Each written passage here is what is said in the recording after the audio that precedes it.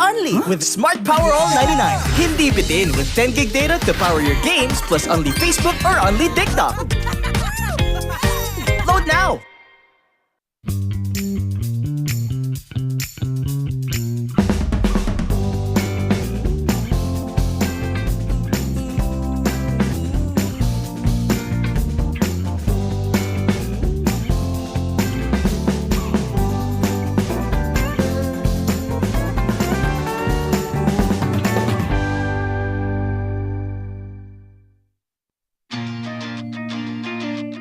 To go to a concert when you can own that stage with your friends. Enjoy a night of impromptu bowling tournament.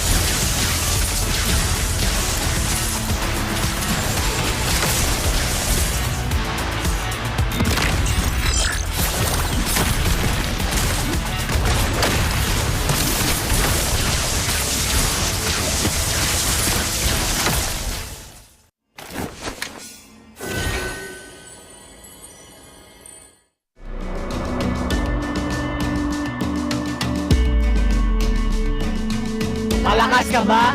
Sali na!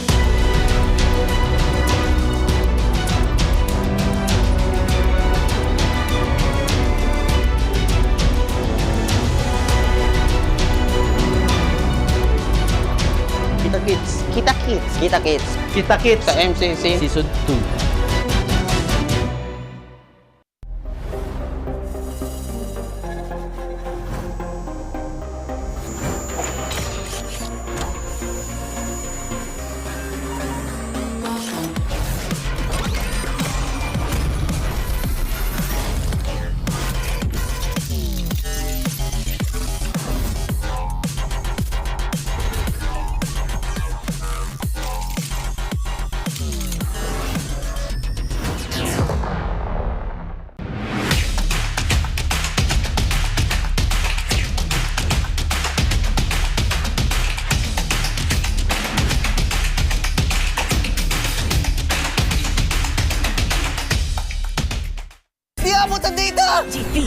GG.Bren! Don't worry! The Only with Smart Power All 99. Hindi bitin with 10 gig data to power your games plus only Facebook or only TikTok. Load now!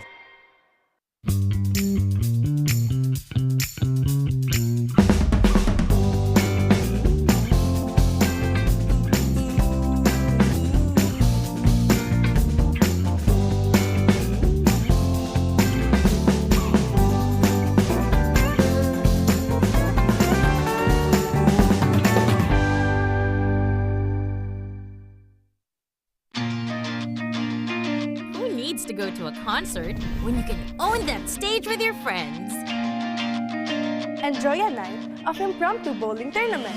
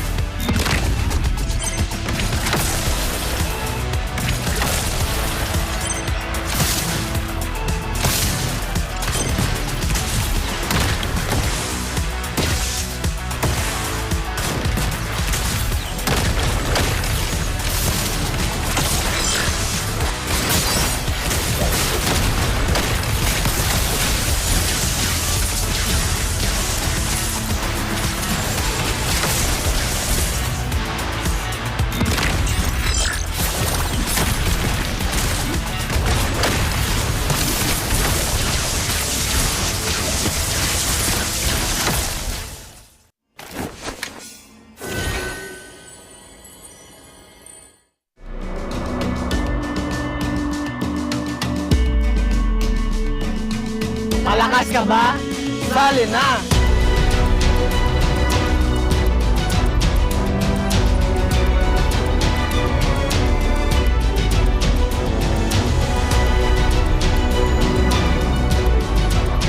Kita Kids. Kita Kids. Kita Kids. Kita Kids. Sa MCC. Season 2.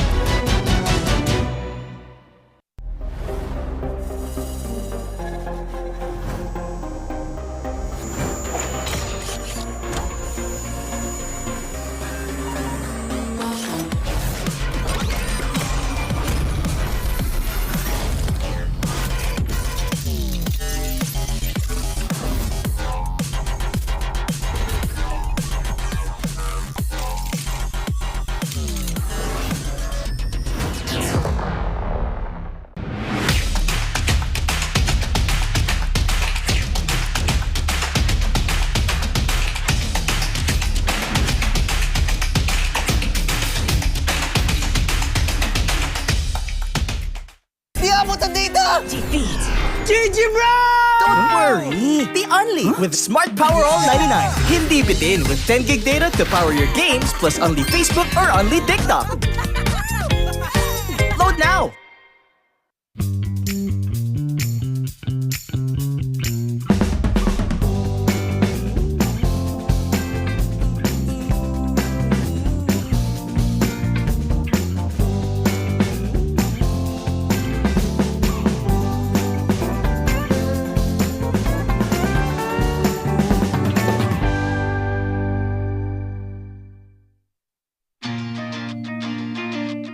To go to a concert when you can own that stage with your friends. Enjoy a night of impromptu bowling tournament.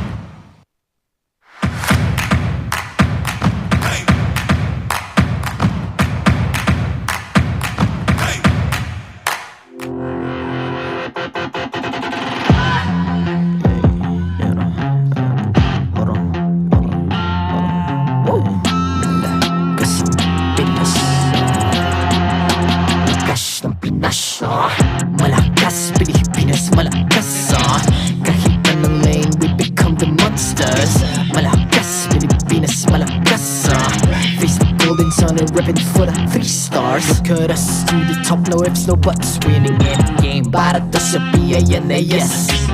Di mo matitinag aming boses sa new level. Nasa kalye man o mobile, you know I become a legend. Open fire, we unite, we winners. Built with pressure, like diamonds are made of. Switch na lane na parang gera, HP racing may reseta. Built na katang buhat ni Hilda, full load SS parang Laila. Susundan ko ang iyong bakas, kasama pataas. Tagumpay natin to dahil tayo'y malakas. Para sa Pinas, nasa amin ang alas, hindi ko atras. Kinikilala sa taas kasi kami ang malakas. Para sa Pinas, nasa amin ang alas, hindi ko atras. Kinikilala sa taas, ganito kami sa Pinas. Wow! Hold on. Yeah, wala kasang Pinas. Laging every beat, no surrender, no retreat. Pag nagsama-sama, just imagine what we can achieve. Laging every beat, no surrender, no retreat. Giving 100 all my all, cause we just cannot be defeated. We are unstoppable, immune and invulnerable. Ready ang equipment, lahat frozen, malang crowd control. Pakita ko na jab like pow, east to the southeast. Taas sa watawa, proud and loud, cause every enemy we devour. Susundan ko ang iyong bakas, kasama pataas. Tagumpay natin to dahil tayo'y malakas. Para sa Pinas, nasa amin ang alas, hindi ko atras. Kinikilala sa taas kasi kami ang malakas. Para sa Pinas, nasa amin ang alas, hindi ko atras. Kinikilala sa taas, ganito kami sa Pinas. Wow!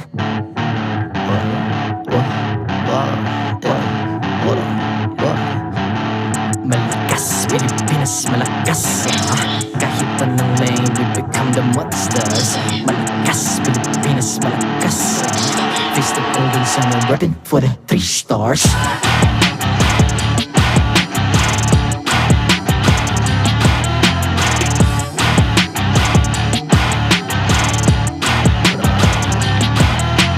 Ang lakas ng Pinas, we unite, be the stars. Ang lakas ng Pinas, we unite, be the stars. Ang lakas ng Pinas, we unite, be the stars. Ang lakas ng Pinas, we the stars. Ang lakas ng Pinas, we unite, we the stars. Ang lakas ng Pinas, we unite, we the stars. Ang lakas ng Pinas, we unite, we the stars. Ang lakas ng Pinas, we the stars. The 15th season of MPL Philippines is brought to you by the following sponsors. Infinix, the MPL official tournament phone. Lakas sa laro with Infinix. Smart, the official telco partner of MPL Philippines. BPI, the official bank partner of MPL Philippines. Mas magandang bukas, buksan sa BPI. Our partner in esports, Time Zone. Join the fun at Time Zone. TT Racing, for those who dream, work, and play. TT Racing has your back. Don't miss any MPL action by following our official Facebook and subscribing to our YouTube channel. Follow MPLPH on TikTok for more content. Experience the Lakas ng Pinas of MPLPH Season 15 action live at Green Sun Hotel. Grab your tickets now via official MPLPH website. All the regular season tickets are now available at 200 pesos. MPL Philippines is monitored and supervised by the Games and Amusement Board.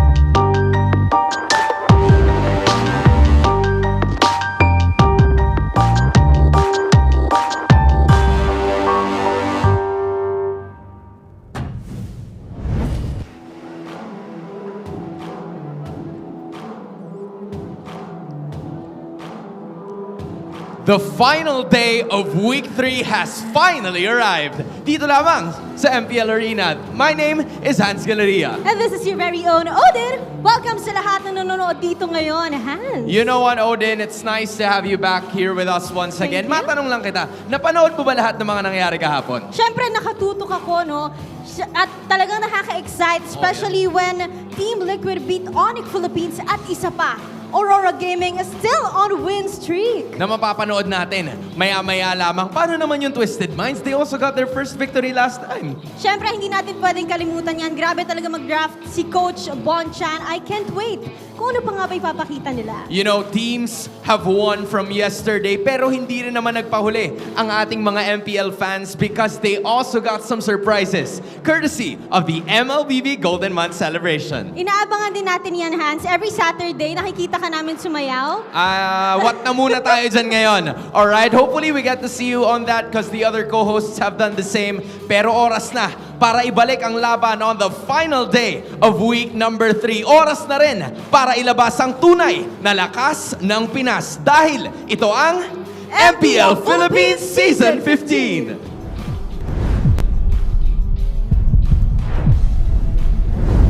Welcome to the final day of Week 3 of MPL Philippines Season 15, where much-awaited matchups, or you can say reunions, are likely to happen in the upcoming series. My name is Brigida, together with Ingan and Renmar, to bring you the action. So how are you guys feeling? I know you just come back, but on the other hand, Renmar's been here for 3 days straight. So, like, how are you feeling, Ingan? Have you been watching the action? Yeet! We're doing good. We're doing good. It's good to be back here on the English desk, even though I've never left. 3 days straight I've been working, and I have not left this desk. I've actually slept underneath here. So I'm doing good, and I'm excited for the matchups today. You know what excites me more? The fact that this is your 3rd straight day, and you're still with Brigida, and we can expect 6 games. 6 games, because it's not just Brigida. The mother of all series is there too. Chantel is casting in the Filipino broadcast. I'd like to think that we used up all of our luck yesterday, but let's see what happens today, because don't forget that you can play like a pro, similar to our players right here, with the Infinix GT20 Pro, the MPL official tournament phone. Grab yours now. You can see it right here, and don't forget to use the voucher code. It's INFIMPL to get up to 1,000 pesos off and exclusive freebies. Don't forget, sa GT20 Pro, sigurado ang hashtag lakas sa laro. You can hear our players all the time whenever we get to do the ping tests and all that. So if you want to play like them, don't forget to check out the GT20 Pro. And you can also get more data for maximum gaming with Smart Power All 149 and make it look easy with 16 gigabytes for all apps, plus your choice of only Facebook, Messenger, and Instagram, or only TikTok, plus only calls and texts to all networks, bound to be OP for just 149 pesos for 7 days. That's why you should already load now. So I don't have a sponsor readout for this portion. There's none assigned to me. So I'm just going to give you my life advice for the day. For people out there, shower. For people like us, try to use shampoo still, yeah. Yeah, shampoo still. Even though you're bald like us, shampooing's still good. I mean, somehow you still have hair. So you make it sound like we have barely to none. I'm just 25. I mean, so hey, age has nothing to do with it. It happens, but, all right? Yeah, but I'd like to think that you guys use shampoo, right? I hope a lot, not a lot, all of you guys use shampoo. It depends on you if you want to use it every single day or every other day. It's up to your own preference. But for today, at least, it's a very exciting day to look forward to. I know a lot of fans out there have been very much awaiting this matchup. But to briefly go over what happened yesterday, which I believe had a total of 8 games, just 8 games and not 9 games. We've seen surprise performances and even a sweep against the world champions. Yep.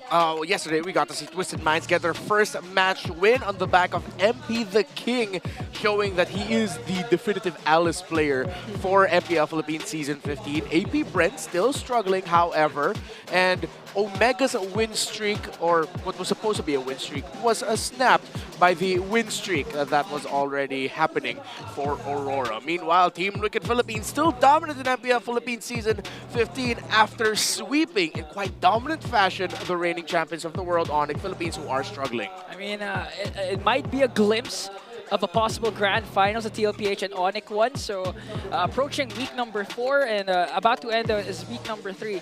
Onic, the reigning defensive champions, they really have to step it up and go back to the drawing board and see what's going to happen next for them. Yeah, and for Onic, as you've mentioned, they will be facing up against the team who is currently at the bottom of our standings. That's AP.Bren later on. And speaking of schedule, that's a match you will be witnessing by tonight because first of all, it's the much-awaited Aurora versus TNC matchup. We saw Renegade yesterday. He went up against Super Yoshi, another Cho player, but this time it's different. It's another Cho player too, but it's a familiar friend of his from way back. It's Yawi. You know, the last time I saw these guys, it was actually Yawi supporting Renegade in the international scene. And same goes with Renegade when Yawi was in the M series during M4. But this time, they're going to share a stage, not as teammates, but finally as foes, Renmar. Yeah, to continue the story and trend that we've been having so far. You slammed the table a bit too hard there, brother. That startled me too. The monitor almost fell. Well, for Onic Philippines going up against AP.Bren later, I think it's a little bit more must-win for them because there's a lot of people already doubting Onic Philippines, and rightfully so. We expected them to come out hot out of the gate and to dominate. Meanwhile, for TNC Pro Team, as they face off against Aurora, this is going to be the perfect test for them to see where exactly they are at in terms of their power level, because they were unable to take a game by Team Falcons PH, and Team Falcons PH, dare I say, dominated them earlier this week. Yep, and now we already mentioned it. We are about to witness the dance of the dragons because of a very much highlighted hero. Yesterday, I know we talked about the Alice. It made a statement, but I'd say the same for the Tro. We already saw a glimpse of it, but all the more reason for us to look forward to this hero today since it's Renegade and Yawi. Although... Oh, you mean Renetro and Yahweh of the Dragon. Right. Yes. We should be calling them that way. But I mean, if we were to look at stats, you wouldn't completely say that you can associate Renegade with the Tro all the time, but it was undeniably one of the main reasons why he soared in terms of popularity too. And it's not just them. Look at all these players who became famous because of the Cho. Yeah, you can see here, this is the all-time stats for the hero Cho. So in terms of games played, the leader there is Yawi Light, now currently in Bigatron over in Indonesia at second. Renegade close by at 39. And of course, legends in D and Hayes in the 4th and 5th. It just goes to show how contested Cho has been, that D and Hayes are still actually on this chart. And of course, in the first 2 seasons of MPL Philippines, first 3 seasons, Cho was one of the hottest picks to go for. And in the lower portion, you can see there the total games played, the top 1 Cho users for each year. Daddy Tape, JP's on there, and so far this season in MPL Philippines Season 15, actually, Flap TZ is the most prolific or most used or most played for the Cho. And in the top right, you can see his total stats for the past 30 days in Mythic and up ranks, by the way. And of course, there was the dip of Cho at around MPL Philippines Season 13 because Cho had no one to pick off. Everyone was literally tanky. Utility era. Yeah, it was the utility era. Cho got kind of snuffed, but then now he came back with a vengeance. Yeah, imagine seeing all those players down there, from probably unfamiliar names to some, such as Pringles, and even Benny Cutie. He was right there, one of the top users of Cho. And mind you, these statistics were 7 years worth since 2018, and we're already in 2025. So Cho has been that rampant across the years of MLBB, competitive MLBB, and even in ranked games. We had statistics allocated for that. So you just know that this is a hero that every single player, most players really know how to play. And also why he has multiple skin collabs out there. I hope you guys got your hands on KOF like Naisu too. Luckily, he finally got his hands on it. But throughout these 7 years, a lot has changed. The way Cho's used, the roles that he's been played to. Do you play Cho? I don't. You know why? Because I didn't get the Koff skin last night. I got the Deroth one. That's why I was scratching my bald head. That sounds like an excuse, man. You don't need skin to get good at Cho. True. Skin or overskill depends on you. But for now, let's listen to our players and watch this all-access segment. I'm terrible at Cho. Thank you, casters. Nandito muna tayo sa All Access segment at kasama natin walang iba kundi the Hitman, the Hillman, dito lamang sa side ng Aurora Gaming, Rene J. Rene J, pumasok ako dito na feel ko na parang ang seryoso nyo dito sa holding area nyo. Kasama rin ang mga seryoso mong bossing sa likod. Pumasok kayo sa match na to na win streak. Anong nararamdaman mo ngayon? Actually po, sa ngayon kalmado lang kasi yung focus naman namin is syempre mabigay lang yung laro namin, mabigay ko yung best ko kasi excited ako makatapat si Yawe. Excited din kaming lahat na makita yan. At speaking of, nasa kabilang panig si Yawi, nakikinig sa'yo ngayon. Yes, For the sir. first time since Season 12 ng MPL Philippines, ngayon lang ulit kayo magkakaharap. Anong nararamdaman mo ngayon? Actually yun po, sobrang excited ko kasi si Yawe isa siya sa tinitingala akong roamer since tank ko pa siya nung simula Season 6, 7, and 8. So ngayon makakalaban ko na siya. So tignan natin ngayon kung sino mas malapit sa atin. Mukhang titingnan natin kung sino mas malupit. Hans, nakikita ko na pinapaypayan mo na. Men, pinapaypayan ko na. Narinig ko kasi. Ang ating kabilang player dyan. Narinig ko kasi. Hindi ba kayo natatakot dito kay Coil? Hindi, joke. Kay Yawe. Hindi ba kayo natatakot kay Yawe? Narinig mo naman. Di ba? Sabi niya na, ikaw daw ang isa sa mga tinitingalaan niyang roamer mula nung Season 7 tsaka Season 8 kasi magkakampi kayo. Ano namang sagot mo doon? Excited ka ba na makaharap si Rene J? Excited na ako sobra kasi ito ba? Oh, ayun nga pala. Excited na ako sobra kasi kasi kakabay ko lang galing Indo tapos gusto ko matesting kung gaano siya kabatak dito sa Pilipinas. Yan. Kung gaano ka na daw kabatak sa Pilipinas. May practice ka ba nung huli kayo nagharap? Bigla lang ako pinasok nun Tapos ngayon? Ngayon, tignan na lang natin. Yan. Tignan na lang natin, Rene J. Tignan May na lang practice daw. na. May practice na, pre. Ayun nga. Rene J, kanina, bago tayo umere, sabi mo, nakita mo yung stats, parang lugi ka kamo kasi ikaw naka-damage, siya naka-roam. Oo nga tapos kampi ko pa siya nung pinapatalo niya nung time na kampi ko siya, Season 6, 7, 8. So mas mataas win na rin niya sa akin sa Joe kasi nung di niya na ako kampi, nag-champion pa siya. Ay, pero nung hindi na rin kayo magkakampi, ang ganda na rin ng performance mo. Ano naman masasabi mo na may practice na daw siya ngayon sa paghaharap nyo? Kung sino makakuha sa atin ng Chu, galingan na lang natin. Naku, parang parang ready na ba siya doon? Wala, hindi kami Kung makuha papayag ni Rene J yung Cho, ready na ba si Yawi doon? Hindi kami papayag doon. Men, si Yawi, kaya nga may Yawi of the Dragon Diba? Doon nga nakilala si Yawi. Yawi, pagalingan daw mag-show. Tapos sabi niya na medyo mas maganda daw yung performance nung di na daw kayo magkakampi. Ano masabi mo doon?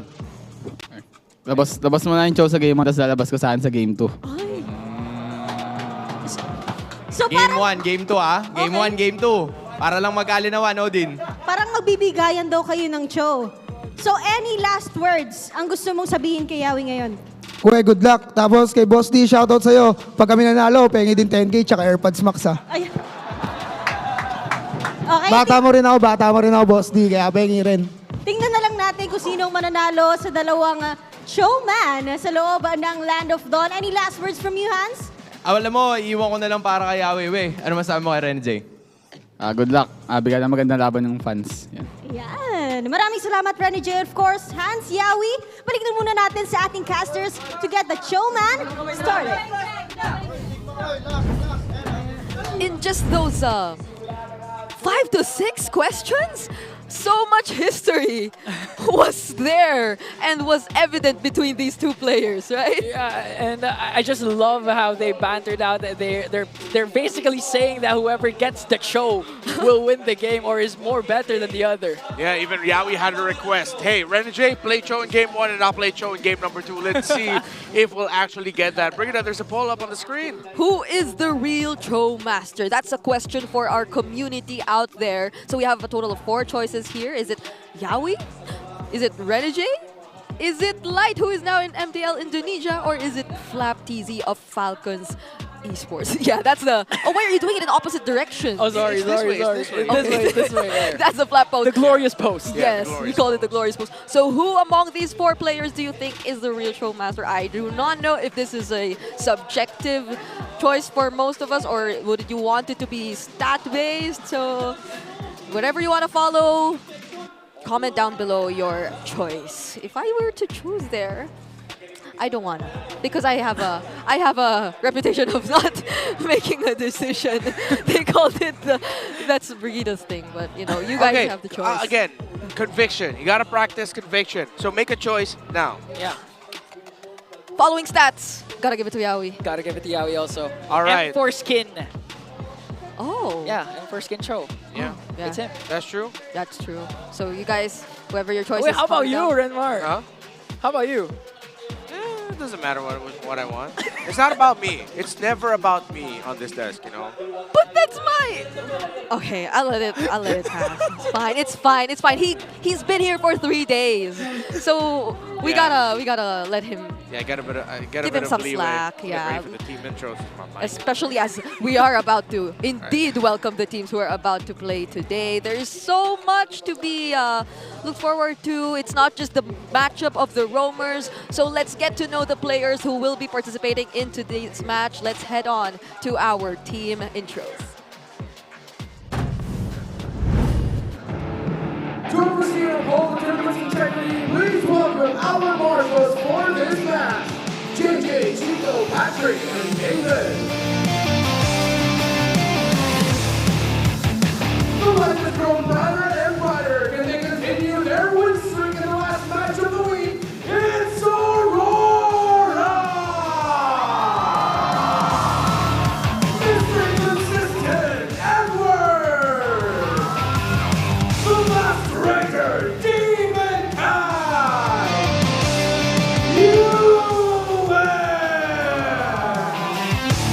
The Hitman, Renegade! And the next standard, Dawn and Kai!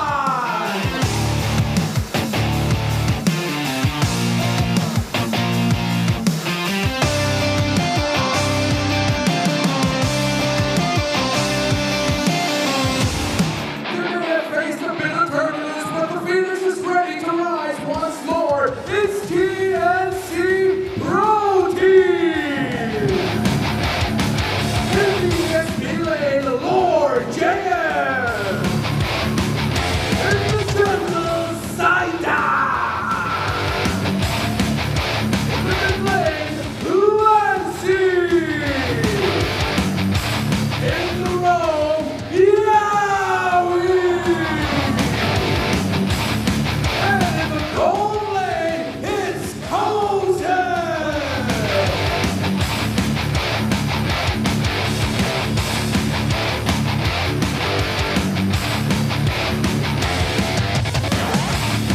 And a welcome their coaches to the stage. For TNC Pro Team, it's Coach J, and Coach for Aurora is Coach Master the Basics. MPL Arena, get ready for the ultimate showdown!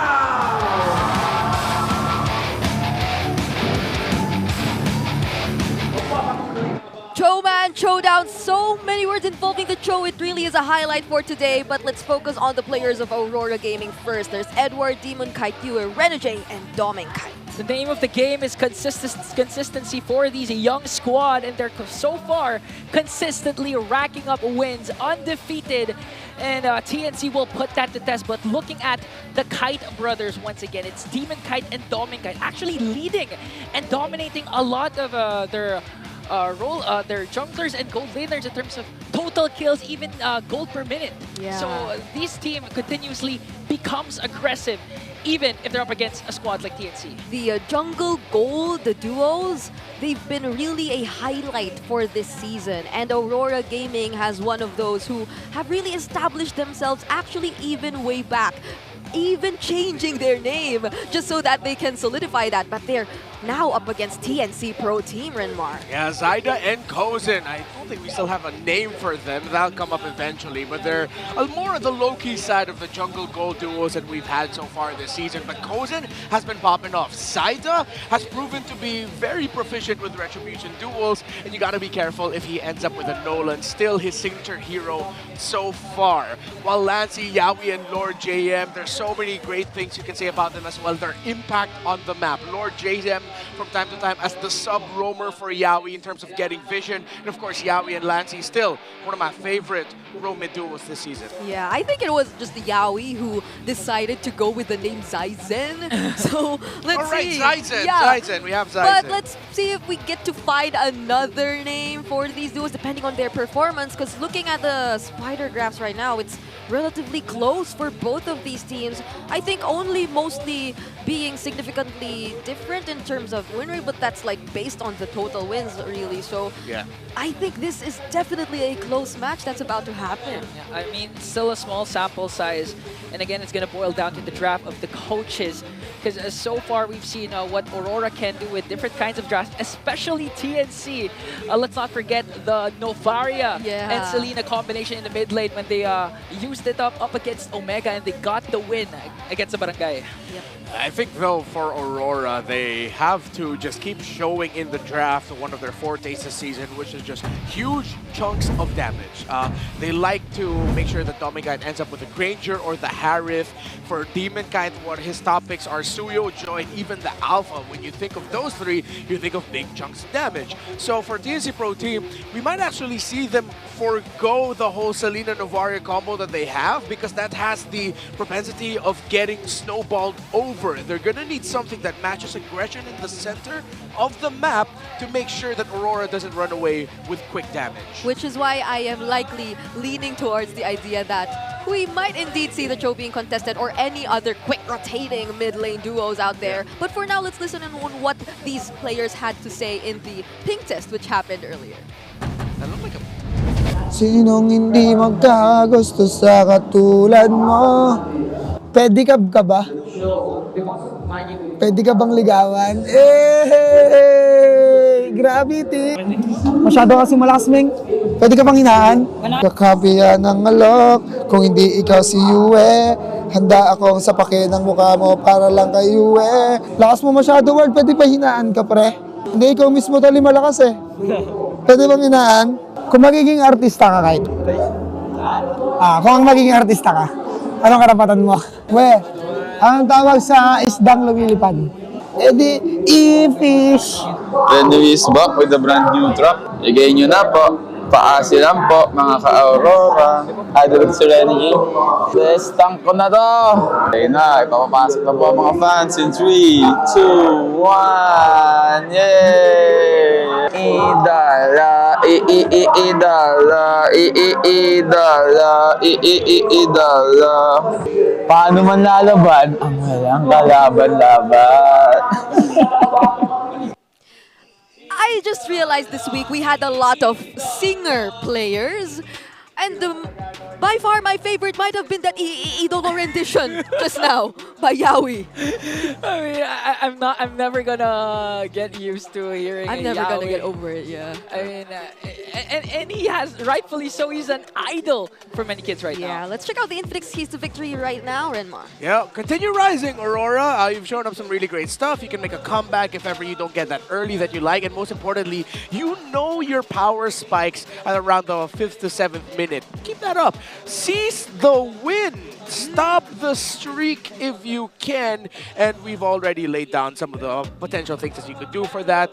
Just maybe try to match the early to mid-game aggression that Aurora usually likes to do at the center of the map and punish Renegade when you see him. And please, for the love of everything good and Monyan Empire Holy, please give us the showdown that we want. I know. Game 1, Renegade or Yawi Cho. Game 2, we get another Cho. Game 3, which since we'll probably get a Game 3, no more Cho. It's okay.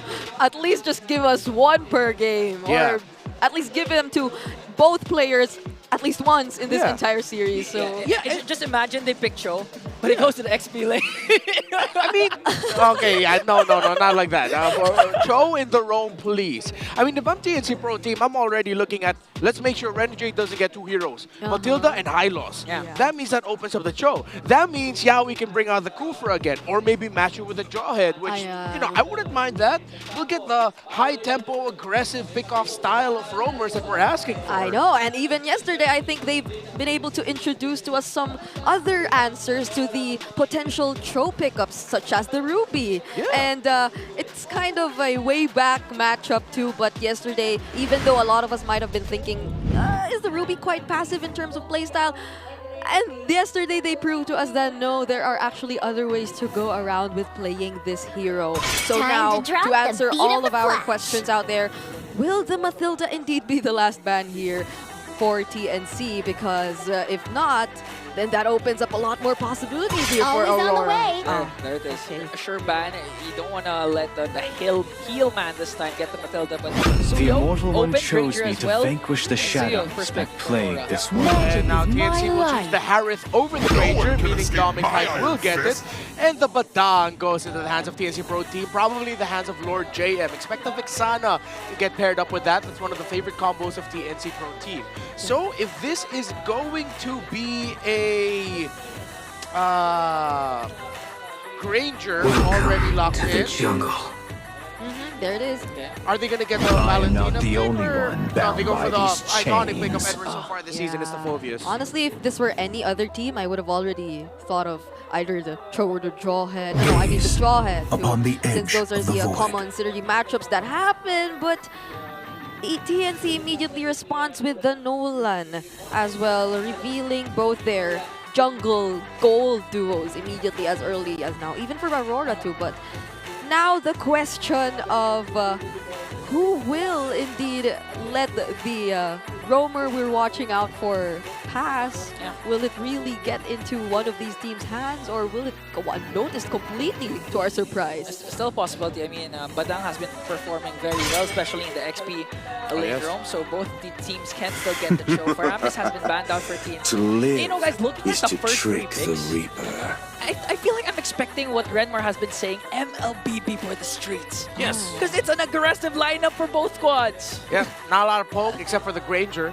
And that's something TNC has to take into account as well, because if a Farsa and Granger end up in the hands of Aurora, TNC Pro Team, team fighting might not be that easy for them. Yeah, I mean, Lancy and Yue, considering these two mid laners and their ability to just synergize so well with their roamers, whatever hero they'll be deciding to pick up will be really interesting. Especially as now, the only hero taken out so far, or mid laner taken out so far in the second phase is Faramis, so that like still allows for a lot of the other options to be picked up. The Sicilian, All the injustice in the world. Seriously? Why? They banned it out? There goes our whole story. All right, you guys can two-man cast this, right? I'm out of here. Oh my god. I wanted to see it so bad too, but well, I guess it is what it is. I'm kidding, I didn't leave. He did took off his headset though. Because for a moment, right? Who would have thought? It would really get banned out, so now we will be having to revert to either what the Jawheads, the Hylos says, the Tigreals. Farsa.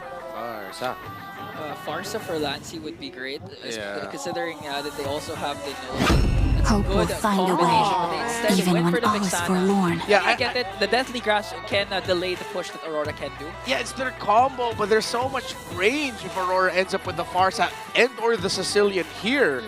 But then, you might even consider just picking up the Valentina. However, there's a lot of dive.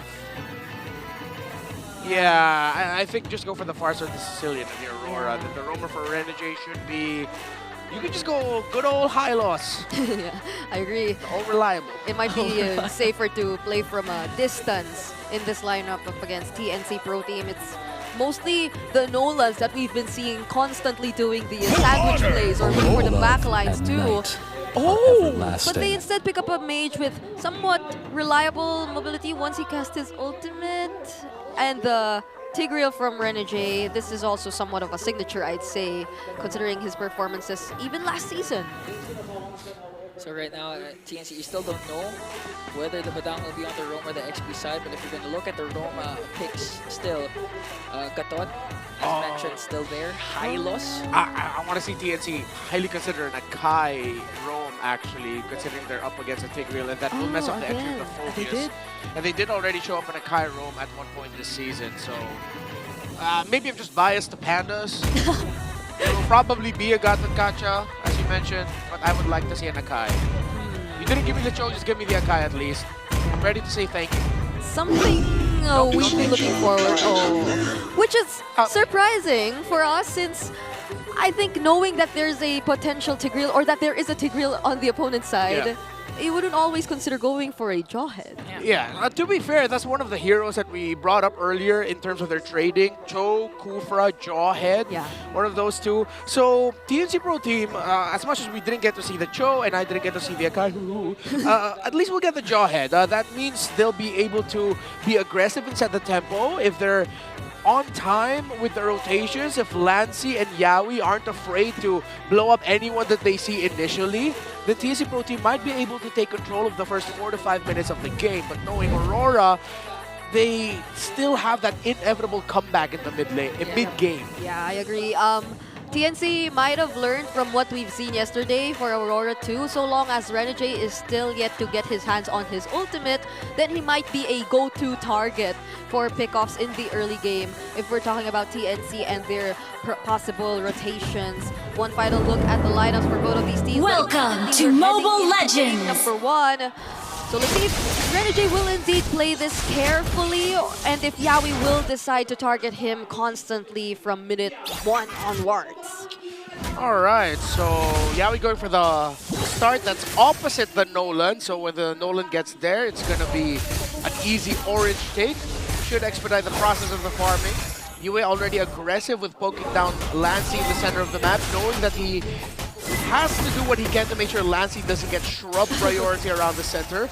Well, Yawi and Renegade already exchanging TPs. You'll have to see the Little Wanderer will be going to Zyda. You know, my fear for TNC right now is literally time isn't on their side. Again, they can control the 4 to 5 minute mark for the side of TNC, but at the same time, if you let this go to a late game, Aurora's gonna have an easy time. Stack of stuff are gonna pile up for Dominica, and at the same time for Yue. Yeah. Interesting thing, by the way, Renegade picked up Pull Yourself Together as one of his talents for his emblem set. So that means he'll be able to get his flicker a little bit quicker. Yeah, so could this be a much aggressive playstyle really for Aurora, that they will not be waiting for the setups from Yawi instead, and they'll be deciding to going in at, and especially during the objective takes that are about to happen later on, because for now I feel like it's been a quiet early game so far for both of these teams. They're just really patiently focusing on the farm. It might be really the first objective before we get to see anything. Yeah, and when the turtle spawns, I'm waiting for the MLB before the streets, because again, they can't play passively with this kind of lineup, especially for TNC.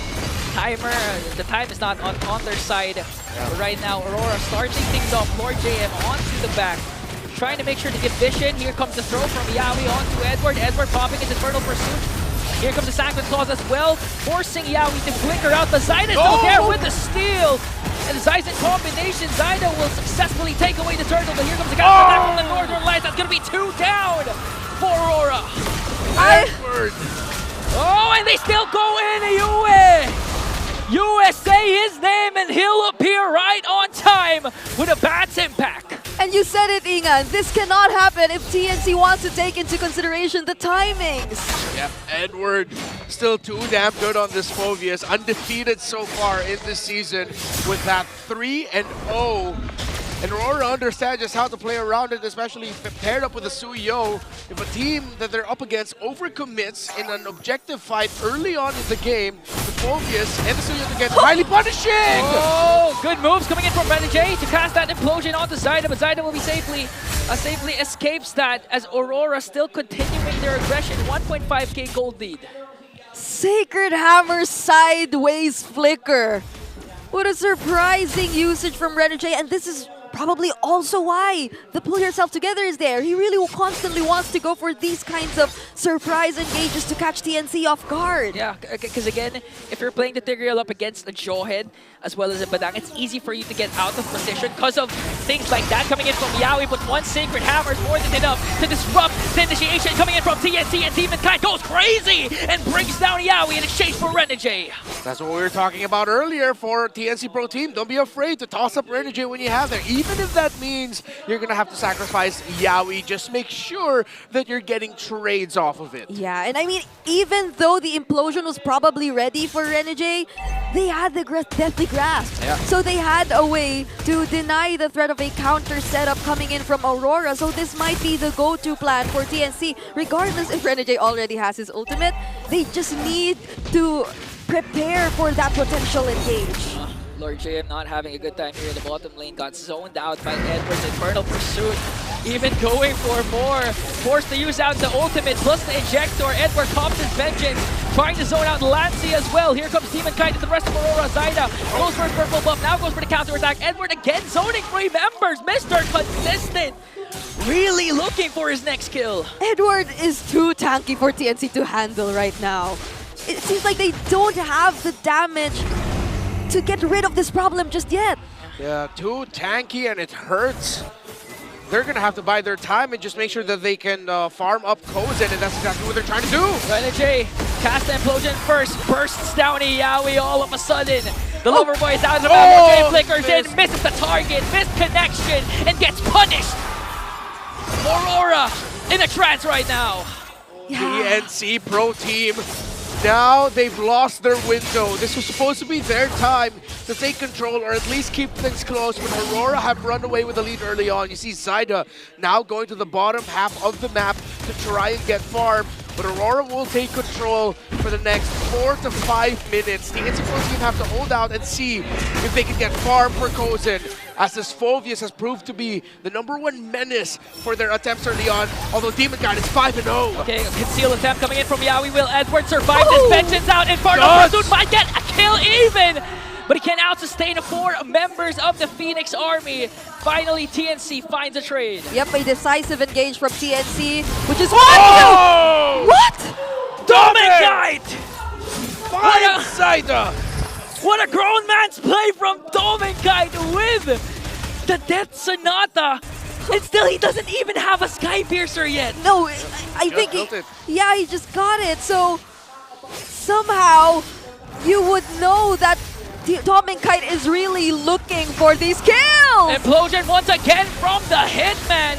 Got stopped there by Lancy, but here comes the damage. Dominicite is too much for them to handle, forcing TNC to back away. Now they're going to try and transition to the middle lane. A conceal coming in from the Hitman. He doesn't have the implosion yet, but it's just enough to zone out the members of the Phoenix Army. Yep, that conceal was already more than enough just for Aurora to immediately get that mid lane turret. And mind you, all tier 1 turrets have already fallen within just 6 minutes of this game. And now TNC Pro Team are definitely in crisis mode for this game #1. They're going to have to rely on them just countering an engagement by Aurora. It's going to be hard if they're going to be the ones to engage. Even if they get a good toss-up with Renegade or to anyone, it'll be too expensive for them to try and play around their pickoff. They're going to have to wait and counter an engagement that Aurora will start themselves. Yeah, and the very few times that TNC did try to attempt for a counter engage, it unfortunately either missed or they weren't really as coordinated as they could have been. So now Aurora gets their hands on a tier 2 turret as well, and just look at the gold lead currently in the hands of Aurora all across the members that we're seeing right now, but from behind. Ouch! Oh, Lancy nearly got taken out. Okay. Yaoi in the bottom. A conceal, they're trying to go for Yaoi. Even Demon Kite used the retribution, but Yaoi was able to flicker out, getting sandwiched by Aurora! And a monster kill from Demon Kite. Aurora still looking so sharp, still consistent. It looks like they're going to be racking up this game #1 win. Not impossible for TNC to come back, but usually so far, the MPL Philippines Season 15, when it gets to this point, it's tough to come back. Renegade, the Hitman, paired up with a Sagman Claw, they're going to bring down 2. Here comes the counter attack coming in from Kozen. He's going to pick up 1. Renegade is down, but 4 members of Aurora are still pushing in. TNC still with a successful defense, but man, Renegade, we've been questioning him. Is it the hit? Is it the miss? This time, he secured the play. And how often do you see a successful clash under a turret still with the holy shields intact? Aurora was able to secure that win in the clash with just Renegade as their only casualty. And congratulations to Edward achieving 1,000 career kills in MPL Philippines, a milestone for Mr. Consistent. 1,000 kills throughout his entire career. And fun fact, he is the only EXP laner in the top 20 kills of MPL Philippines in total history. So that just goes to show that Edward is on a class of his own as an EXP laner in terms of getting kills. I know a lot of you are probably missing the Benedetta era. All those damage XP laners who used to pop up often.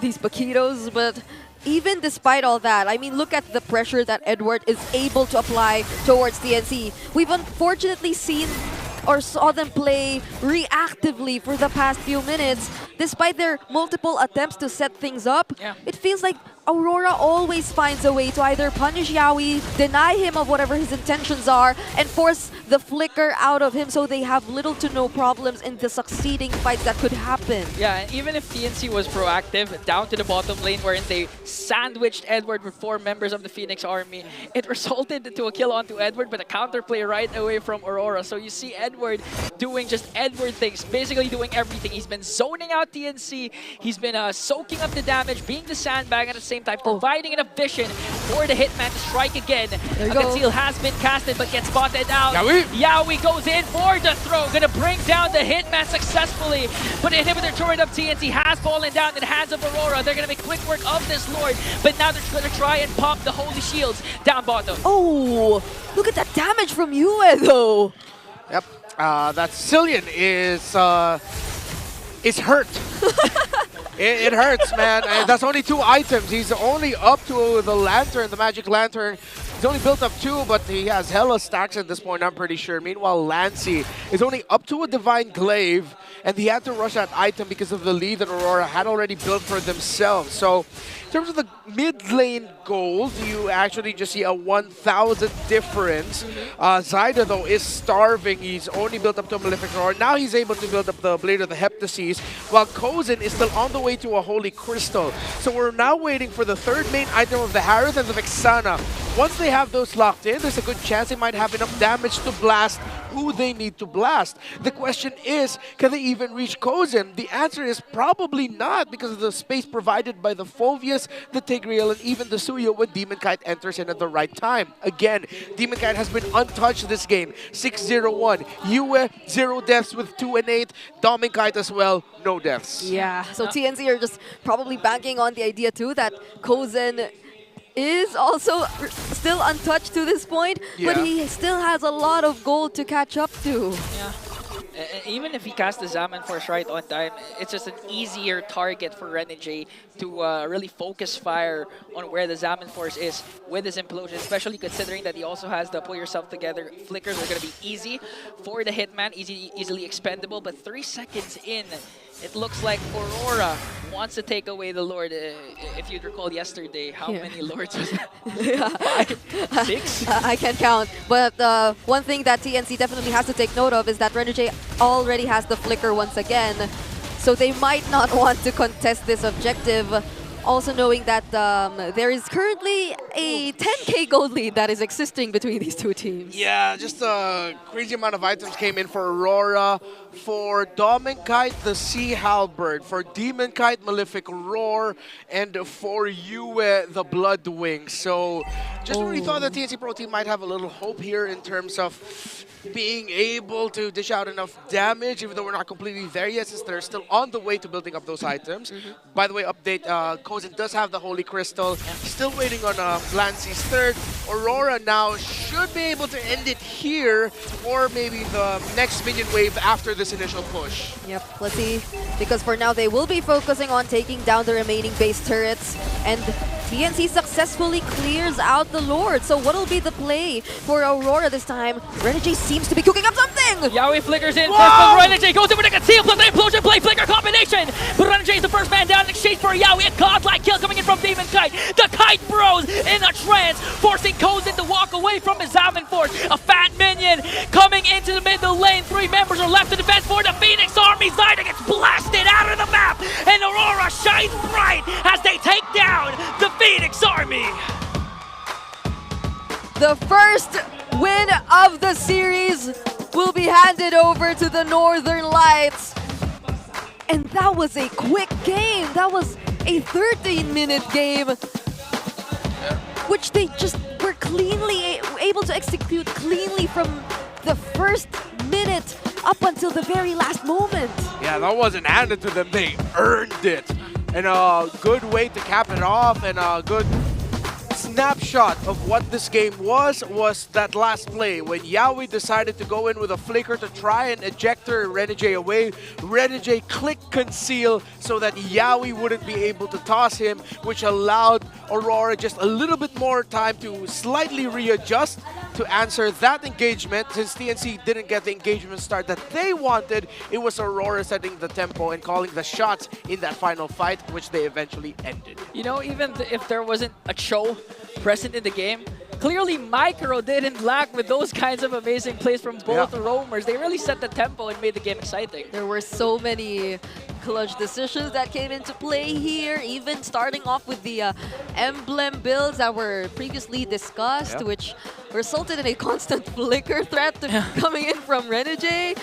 I feel like even the other members of TNC Pro Team really found it hard to find the perfect position, even despite us discussing that they were indeed going for a dive composition. None of them seemed to be confident enough to actually dive against the members of Aurora earlier, just knowing that there is Renegade who can use the implosion, and that on the other side of the map there is Edward who can just keep zoning you out. Yeah, unfortunately, the times where we did get to see TNC Pro Team in the earlier portions of the game look confident to try and engage and do something, Aurora sidestepped or Aurora countered. My mind goes back to when Lord JM went for the flicker, thought he could get a big fist break, fist crack combo, but it was sidestepped by Aurora. He just had to readjust it and point them towards the wall they were already beside and just smacked them, but that didn't lead up to much for TNC Pro Team. Yep, it was a very difficult situation for them, so let's see if they can find their way back. But for now, who is the MVP of that game? Hey, hey, hey! 1-0 for the Hitman. Again, well-deserved the performance of his Tigreal, going instead for the pull yourself together, sacrifice tankiness, but he made it well worth it because of the amazing sets that he did, even down to the first turtle. The first implosion was amazing. Yep. Yeah, he knew just how much value he would get out of his flicker. So instead of waiting for 120, he'll just have to wait for around 110? Yeah. Like 110 around 100 seconds.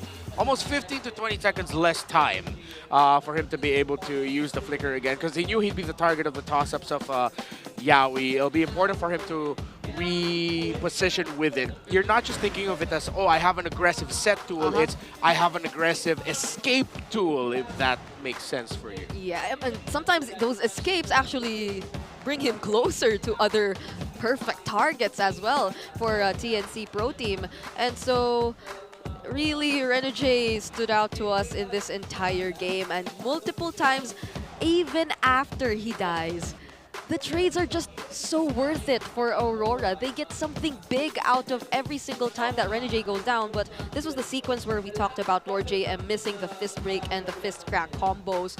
So I think from that point onwards, TNC just really had to play it very defensively, and they just attempted to buy so much time, which unfortunately didn't come anymore. Yeah, it also came to a point where they just really had to use up all the resources for Edward or for Renegade. So even if Yawi manages to find an unstoppable force plus ejector combination, as soon as they gun down Renegade or Edward, they have nothing left.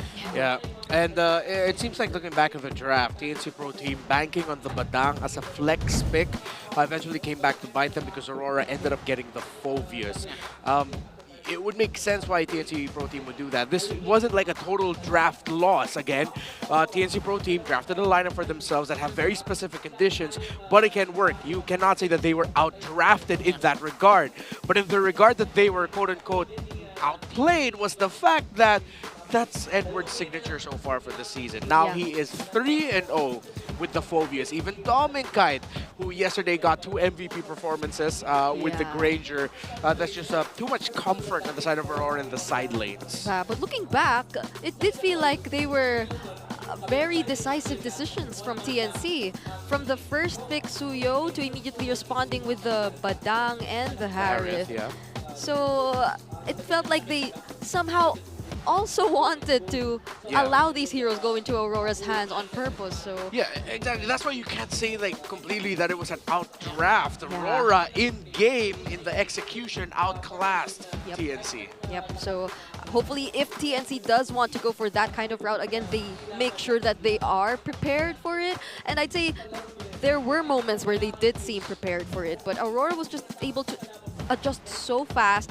Sometimes even TNC, I felt like they also tried to adjust some of their approaches at times. It didn't entirely start with Yaoi. At one point when they successfully were able to defend, it was Lancy starting things off with a beautiful Deathly Grasp. But other than that, it seemed read out by Aurora, like the entire way of TNC wanting to respond. So now we see the rich guy once again. Is this his 4th rich guy of the week? It is, right? Like yesterday he got 3 even when they were losing. So Domingkite, this guy. He's the richest BPI rich guy. And looking at the BPI rich guy gold distribution, I'm trying to look for the kills and assists. 706. I just really can't forget about the play where he just literally sniped Zaida with the Death Sonata early on in the game that set up the tempo for Aurora. Yeah, and I was already surprised that by that time, he already had his hands on both the Hunter Strike and the Piercer. Yeah. This is I was shocked. Domingkite's most played hero this season. If I'm not mistaken, he should be 7 out of 9 already, with around an 80% win rate for the Granger. It just goes to show when it comes to the draft, Aurora are willing to trade the Harith and all that. They really just want to make sure that they get the Granger. The other gold laners that Doming have played, it's only 2 games with the Harith, 2 games with the carry, now 9 with the Granger. So he's just played 3 so far. Yep. And most teams still let him get his hands on the Granger. So yep.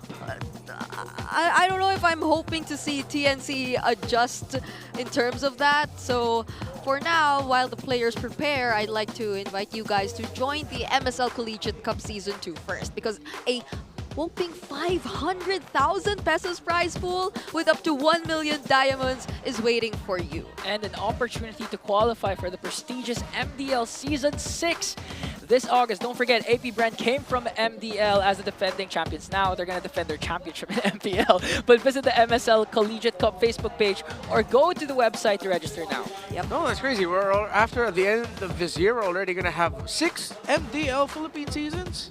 Oh, Time actually. flies. It's been 3 years already. Yeah, I think I was still in sophomore year when, when you won the back-to-back. No, and when MDL started. I think that was like my junior year or something. But it's not just the MSL, it's not just the MDL that you have to watch out for. It's also the Athena Cup, which is happening right now. So this is an exclusive league for female pro players and the official qualifiers too for the MLBB Women's Invitational. The tournament will take place from March 7 to May 27. So let's all support this growing league that empowers more women to be esports pros. You have a message for your fellow women? Yeah. Yes, my fellow women out there. I just saw even Team Liquid launch their female team. Oh yeah, Team Liquid Aqua. They even had like their own like fighting movie, like action movie style roster reveal. Yep. So who knows the other franchises who are looking to build their own female teams, because there are a lot of tournaments coming up which would allow for these female pro players, my fellow women, to actually shine. And it would be so nice if I could too, but I know my limitations as a human, so... As a human fellow women. As a fellow woman. As a human. And so I'd be glad to be sitting here alongside my co-talents. But yeah, going back to the match, it was indeed somewhat of a one-sided one. So speaking of rosters, we have to also highlight another roster. It's the Rosa-led powerhouse from Turkey that's now under Aurora Gaming. Yeah, I cannot imagine a better organization to take the former Ulfidnar to get this roster of powerhouses from Turkey. So I'm very happy for Rosa, TNC, Apex47, Siggy Boom. Yeah. I cannot, I have forgotten the name of the player. Lunar, there we go, Lunar as well. So it's like a bit of a mix of S2G, and Ulfidnar. So it's great to see. Yeah, very happy for them. Yeah, imagine seeing Bad Girl Seth once again, right? I think it's very relevant to bring up, especially now in this series, because even when recent international tournaments happened, you would know that these players from way back, they're close. They actually get to spend time a lot whenever they see each other in international tournaments. So now they will be working under a single organization, and it's fun to see how they might potentially meet each other soon, because for this year, I think we have a lot lined up in terms of international tournaments. So now we all know what these teams are fighting for too, right? The top spots and eventually flying out. But it's a match that's so far favoring Aurora. And clearly, I know they've gotten their hands on much of their comfort picks. Phoveus for Edward, so which is also a very historical moment, I'd say. On this unbeatable Phoveus so far, he got to reach 1,000 kills in his entire career. Imagine 1,000 kills. I couldn't even play 1,000 times with one hero.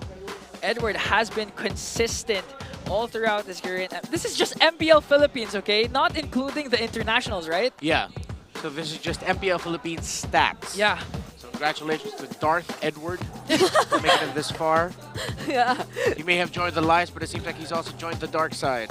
I like this look for Edward. Yeah. Makes him look menacing. He usually looks very young, and I don't know. This vibe makes him look a bit more serious, mature or something. But blue side, it will for now go into the hands of TNC. I wonder if they're planning to switch things up. They will get a chance to secure their priority picks. But even earlier, I feel like their main priority ever since it was really Harith for Kuzen. But would they really want to let it pass again and allow the Granger go into the hands of Domingkite? Because I feel like that would be a great adjustment to look at or to start from if we're thinking about how they want to move forward in this series. Honestly, I feel like just go get Granger, open up Joy, let them use Joy, you go Suyo. You don't want to pair up Joy and Harith, so it could be literally battle of the drafts for TNC Pro Team, but this time, let's see, because Doming, as Renmar mentioned, he hasn't lost a single match with Granger, right? Yeah, I don't think so. And he's gained multiple MVPs, rich guys from it, so that's one thing to note for sure. But now, looking at the drafts, the bans so far, I don't think we're seeing any of these gold laners being taken out just yet. Why they didn't take out the Granger too. So TNC, if they do not prioritize the Granger, I don't know, Aurora might be really happy with this development so far. So Aurora last bans show. Who's still open? Suyo, Granger, Joy. I feel like they won't ban any of the junglers anymore. Just trade it out for each other. Yeah, the usual power pick trades are still on the board. TNC Pro Team has to wash out Aurora, potentially picking up Lucas at some point for Edward. Because if it's not the Phoveus, one of his more aggressive options is the Lucas. But of course, you can't take away the possibility of Edward just picking up the Edith later into the draft. So those are things that TNC needs to consider in the back of their mind. So Suyo Joy is what they're thinking about. They might consider picking up the Joy so that Aurora doesn't end up with a Harith and a Joy. However, that means Harith and Suyo. But I also wouldn't suggest TNC rush picks the Harith. I think Aurora would be okay with giving that up. Just choose between the Suyo or Joy and lay on it. Yeah, I feel like a rush the Granger. That's true. It seems like they're also really thinking about which choice to go for. So for now, it is going to be the Suyo. Yeah. I think TNC Pro Team are trying to signal to Aurora, it's like, hey, Joy and Harris look so good, right?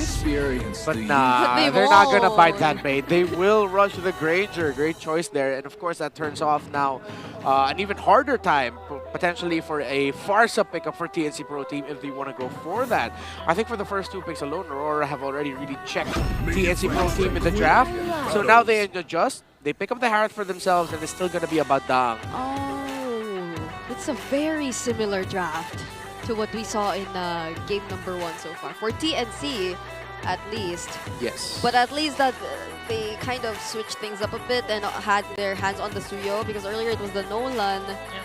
So now Aurora for their last pick in the first phase. Is it going to be a flex pick too? Or...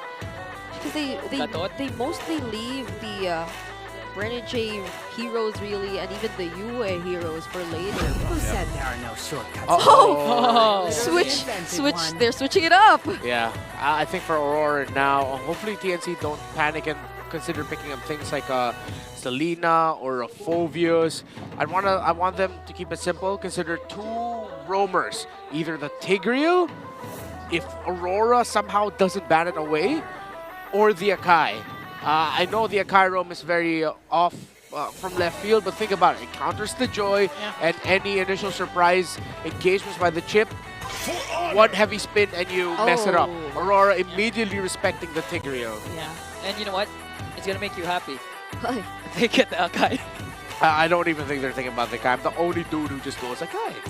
No one usually goes for it. They did already before, but I hope they consider it. If it's not that, maybe they might even consider the Kufra. Or a soft counter too by Lancy deciding to pick up an AOE type of mage. It's usually either the Faramis or the Aurora that we see. But if they really would want to play as equally aggressive, then they also might want to just focus on the mid-duo synergies that are possibly coming up. They take out the Hylos for Renegade or for Edward because now they already have the chip in their hands.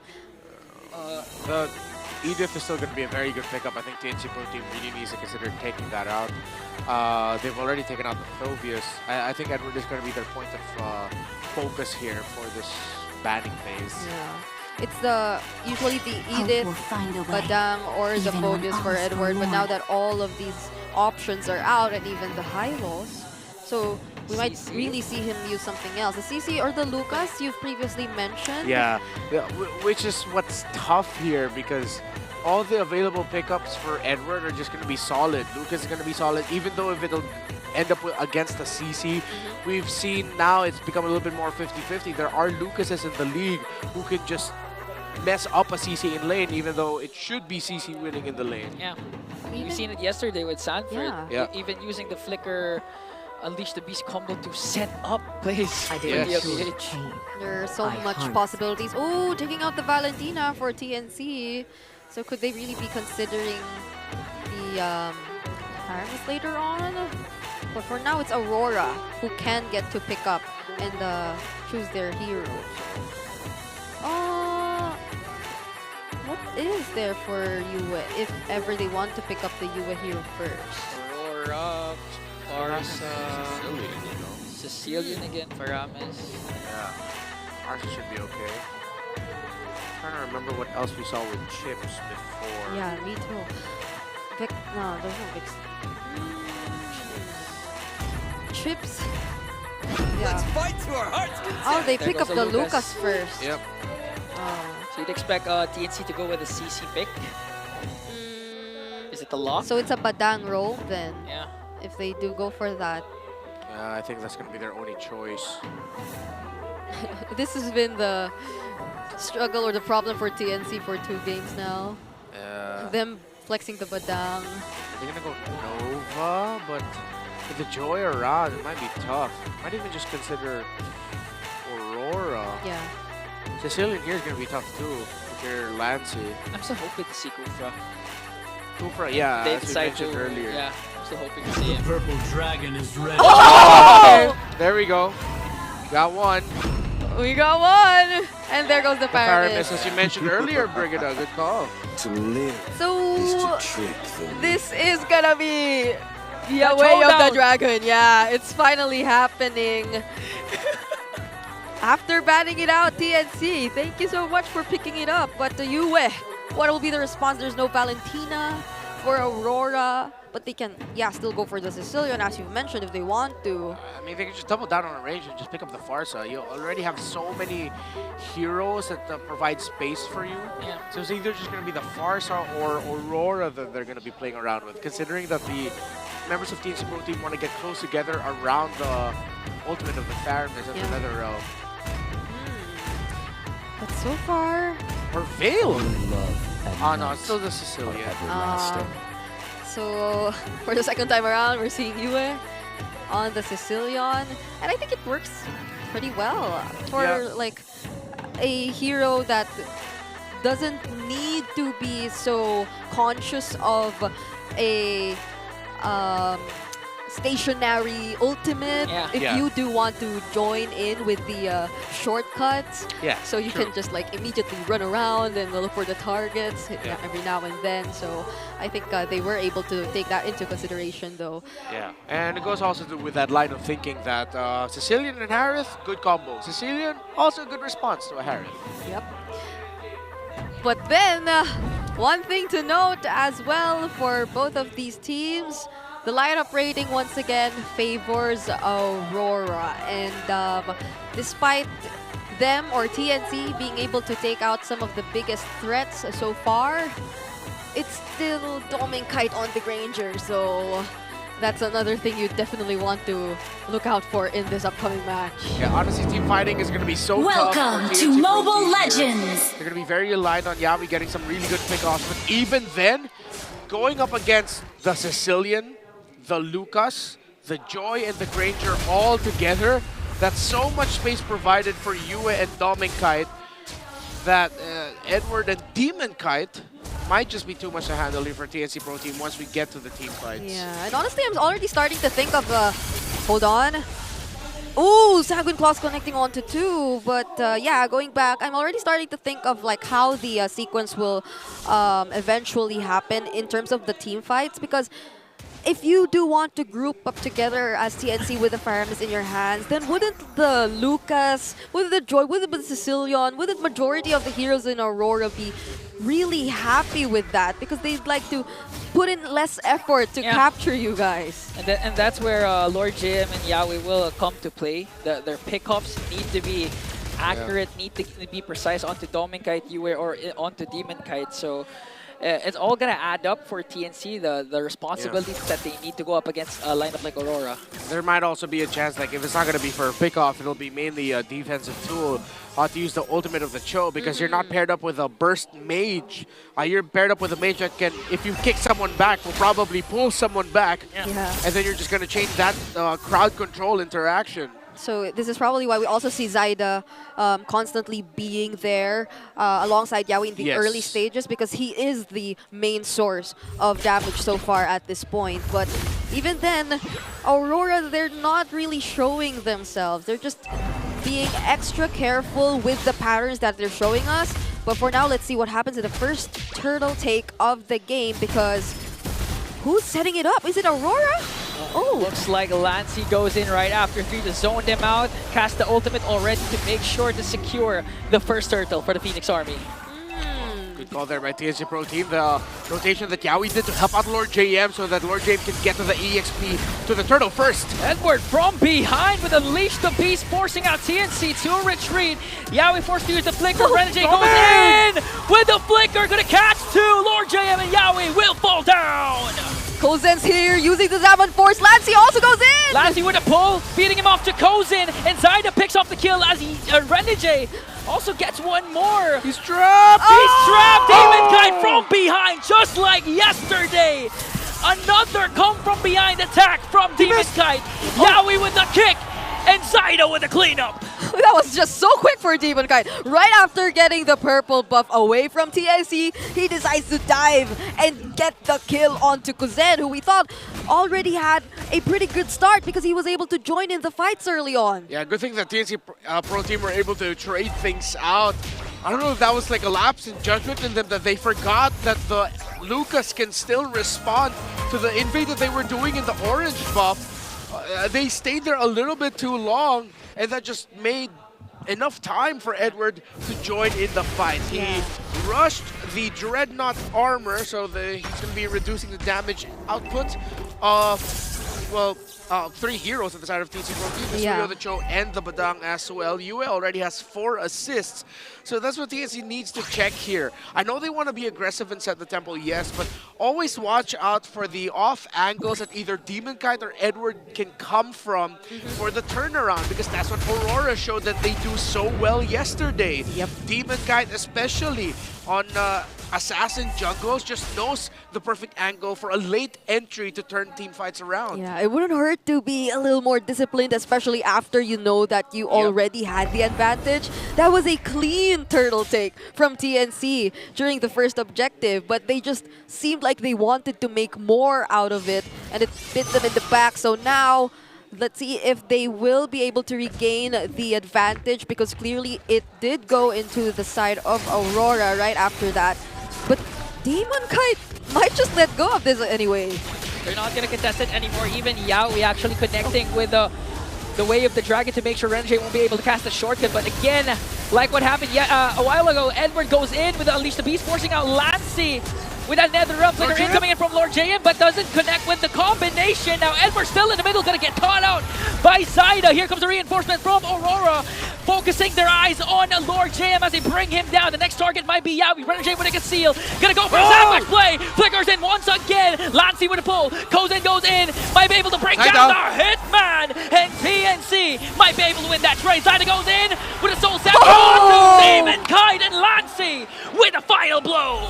For a huge portion of that fight, Aurora decided to take TNC on without Demon Kite. I don't know if that was actually the best decision for them, or was it something that TNC was able to capitalize on?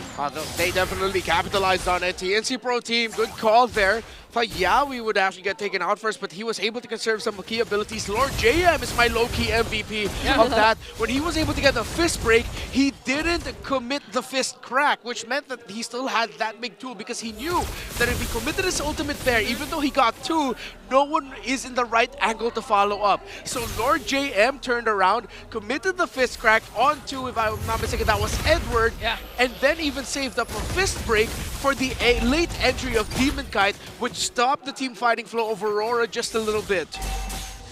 Those were very important decisions made by Lord JM. And speaking of Lord JM! Oh, and this time Lord JM didn't hesitate to cash that, but here come the reinforcements from Aurora. All of a sudden, 4 members are there to avenge the death of Demon Kite. A double kill for his Kite Bro!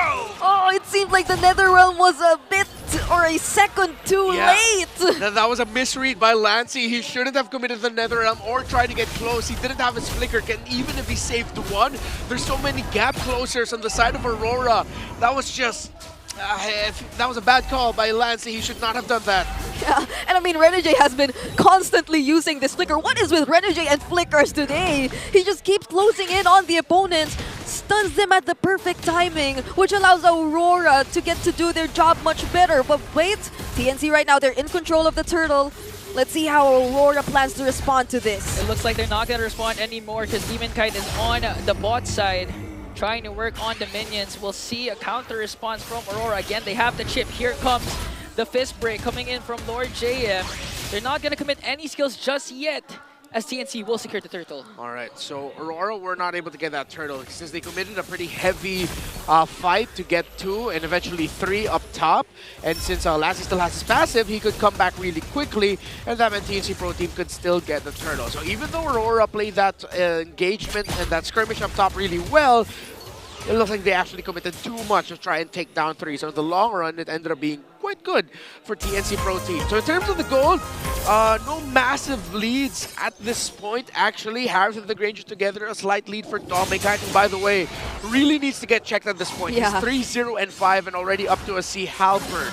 So the next engagements might be, if they cannot get the front line of Aurora down quick enough, then Domikite and Yue will be able to turn things around. This is going to be a problem. Renegade is never leaving Domikite's side, and he can just call in the other members of Aurora like that! Yaoi from behind, this time connected with Yue of the Dragon to the proper target. Yue's going to fall down. Edward has to flicker around. Here comes the Nether Realm coming in from Lancy, forcing out Aurora to walk away. Lancy still alive. No casualties for the Phoenix Army. Yaoi at the right angle and just mistimed by Aurora. They didn't expect Yaoi to be coming from there, and now TNC Pro Team have the best lead that they've had so far in this game. They can take this purple buff away from Aurora and push in the bottom lane. That was clutch. Doming got it. Oh, Doming denying Lord it. JM! No! Lord JM with a beautiful setup onto Edward. Edward going to be able to dash out. And Yue to make sure to use that Sanguine Claws for good measure. But still, Dominic was able to get the purple buff. Yeah, honestly, if TNC once again gets to force out the shortcuts with Aurora or from Aurora like that, and them being just prepared to regroup and fight back after they know that it was put to waste, that might happen once again. So Renegade has to be extra careful in his decisions. that didn't hit! Then Renegade glides through. The cheat couldn't do of Yaoi. And it was key because, again, the Lord has pawned up for grabs for both of these teams. A while ago, TNC was giving up the neutral objectives to Aurora, and now this time TNC looking to secure another objective. Here comes the kick from Yaoi from behind. Was able to cast a shortcut though, but Lancy gonna pick up a kill first. Edward, Mr. Consistent, is down, and Zayna gets the Lord. Aurora crashing down in the hands of the Phoenix Army. No trade for the Northern Lights. And that is a well-timed Nether Realm, I'd say, coming in from Lancy. Them being able to clearly out-sustain Aurora and last longer in that fight. Even though the shortcut was dropped down, Lancy's Nether Realm came in just at the right time. As Aurora now will be playing from behind. Good thing they have a great lineup for defending.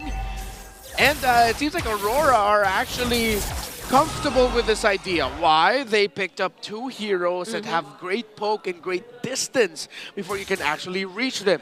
We saw they were willing to give up major objectives and play around the shortcut turnarounds. So Aurora know that they have a lineup that are good for comebacks at this point.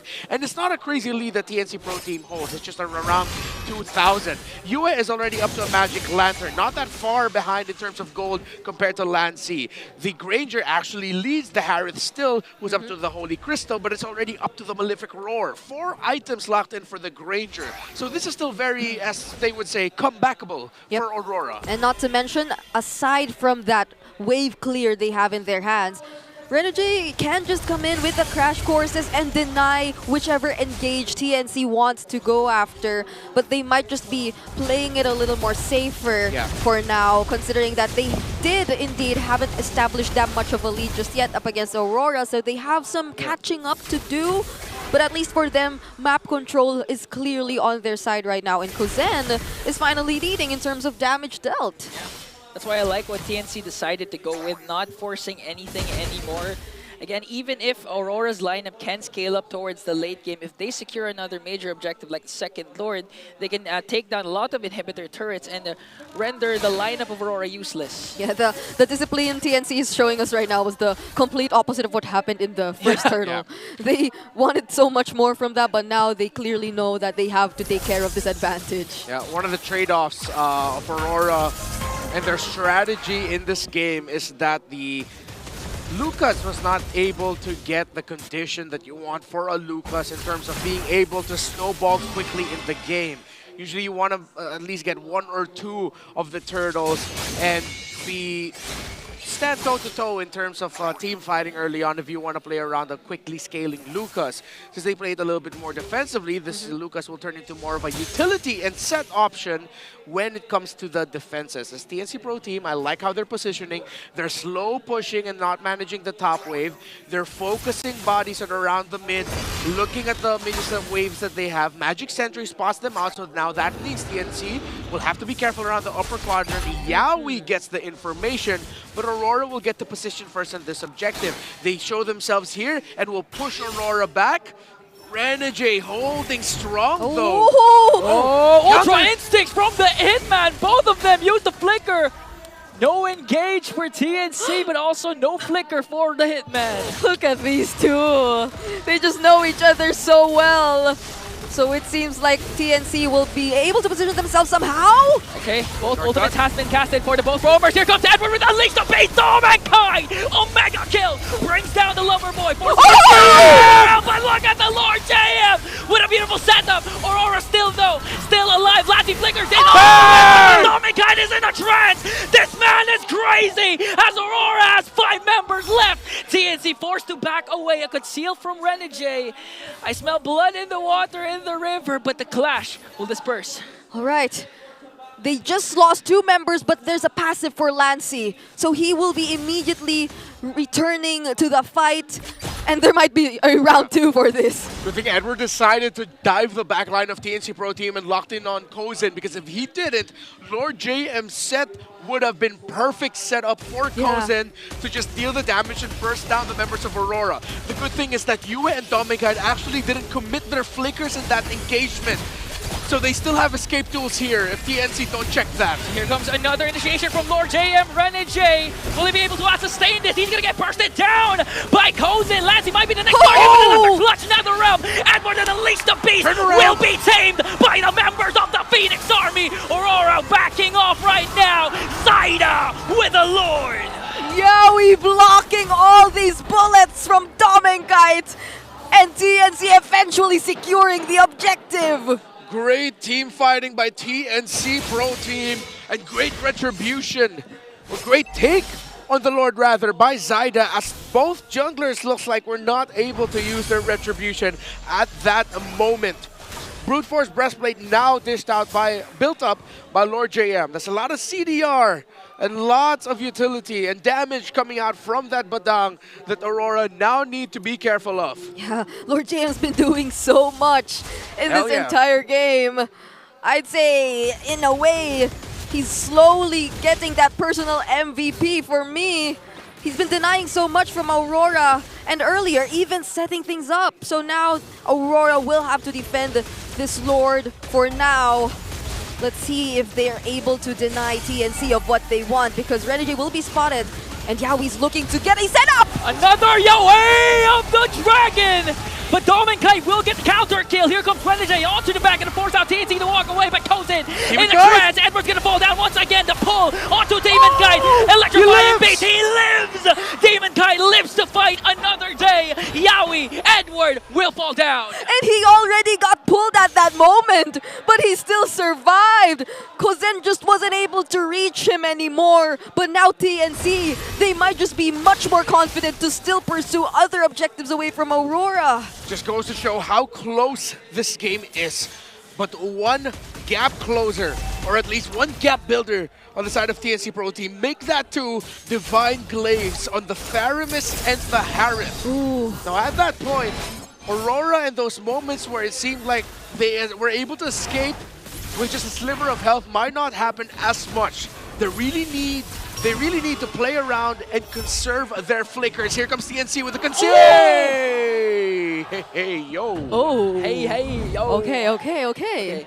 A much needed breather. Yes, a must needed. Because honestly, I don't know what to expect anymore. No.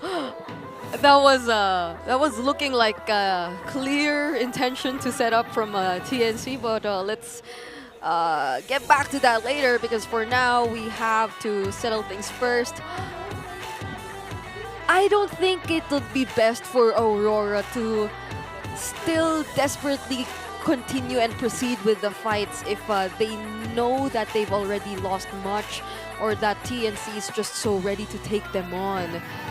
It did feel like that was the case during the most recent team fight, where Renegade still decided to flicker in and land the shortcut.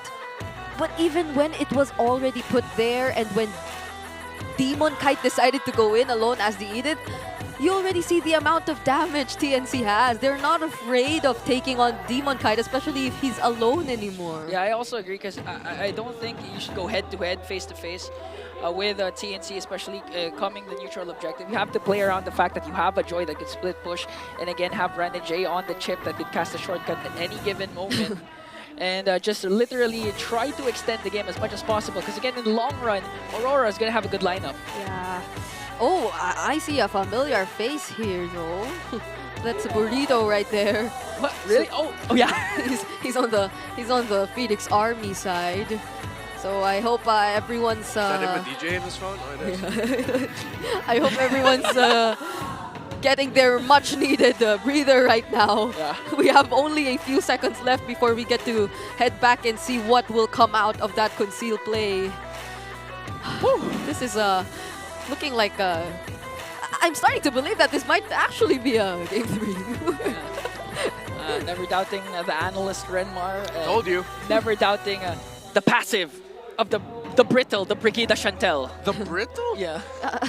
Can we come up with something? I just read it from the sound community. weak.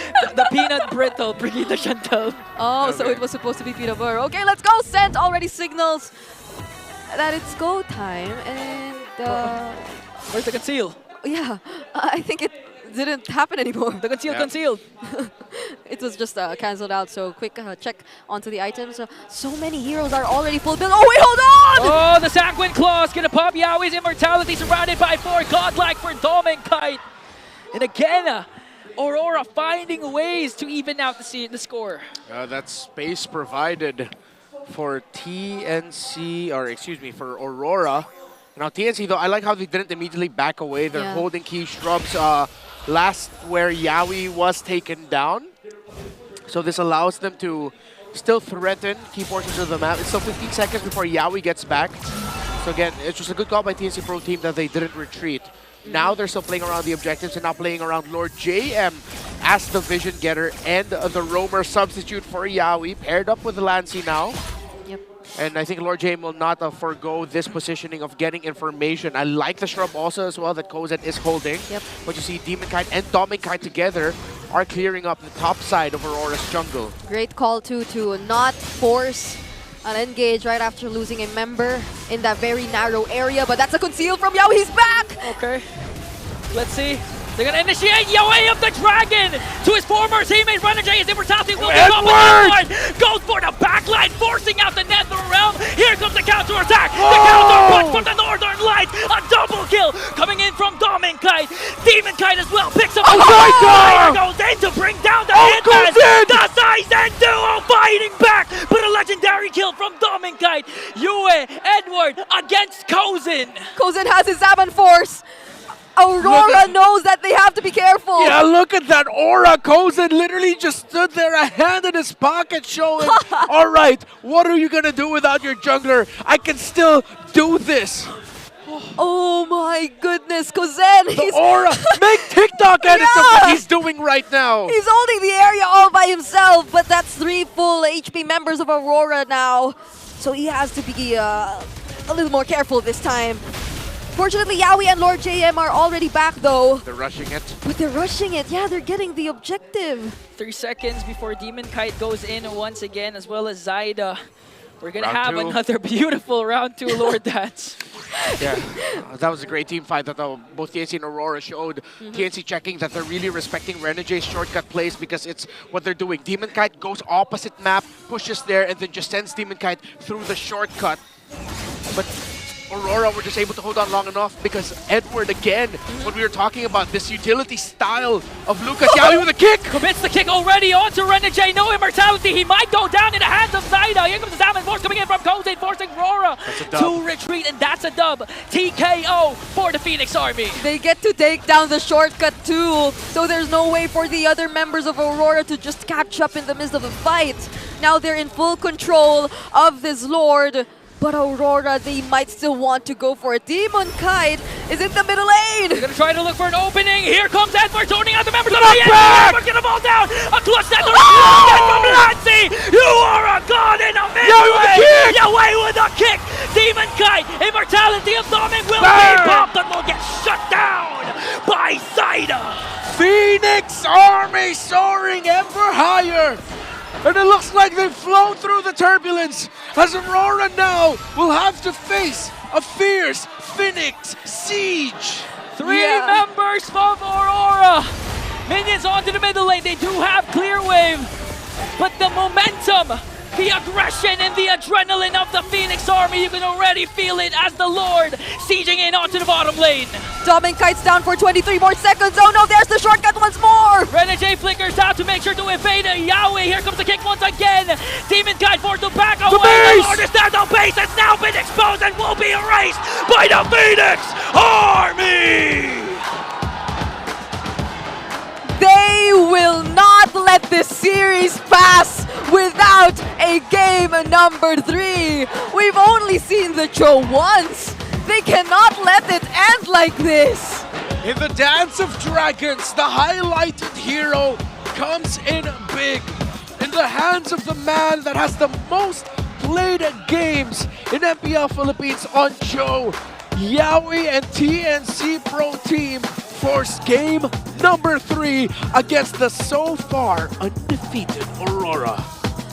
I honestly think my hair got all messed up after that fight, and now that I'm seeing it... No, I'm the comment section already typing, no Brigida, you look great. You look perfect as always. Well, thank you very much. But honestly, I was literally holding my head the entire time. There were so many beautiful clapbacks from both sides, and it just felt like Yaoi and Renegade were always on the lookout for each other.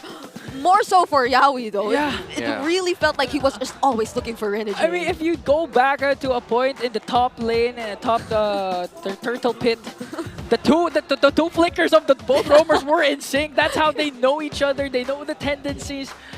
And again, it was a game of back and forth, but TNC rose to the top. It was beautiful. It was beautiful, but we have to give our flowers to the MVP. That's Zaida on the Suyo. Clutch Retrieve, he gotcha. Yeah, and most importantly, it led up to when Kozen stood in front of Aurora and said, try to take this Lord now. Because Zaida was able to get a kill onto there. I just cannot remember the member who it was. And able to bring Demon Kite very low to send him back. And the other members of Aurora were so low that they couldn't do anything around the Lord. And that's why Kozen was able to stand tall, buy time, and provide information. It's because of Zaida. Yeah, it was the Zaizen duo.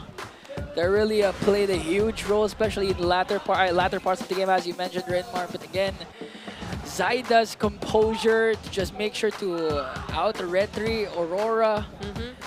Even if a Demon Kite has huge, amazing angles from the back that he can, at any given moment, go in for the retry steal, the whole squad of TNC was prepared for it, especially our MVP, Zaida. Yeah, I'm waiting for that sequence where Zaida still decided to fight back against 2, still get a kill off of Aurora, and that was before the Kozen hand in his pocket standing in front of Aurora moment. I think this was it. Or, no, this wasn't it. It happened later on in the fight, but that was just one of the many moments where Zaida was just so decisive, and I like how coordinated TNC really felt, especially towards the latter portions of the game, because I know in the early portions there were moments like this where there were late Nether Realms and all that, but they were quickly just able to adjust on the fly. What a sequence by TNC Pro Team in the last few minutes, and of course every engagement that they have playing around the shortcut of the chip.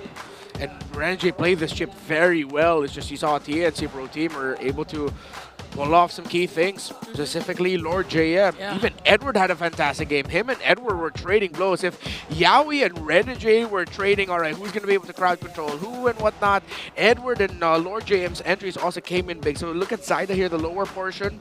He's going to be able to bring Demon Kite low, take down Renegade. He gets taken down, but that meant Kozen was able to actually take down Demon Kite, which led to a longer dance around the Lord for TNC Pro Team that Aurora eventually just fell to playing around the Nether Realm, and Yaoi getting that final big kick onto Domikai just when we thought that Yaoi didn't have his ultimate anymore. He still did. After multiple times where Aurora just sidestepped their way out of either the Jeet Kundos or the Way of the Dragons or wherever Yaoi just landed, he was able to find the most important and crucial kicks during those moments of the game, which eventually handed them over the victory. A lot of times, though, I was also really wondering as to why it felt like even after multiple layers of crowd control towards Renegade, he was still able to find a way to just land the shortcuts. Yep. So, at least for TNC, they also realized that the shortcut is another problem too. They cannot let it go unnoticed if they want to pursue with the fights. Especially if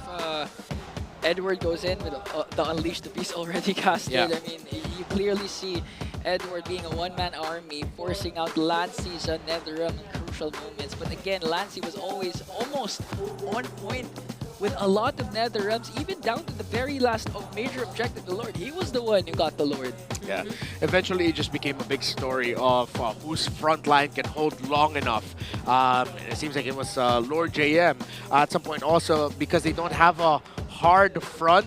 Yawi is more pick-off style. He can dish out crowd control, yes, but he's just going to be taking up and soaking up damage. Lord JM, again, we talked about him and Edward and what they bring to the table for these two teams, but having the NetherRealm with them and Lancey being able to use them at the most appropriate times for a majority of the big engages that could really turn the game around. Well, TNC Pro Team eventually got the win, and this time they were able to outclass Aurora.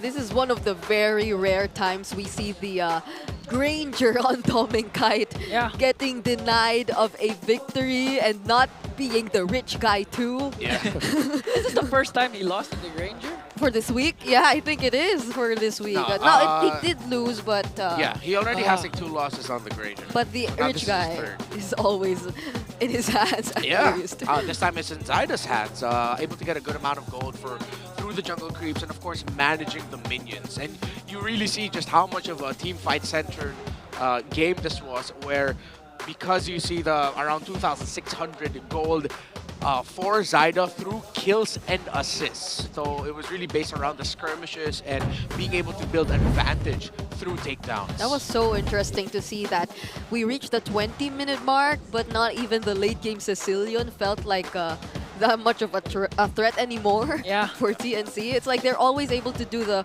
front-to-back kind of answer. The real MVP. So, You're gonna doubt me again? Bring it up when I call a 3-game series happening?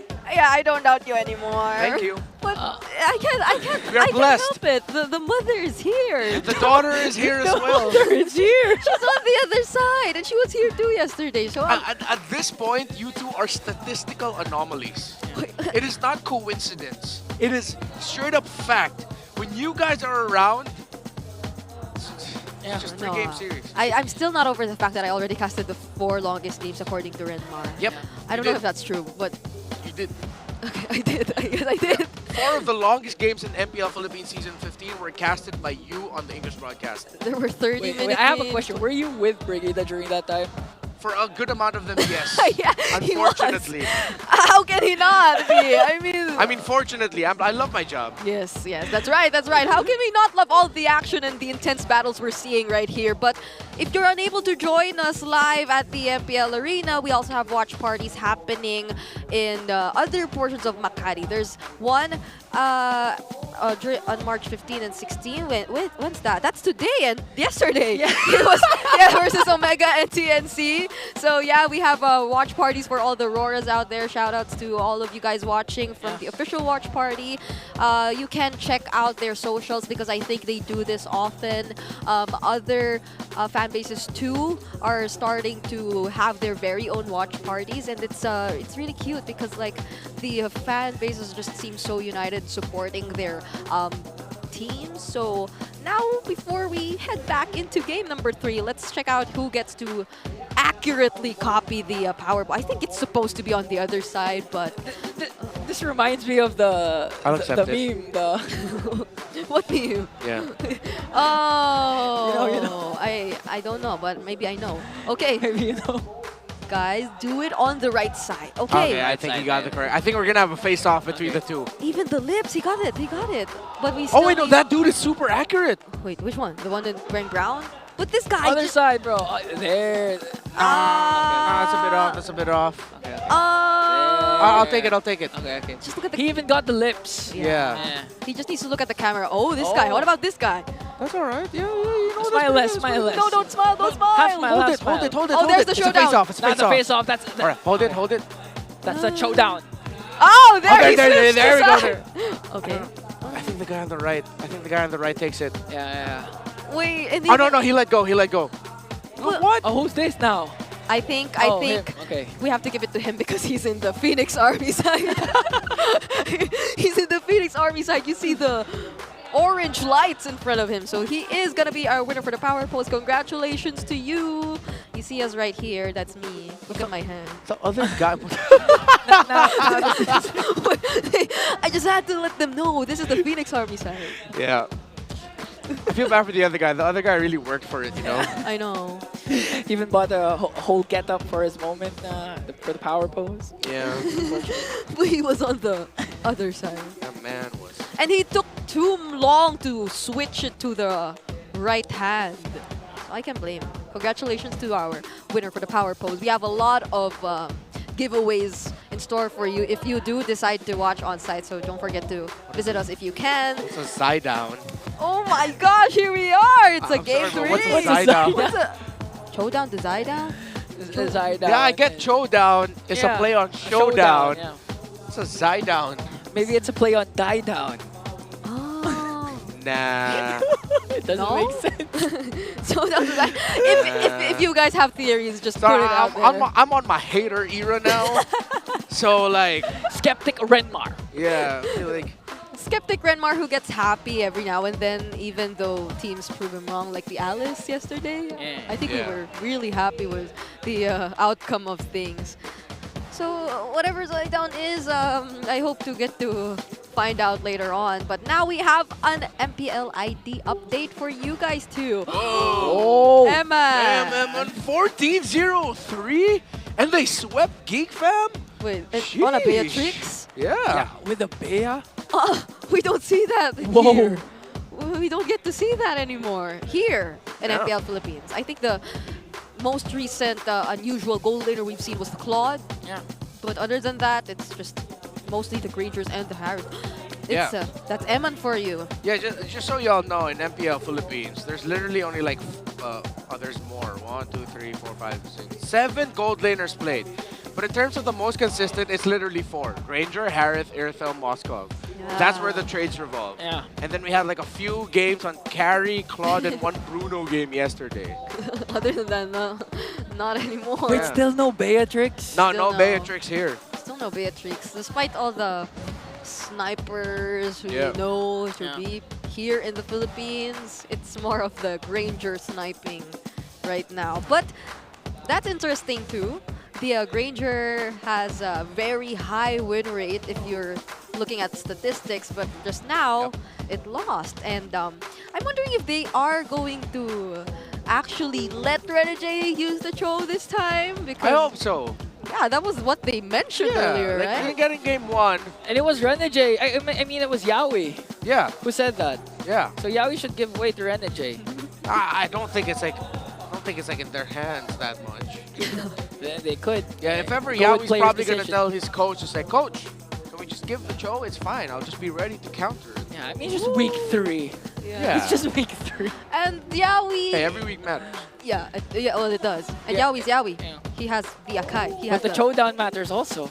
Yeah. I want to see them throw it down. Yeah, we saw Yaoi do good with it. Now let's see Renegade. Hopefully. We all want to see that happen. And how poetic would it be if Renegade won too? Like, I can't wait to see the second time they'll be meeting each other this season. That's gonna happen a few weeks from now. But let's focus on the present. Aurora immediately gets their hands on the Suyo. So, is the option still gonna be Harith for Kuzen? I am not the only one bound by Oh, this they get the chains. phobia. Experience. Oh, they switch it up. Sorry. Okay. Gonna force out Doming Kite to use out a different hero. Can pick up the Harith right now because expect it to be banned out later on. But the Irithel as well, still an option for DK. Yeah, the thing with the Phobias getting picked up early, it's a soft no to the Cho. If you're Aurora, it's like you're thinking, can we really? So, yeah, I think we're gonna end up with a heel man pick. Oh! That high loss most likely going to the hands of Renegade, while it's the third straight game on a Sicilian for UA. And they pick it up in the first phase too. Yeah. So it's the gold laners which will be picked up later on. And Zyder reverts back to the Nolan for now. And we're yet to find out what the hero for Yaoi is going to be. But now we get our answers. Somewhat this might be indeed a Renegade high loss. Yeah. But it's still a flex in a way. I mean. I thought that could still be an option, and for the side of Yaoi, Chohead is even still up for grabs. Yeah, if ever, we might just see Yaoi pick up the Cho again. For the second time around. Yeah, if ever that might come in the last pick though, and they'll save the Cho pick to see if Aurora will actually pick up the Cho for Renegade and put Edward on the high loss. Or you could see a swerve from TNC, go with the Badang roll. Badang roll. I think it's been more often used in the EXP, right? Who said there are no But let's shortcuts see. in life? I literally invented one. RORA taking out the chip themselves too. So will TNC ban out another gold laner? Or will they ban out an XP lane? If they do take out the Harith Moskov, that'll be interesting. Or the Harith Erta? I think they're gonna have to make a choice between one of the gold laners. I like the idea of taking out the gold laner pick. I think Irithel more is the one that they'd rather ban and just give up the Moskov. Just make sure that they can play well around that. Make sure that whatever lance he doesn't end up with isn't so static. But they will respect the Tigreal instead. This is interesting.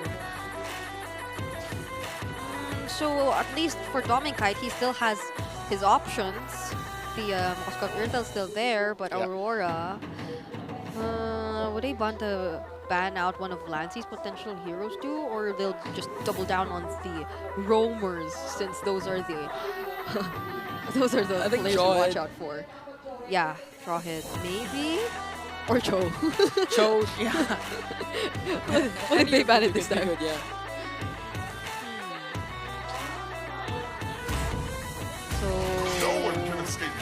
Still double down, because there's a possible swerve again. Go ahead and respect it. Lancey pick up for the fourth, hopefully.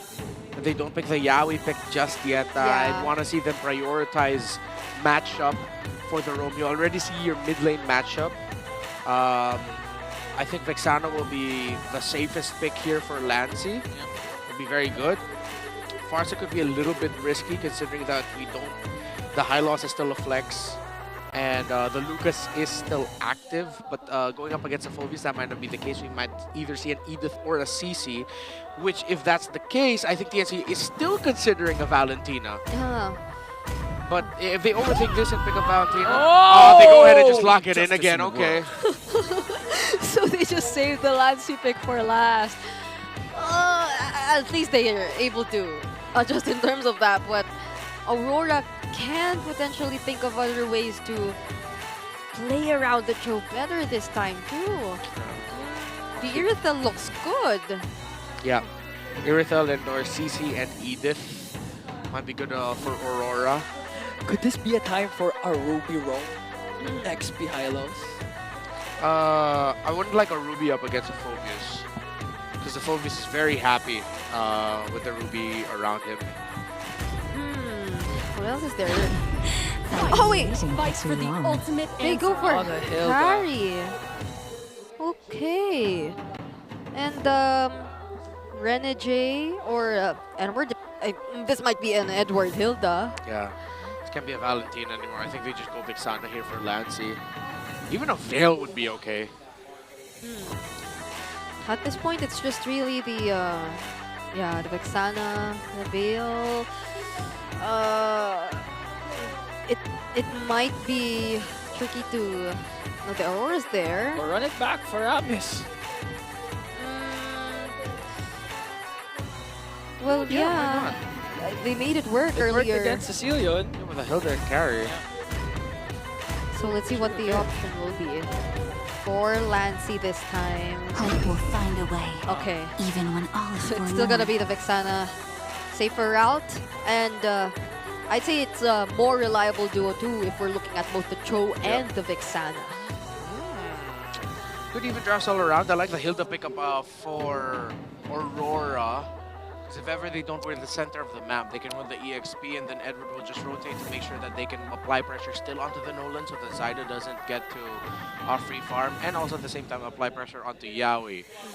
Quite even, this matchup right now is very execution-based. Although looking at the two gold laners, let's see if Akozen is ready to duel it out with a carry. Of course, the Granger has the reach advantage over the carry. However, we have seen some carries be able to outplay a Granger in lane. It's not that frequent, but if he can do that and keep it quite close, then the late game is going to be the key for Aurora. As early to mid, TNC can run away with this in the first 7 to 9 minutes.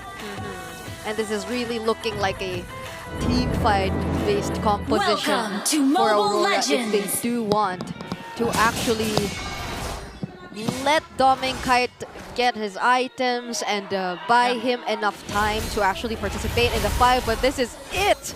This is game number 3 and the deciding match between these two teams who we've been looking forward to go up against each other for the longest time. So let's see how it goes. So far it's been a really patient early game, even between the mid duos so far. But look at Kozen. Even the first 2 games, it was relatively slow. Apart from game number 1, where TNC had an early engage with Yaoi, with the Yaoi jaw hit. But this time, this is actually again the first time Renegade and Yaoi will battle it out in the Land of Dawn. So far, Yaoi has used up Cho 2 times 1-1, looking to extend that win streak with the Cho to 2 games. And again, going back to what Renmar said, the thing is, in terms of late game, no questions asked. Aurora has a good lineup, but again, the question might boil down to who's gonna take them towards that time, who's gonna enable them. But Zyda and actually Lord J enforcing out the Revitalize of Edward early on. Yeah, and based on the rotations we've been seeing for the first few minutes, it seems like Aurora might just want to be focused on the gold lane. They might want to rotate more frequently there, but hold up, Renegade gets poked down really low, but nothing will come out of it just yet. It's just an exchange of punches here and there, and I'm really surprised as to how Dominkite is holding up his own lane. He already used the regen in less than, I think, 30 seconds, even after being poked down really well by Kuzen, but he's holding up pretty well. Yeah, you'd expect Dominkite to actually have a hard time up against Ranger, but Aurora's looking like gonna have an easy time securing the first usual objective.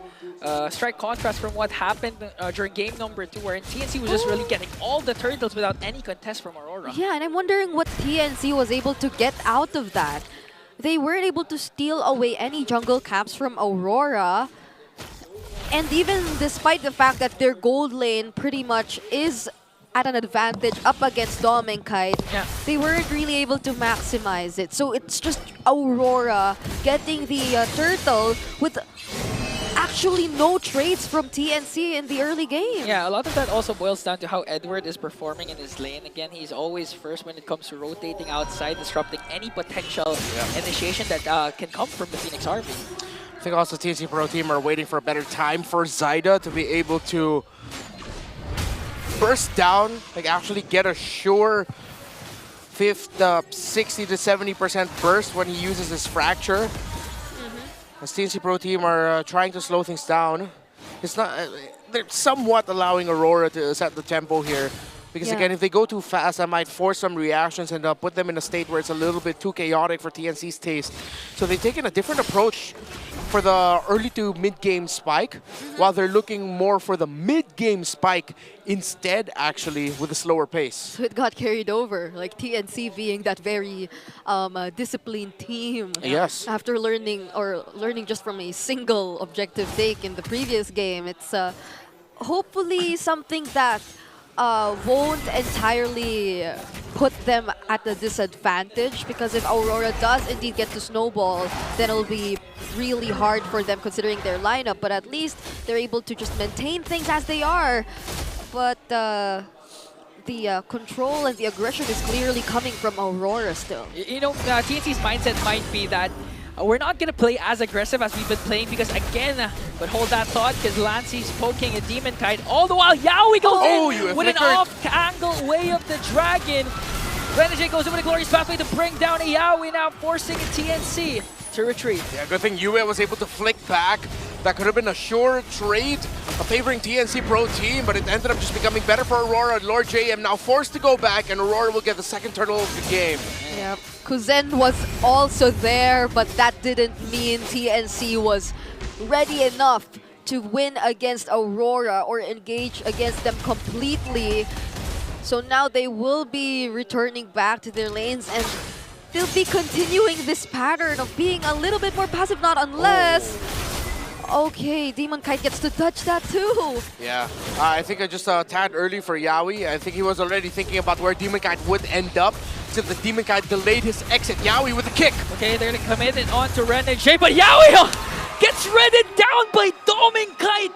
The damage early on from this carry is just too immense for Yaoi. This isn't looking too good if you spend too much time without the follow-ups, without your other members. Dominkite will just have the time of his life. Yeah, and at the same time, Aurora are playing much better around the Cho. They're really respecting it. They're expecting that Yaoi's going to kick Renegade every chance that he can get. But Yue and the rest of Aurora have been ready to respond to it every time. They're at the purple buff right now. Will Zyda get his hands on it? Look at these members contesting it away. Oh, it's going to be 4-on-4, but Zyda might be able to escape though still. Who's going to get the purple buff? It's going to go on to Demon Kite. So where will the trades from the side of TNC come from? Yaoi goes in for the kick, but on the other hand, Aurora's just rocking the mid lane. Going to zone out the members of the Phoenix Army. Renjay is going to fall down, but TNC's first tier turret will fall also. TNC now have decided to play this game a certain way, and now Aurora are taking over the early game, the supposed window of TNC.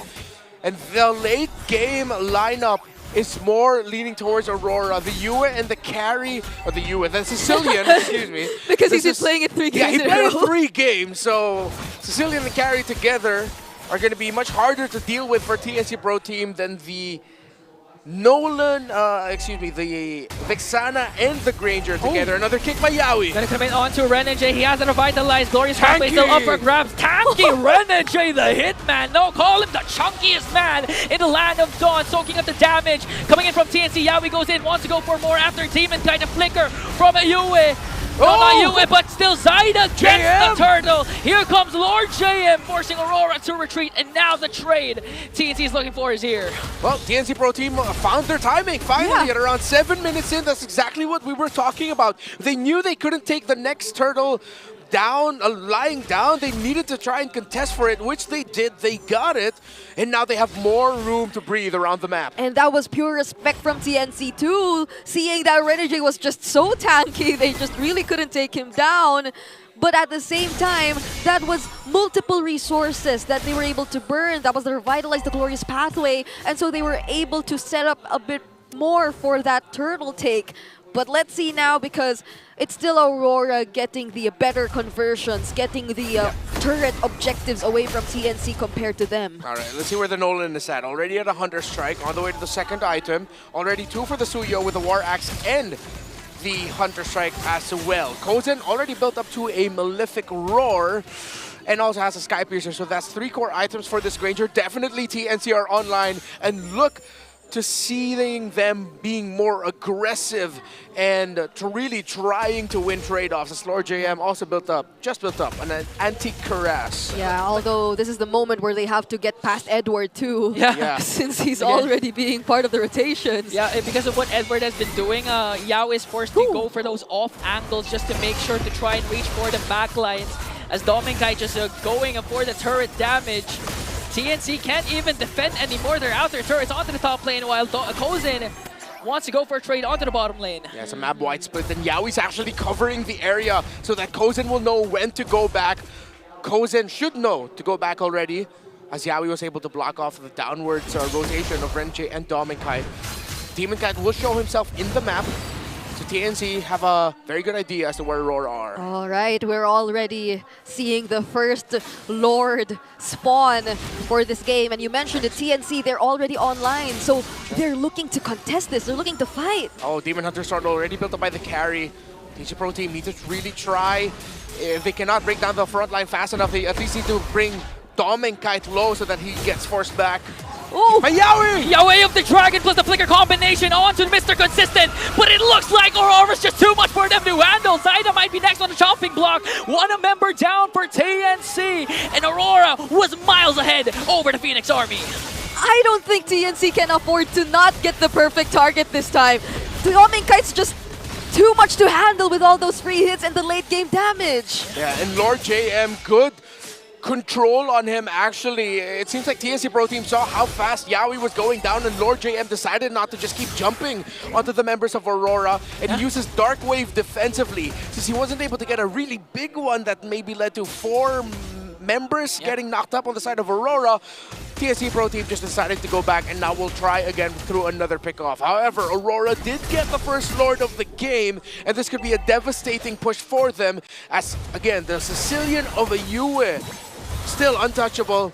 Same for the carry of Dom and Kite. Oh, and not to mention he still doesn't have the Wishing Lantern too. He only just has the Glowing Wand. So once he gets his hands on those items, that'll be a lot more for TNC to consider. And they really will have to say goodbye to their outer turrets. Definitely looking at Aurora's control. The Great Wall of Renegade and Edward. Again, we're gonna go back to the question or the problem that Yawi has to face. He has to go for those different kinds of angles if he can't rely on the flicker. Because Edward and Renegade has been doing a phenomenal job in zoning out and giving vision for Aurora. Lord sieging in onto the top lane. They're going to save their Holy Shields at the top, but they're going to lose their Holy Shields in the mid. Oh, they might just say bye-bye to it now too. So there's only the Holy Shields down bottom that's left, but we're also nearing the 12-minute mark either way. Interesting itemization, by the way, for Yue and Renegade. They both decided to go for crystals because they didn't want to go back. They wanted to maximize the mana region that they could get from those items so that they don't lose shrub and positional priority against a lineup centered around a Cho.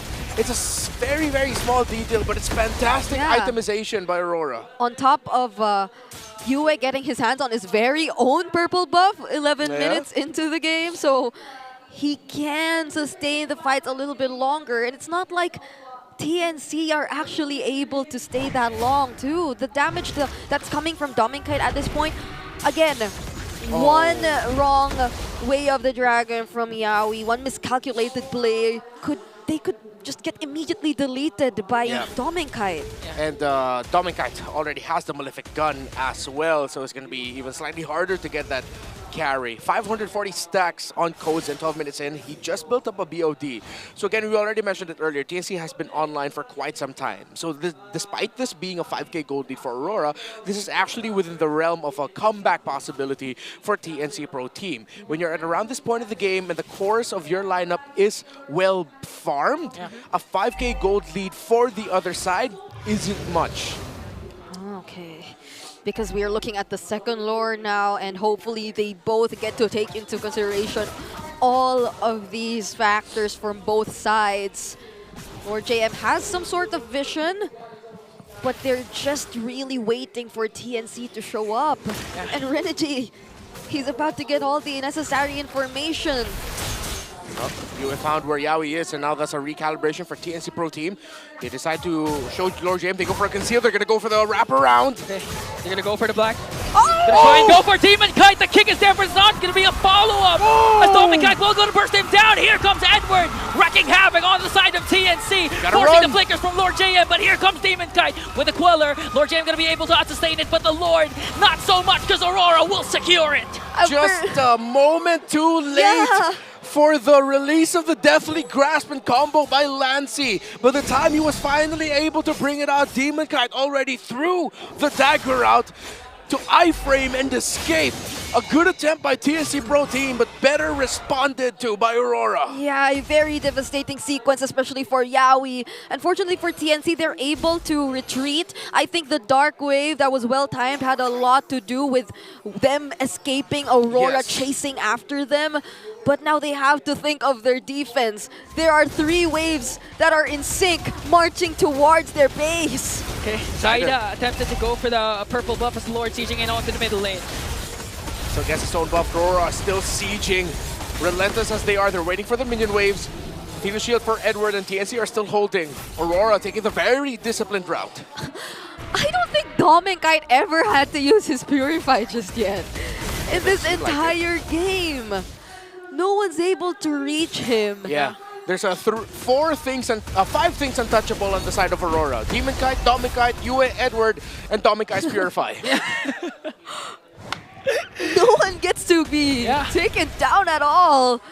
But now, at least for TNC, they still have 2 base turrets that are currently intact. And this is discipline coming from Aurora as well. Yeah. They will not force anything just yet. They might just be playing this by the book and waiting for the next objective. Because again, it's all going to boil down to what Renmar has been saying. The 5k gold lead, not so much, as long as TNC, their cores, have sufficient enough items, can hold on long enough. Lord JM and maybe Yaoi can soak up the damage, be the sandbag for a counterplay coming in from TNC. So one mistake can turn things around for Aurora, but can it also turn things around for TNC? Yeah, and another thing that we're seeing is as long as Yaoi doesn't get the right angle or they get the right pick off, Lord JM doesn't go aggressive, and they have to keep holding on to that mentality. Lord JM don't fully go and commit up until they immediately get the -1. Once that happens, that's when he can be aggressive as a Phoveus. Again, this is a flicker Phoveus, not a vengeance Phoveus. It's a flicker meant for the counter set and being able to maximize the Dark Wave and the crowd control he gets from that. Still, very pick-off dependent RTNC. Yeah, this is a different kind of lineup and playstyle we're supposed to see from them. It's not Yaoi and Lord JM getting to engage together at the same time, or Lord JM having his very own openings, or having the capability to just look for members from Aurora and set things up compared to earlier when he was on the Badang. So they have to be a little more patient in terms of the decisions that they will be doing this time. And the 3rd Lord has finally spawned. This is the Enhanced Lord, if I'm not mistaken, still. So TNC really has to be careful. They lost 1 base turret too already. Oh, they're gonna burst it down. Aurora might just go for the Lord instead, forcing TNC and keeping them at bay. Look at the damage coming in from Yue. Good seal. Edward's positioning so good. Yeah, we goes in! With the way of the dragon, but Demon Kite survives as he also secures the Lord. Goes in, forced to back away. Hunting season for Aurora. Edward was able to escape. No casualties for Aurora and TNC. They will lose too. Yaoi was able to find him, but Demon Kite was free once again. Zaida and Yaoi did their absolute best in that scenario. Zaida was even able to get a retribution off. Demon Kite did not retry that Lord. It was his 2nd skill that helped secured it. And now Aurora, very disciplined yet again, countering the engagement of TNC Pro Team, might now be on the way to winning in this game number 3. Yaoi is back, Zaida back in 5. Who wins, who dies? Lord sieging in onto the middle lane. Renegade goes in with a glorious pathway, but Latsi counters out with a deathly grasp. They're able to out-sustain the damage coming in from Aurora, but the Lord still on there. Yue flickers in even for the Sanguine Club. They're going for the base and it's all over! Let's go home! Aurora's streak lives on! That was too quick of Aurora once they gained access to the base. That flicker in last minute too from Yue, they just literally wanted to seal the deal at that moment. The right call, the right play. They gave the choke to Yaoi yet again, but this time they were more ready to play against it. A hell of a game, a hell of a series. And we might be seeing the next big rivalry here in MPL Philippines. A very friendly one at that, because of Renjay and Yaoi and even Kozen's history with the team. really feel the history between these two young men. We're gonna go back and rewatch what happened. They know their tendencies of each other. They've been doing a good job. And speaking of doing a good job, TNC, the Phoenix Army, still, still in a good position. And again, they will always continue to rise. Very commendable performance from TNC, getting a game off Aurora, and still showing us that kind of mindset, the way they're able to just reintroduce themselves in this season. And despite this loss, I'm pretty sure that they've learned a lot once more and are bound to bounce back stronger than ever in the coming weeks. But if it's just consistency we're talking about, if it's just who performed better and cleaner in this match, Aurora once again, multiple times, just constantly adjusting, changing things that'll benefit them in the long run on the fly. So I'm looking forward to see and hear what they have to say. Let's head on over to the stage and listen to the winner's interview. After that intense of a series, standing at a 5-0 record, it's Aurora Gaming! What a performance! Again, another thriller. Umabot na naman tayo ng 3 games, Odin. Siyempre, at rinig natin ng mga audience. Likes with it! Alam na alam nila yan, Hans. At ngayon, gusto kong tanungin si Rene J. Rene J, nasa iyo kasi yung spotlight today. Rene J, another win to extend the streak. Ano ang gusto mong sabihin ngayon kay Yawi at saka sa TNC Pro Team? Unang-una sobrang saya ko tapos last din nila talagang sobrang nahirapan kami kaya umabot ng 3 games yung laban. Kumbaga, pero paano ba yan? Talo na kita Ayun na nga. Sorry Tsaka nakakabitin. Kasi yung pinag-usapan nila, Kanina kasi, bago tayo mag-match, diba, sinabi ni Yawi na ibibigay daw sa yung show ng Game 1, kanya yung Game 2. Pero the whole match, hindi namin nakita na ginamit mo yun. Doon pa nanggaling yung gigil mo para matalo mo sila sa match na to? Hindi, plano ko talaga, 9 games ko si Yawi sa interview Sabi ko magchuchu ako pero hindi talaga. Para gamitin niya. Yun pala yun. All part of the plan pala. Okay, so it all worked out. It all worked out, right? And Rene J, with your win streak here, ito na ba yung full form or full force na Aurora na inaasahan ng sobrang daming mga fans? Or feeling mo, mas may lalo pa kayong kayang ibigay come the next weeks? Tingin ko po, mas meron pa talaga kaming mailalabas tsaka maipapractice. Katulad nung game 2 namin kanina, medyo pangit pa yung execution namin. Kumbaga, may mga kailangan pa talaga kami improve kahit nanalo kami sa mga series. Kaya lagi umaabot ng 3 games. Pero okay lang, 3 games, mas maraming laro, mas maraming natututunan. And actually, I love that.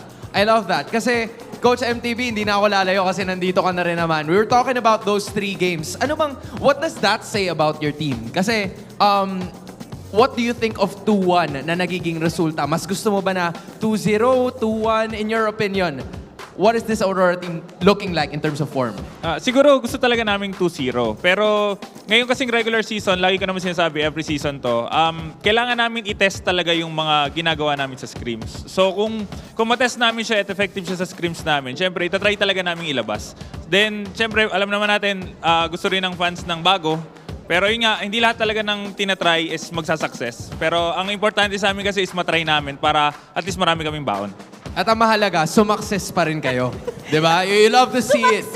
Sumakses pa rin sila. And Coach MTB, I know that you guys are already at 5-0. But in terms of anything for a significant amount of improvement, ano pa ba sa tingin mo yung kailangan improve ng team kahit na hawak nyo na itong undefeated record? Siguro hindi kasi namin tinitingnan na undefeated kami. Ang goal pa rin namin is magpalakas pa rin. Kasi kahit na undefeated kami ngayon, meron talagang team na sigurado dahil nasa MPL pitch tayo, siguradong aangat at aangat yon. So kapag naabutan kami, yun yung pwedeng maging cost ng talo namin. So dapat hindi kami magpahabol sa kanila. There we finally have it. Coach MTB, very well said. Boys, just one final question. Ano ba yung mga suot nyo and where else can we find everything else? Right? Patingin nga. Patingin, kailangan may mag-flex na isa. Kailangan may mag-flex na isa. Demon Kate, ikaw na may hawak eh. Ikaw na may hawak eh. Okay, harapan mo na. Harapan mo na. Okay. Okay. Wow! Asan yung likod? Sheesh, ang ganda ng font. Saan ba nabibili yan, Demon Kite? Itong jersey namin guys, available sa Shopee. Tapos Sa mga online and offline supporters namin, try nyo rin manood ng watch party namin sa KMC. Maraming salamat, guys. There we finally have it again. Your undefeated Aurora Gaming. Congratulations, gentlemen. You may now take your walk of victory. What a match, Hans! What a match indeed. For your 5th win, you may now take your bow. Aurora seizing those wins once again. Renege, nanalo kontra kay Yawi. What else could we ask for here? Well, a lot of surprises pa ang naghihintay sa atin in the coming weeks. Pero bago tayo tumungin dyan, ay meron pa tayong match after this. Yeah, but for now, we're gonna take a look back at our casters para malaman kung ano ang thoughts nila. So casters, back to you. Aurora sitting comfortably at the top alongside Team Liquid Philippines and other teams who are still currently on a win streak.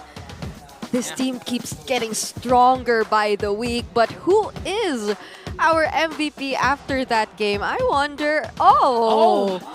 Okay. The Hitman, you know, he won the showdown without using Cho. Yeah, he said earlier in the interview, I said I was going to use a Cho, but I actually wasn't gonna. So I got him there. Yeah. He said it was all part of the plan. He just told Yawi that he will, but he wasn't. And apparently, they were also ready to fight back against the Cho from Yawi the second time around. Yeah, again, Renege was checking the rotations of the Cho. You want to be placing yourself in a more aggressive positioning if you're a high loss going up against a Cho so that the Cho doesn't get to the key shrubs first. And Renege and Yue understood the assignment. Again, the itemization to go for both the crystal so that they, elegant gem, there we go. Both going for the elegant gem so that they don't need to go back to base as much to regain their mana. And at the same time, Aurora were also able to successfully check the rotations and executions that Yawi wanted to do. This is one of the bigger ones. He was able to get the kick onto Demon Kite, but Demon Kite found himself in a better position. Zyda wasn't able to win the retry, and Demon Kite was actually able to use his second skill to get that Lord down. At the same time, the difference between the two EXP laners, the Phobius and the Hilda, where we saw Edward placing himself in the backline of TNC more than Lord JM was actually able to reach Dom and Kite or Yue, because Lord JM knew that he also had the other role of being the tank for TNC Pro Team if Yawi goes down. It honestly felt like it took so long for Lord JM to get out of his lane compared to Edward. And that is indeed, I think, the primary objective of Edward heading into that game, picking up the Hilda, which solidified the idea of the walls that Aurora had in their lineup. In the very few instances we saw someone get past these walls, it was mostly just Yawi all alone with no follow-up from his teammates because they were being blocked off really well. Yeah, and exactly, that's why you questioned a while ago, or you were asking, how come we haven't seen Dom and Kite even pop his Purifieds? Because again, of Edward being able to clear out his lane first and provide vision, and as Renmar mentioned, the elegant gem pickup, so they have mid control. So these small things all add up to how Aurora was able to prevent the early game aggression of TNC, because we were questioning first 2-3 minutes, how come Kozen was having a hard time against a carry in the gold lane. Yeah, and look, pick-off centered lineup around Burst. You're up against a double Revitalize. Look at the damage taken between Lord JM and Edward. That just goes to show and proves the point that we were making. That Edward was more present in disrupting the backline of TNC Pro Team than Lord JM was. And again, you can't fault Lord JM for doing that because he's the main tanky presence. Yawi is pick-off. You're up against a lineup that has two tanky presences in the Hilda and Hylos, a better front line for Aurora. Oh, but props to Kozen. He was able to still be the carry of that game, dealing a total of 70,000 damage up against Aurora. So you know he really tried his best, and he had his hands on the Granger too, but still the rich guy, Demon Kite, he just felt so unstoppable earlier. Like he wasn't even the main target anymore, not until the last moment where Yawi really just tried to go after him. But even then, that was just time for Dom and Kite to just throw out all his shurikens towards Yawi. Yeah, it really all boiled down to their rotation and why Demon Kite rather is the BPI rich here. Because again, there was a particular point where we were asking, TNC gave away the turtle.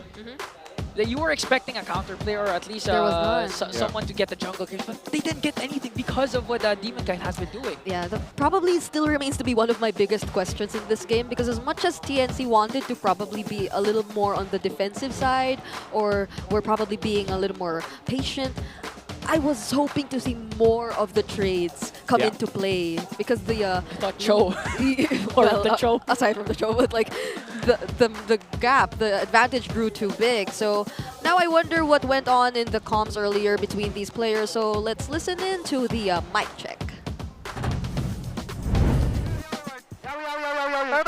Spider-Man! Ayun ako sa baba, pre! Nadadge ko, nadadge ko, pre! Ay, natututo! Uy, tama, pre! Bigsan na, pre! Hero tayo, Lord! Sinipa ko yung... Okay, Bigsana! Bawal lock, pre!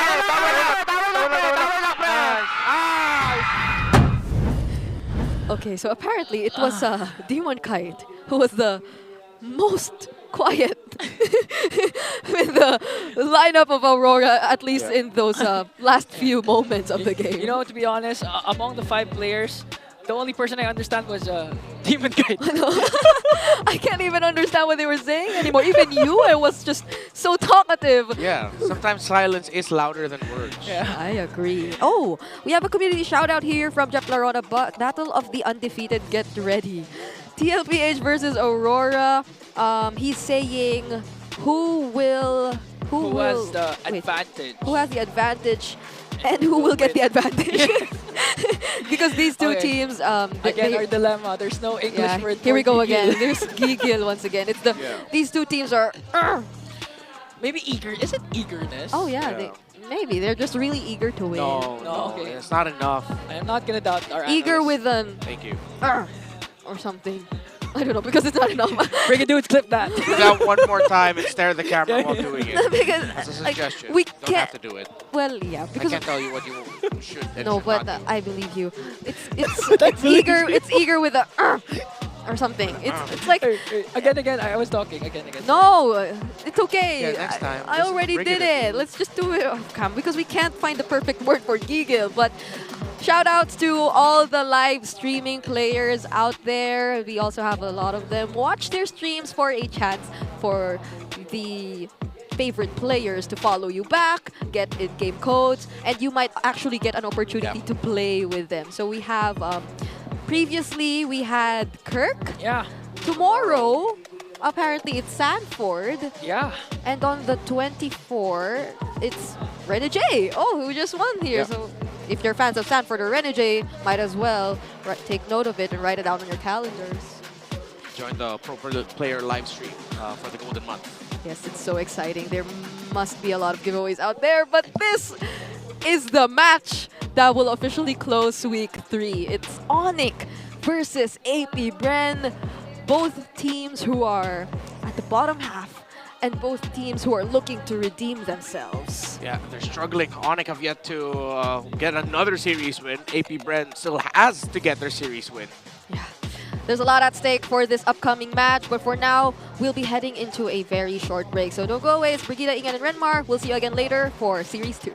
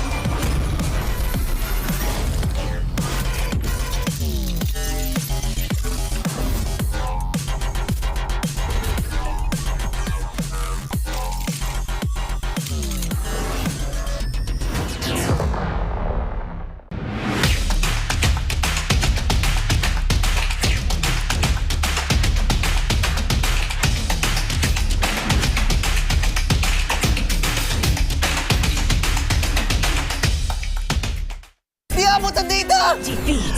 GG, bro! Don't worry! The Only with Smart Power All 99. Hindi bitin with 10 gig data to power your games plus only Facebook or only TikTok. Load now!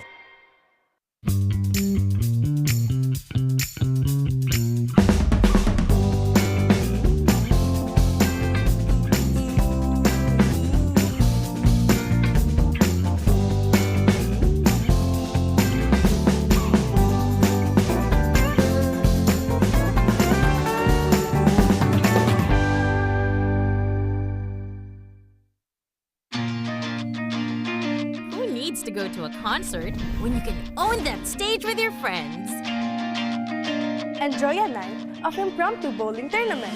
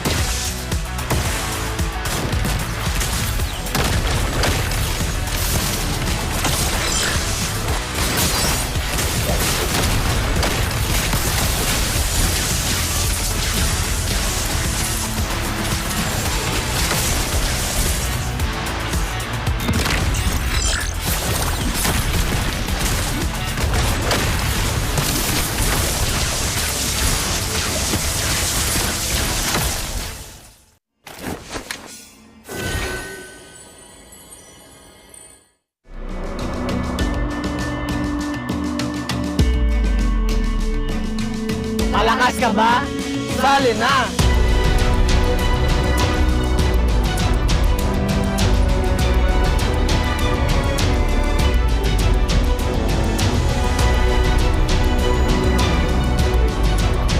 Kita Kids. Kita Kids. Kita Kids. Kita Kids. Sa MCC. Season 2.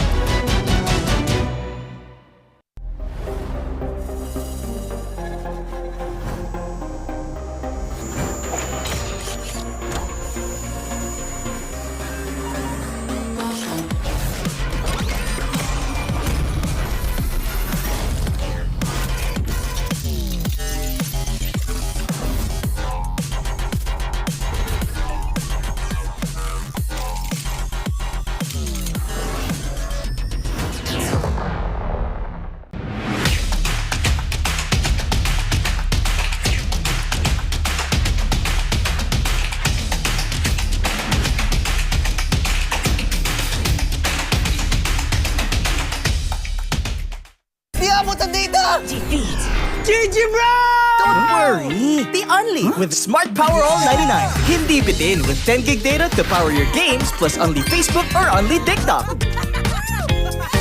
Load now!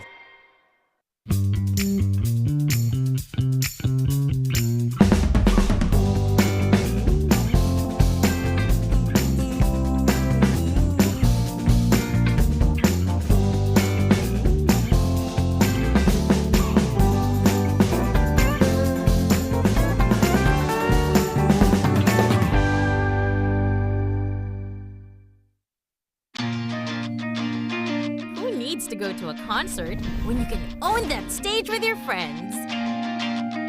Enjoy a night of impromptu bowling tournament.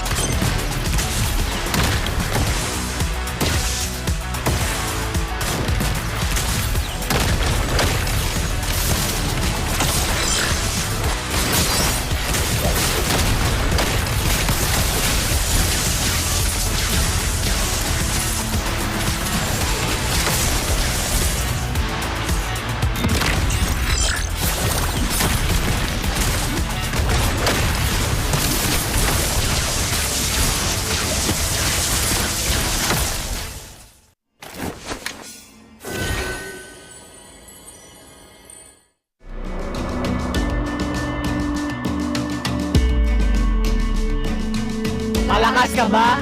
Sali na!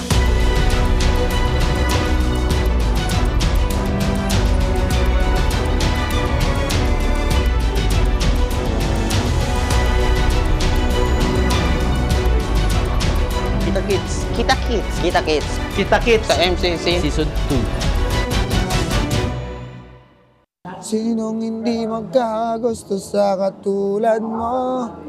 Pedicab ka ba? Pwede ka bang ligawan? Gravity! Masyado kasi malakas, Ming.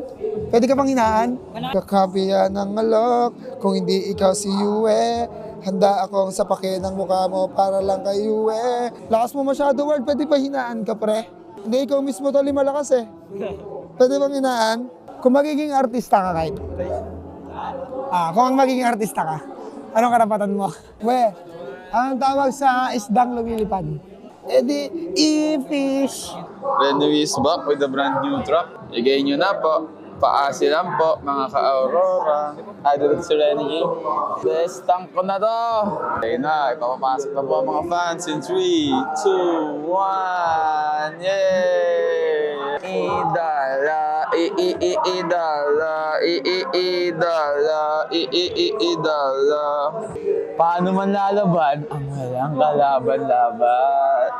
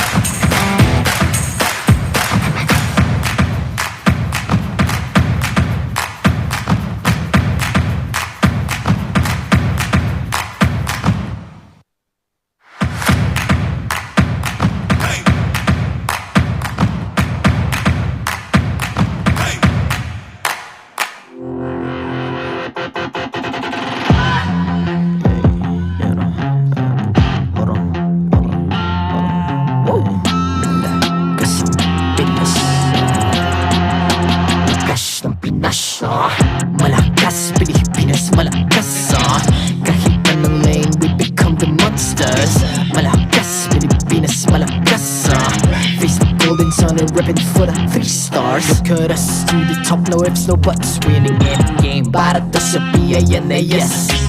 Di mo matitinag aming boses on your level. Nasa kalye man o mobile, you know I become a legend. Open fire, reunite with winners. Built with pressure, like diamonds are made of. Switch na lane na parang gera. HP racing, may reset up. Built agad ang buhat ni Hilda. Full load SS parang Laila. Susundan ko ang iyong bakas. Kasama pataas, tagumpay natin to. Dahil tayo'y malakas para sa Pinas. Nasa amin ang alas, hindi tuwa atras. Kinikilala sa taas kasi kami ang malakas para sa Pinas.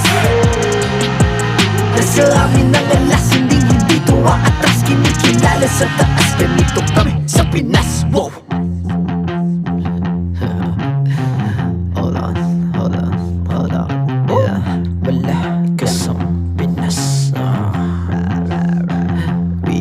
Laging every beat, no surrender, no retreat. Pag nagsama-sama, just imagine what we can achieve.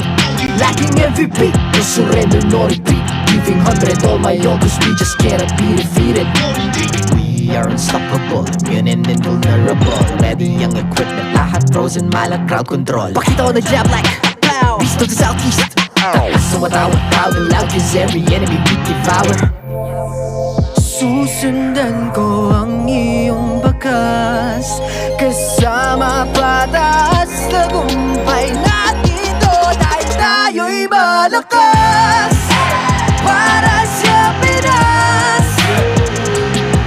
Nasa amin ang alas, hindi tuwa atras. Kinikilala sa taas kasi kami ang malakas para sa Pinas. Nasa amin ang alas, hindi tuwa atras. Kinikilala sa taas, ganito kami sa Pinas. Wow!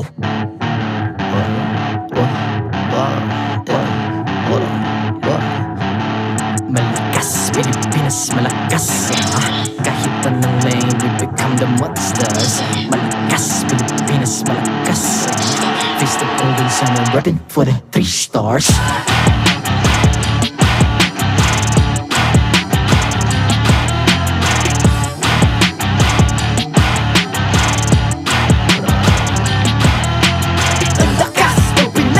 Reunite, be the stars. Ang lakas ng Pinas. Reunite, be the stars. Ang lakas ng Pinas. Reunite, be the stars. Ang lakas ng Pinas.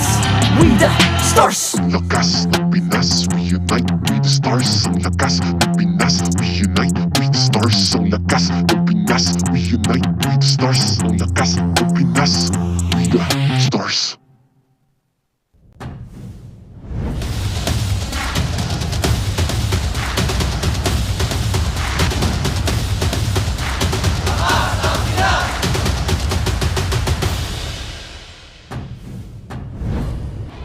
Welcome back to week 3, day number 3 of MPL Philippines Season 15. After witnessing a very close 3-game series earlier between TNC and Aurora, we're about to jump into AP.Bren versus the world champions Onic Philippines. I am Brigida together with Ingan and Renmar, still bringing you the action for this last day of week number 3. And this match feels very, I'd say, important because both of these teams, they need to put an end to their losing streaks. Yeah, for AP.Bren, again, you're still looking for your very first win coming into week number 3. It's very crucial for you. And for the defending champions, Onic Philippines, you have to get your groove back as soon as possible.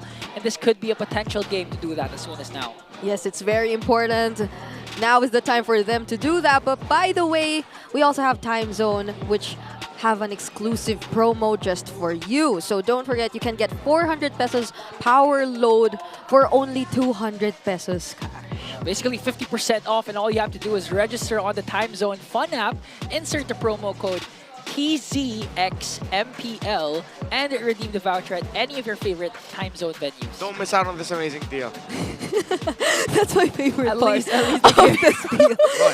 I legit look forward to it every single time. But it's not just that, guys, because you can also get a 2,000 peso discount on your next purchase by using the TT Racing X MPL Philippines exclusive voucher code. That's MPL 2000, and head on over to ttracing.ph so you can check it out. Plus, don't miss out on this exciting TT Racing Gaming Share giveaways during MPL Philippines. Stay tuned for more info. Don't miss out on this exciting deal. I tripped on my words there. Just remember, for those who dream, work, and play, TT Racing has your back. Don't miss out on this amazing deal. Yes, please don't miss out. We have a lot of amazing deals over for you who are fans and viewers of MPL Philippines. And even for those who decide to watch on site here, we have a lot of booths. We have a mini time zone also over here at the arena. So if you want to check it out, don't forget. But just to quickly recap what happened. Yeah. Renegade, the MVP of game number 3, locks down Yawi to extend Aurora streak. I think Aurora really worked together so well, stopping Yawi on his show the second time they went up against it in earlier series. It's a well-rounded effort, and again, it's nice to see both roamers going head-to-head once again after a very long time, but this time the Hitman comes out on top. That was a series where we saw Yue play the Sicilian 3 times, and yeah, I think the Sicilian is going to come out as a major pocket pick for Aurora. They just seem to play very well around that. And even Renegade's high loss is still undefeated, now sitting at 4-0. I agree. Even the carry by Dominkite, right? It was a really amazing performance shown to us, but we have to check the updated standings after what happened earlier, which I feel hasn't really changed that much because TLPH and Aurora will simply be on 5 match points for both, and they're really sitting comfortably at the top. This winning streak, I wonder when they meet each other, right? That's another thing to look forward to. Like, whose winning streak will get broken or get put to an end? But what we're watching out for this time as the final series of week number 3 again, it's the bottom team AP.Bren up against Onic Philippines. A lot of us might still be surprised to this day that we're seeing the most recent world champions in the bottom half of our standings, even though we're already in week 3, but it's actually happening. And I can't say we've found a definite answer as to why Onic is experiencing this, but it's a lot of factors, I feel. Like a lot of teams stepping up and them somehow, needing to adapt. Maybe it's the Champions Curse, because it's not just Onic, right, Renmar? Yeah. I mean, they're going up against champions today. Those are the champions of MPL, and they shared, well, their boot camps weren't shared. Their boot camps were like across each other at one point. Like literally, neighbors. The houses were side by side. So they're actually very familiar with one another. Yeah, because for MDL, the MPL franchise teams tend to really have their partnerships, their MDL teams, their counterparts, and the Lazy, which now we know to be as AP.Bren in the MPL Philippines, is one of them. Like, it's the former partnership of Onic Philippines in previous seasons. So now we're talking about 2 champions of their respective leagues who are, again, currently in crisis. Onic on a 3-match losing skid is a very unusual scenario for a lot of us. This hasn't happened since Season 12. It's been that long since they've last encountered this. And it's not just them, as I mentioned by Ingan. Even TLID in Indonesia. I mean, you don't know what's going on right now because the champions, I mean, they've been in the spotlight for so long. The champion curse might be real. And again, teams have continued studying these guys because, again, they're on top of the world. And at the same time, they are the meta shapers. And it looks like when it comes to the metas, they're falling back behind. Yeah. When you're standing on top of the world, there's a lot of eyes on you, and it seems like the rest of the world have met the bar or have reached the bar that these 2 teams set for the past few months, as now they are struggling in their leagues.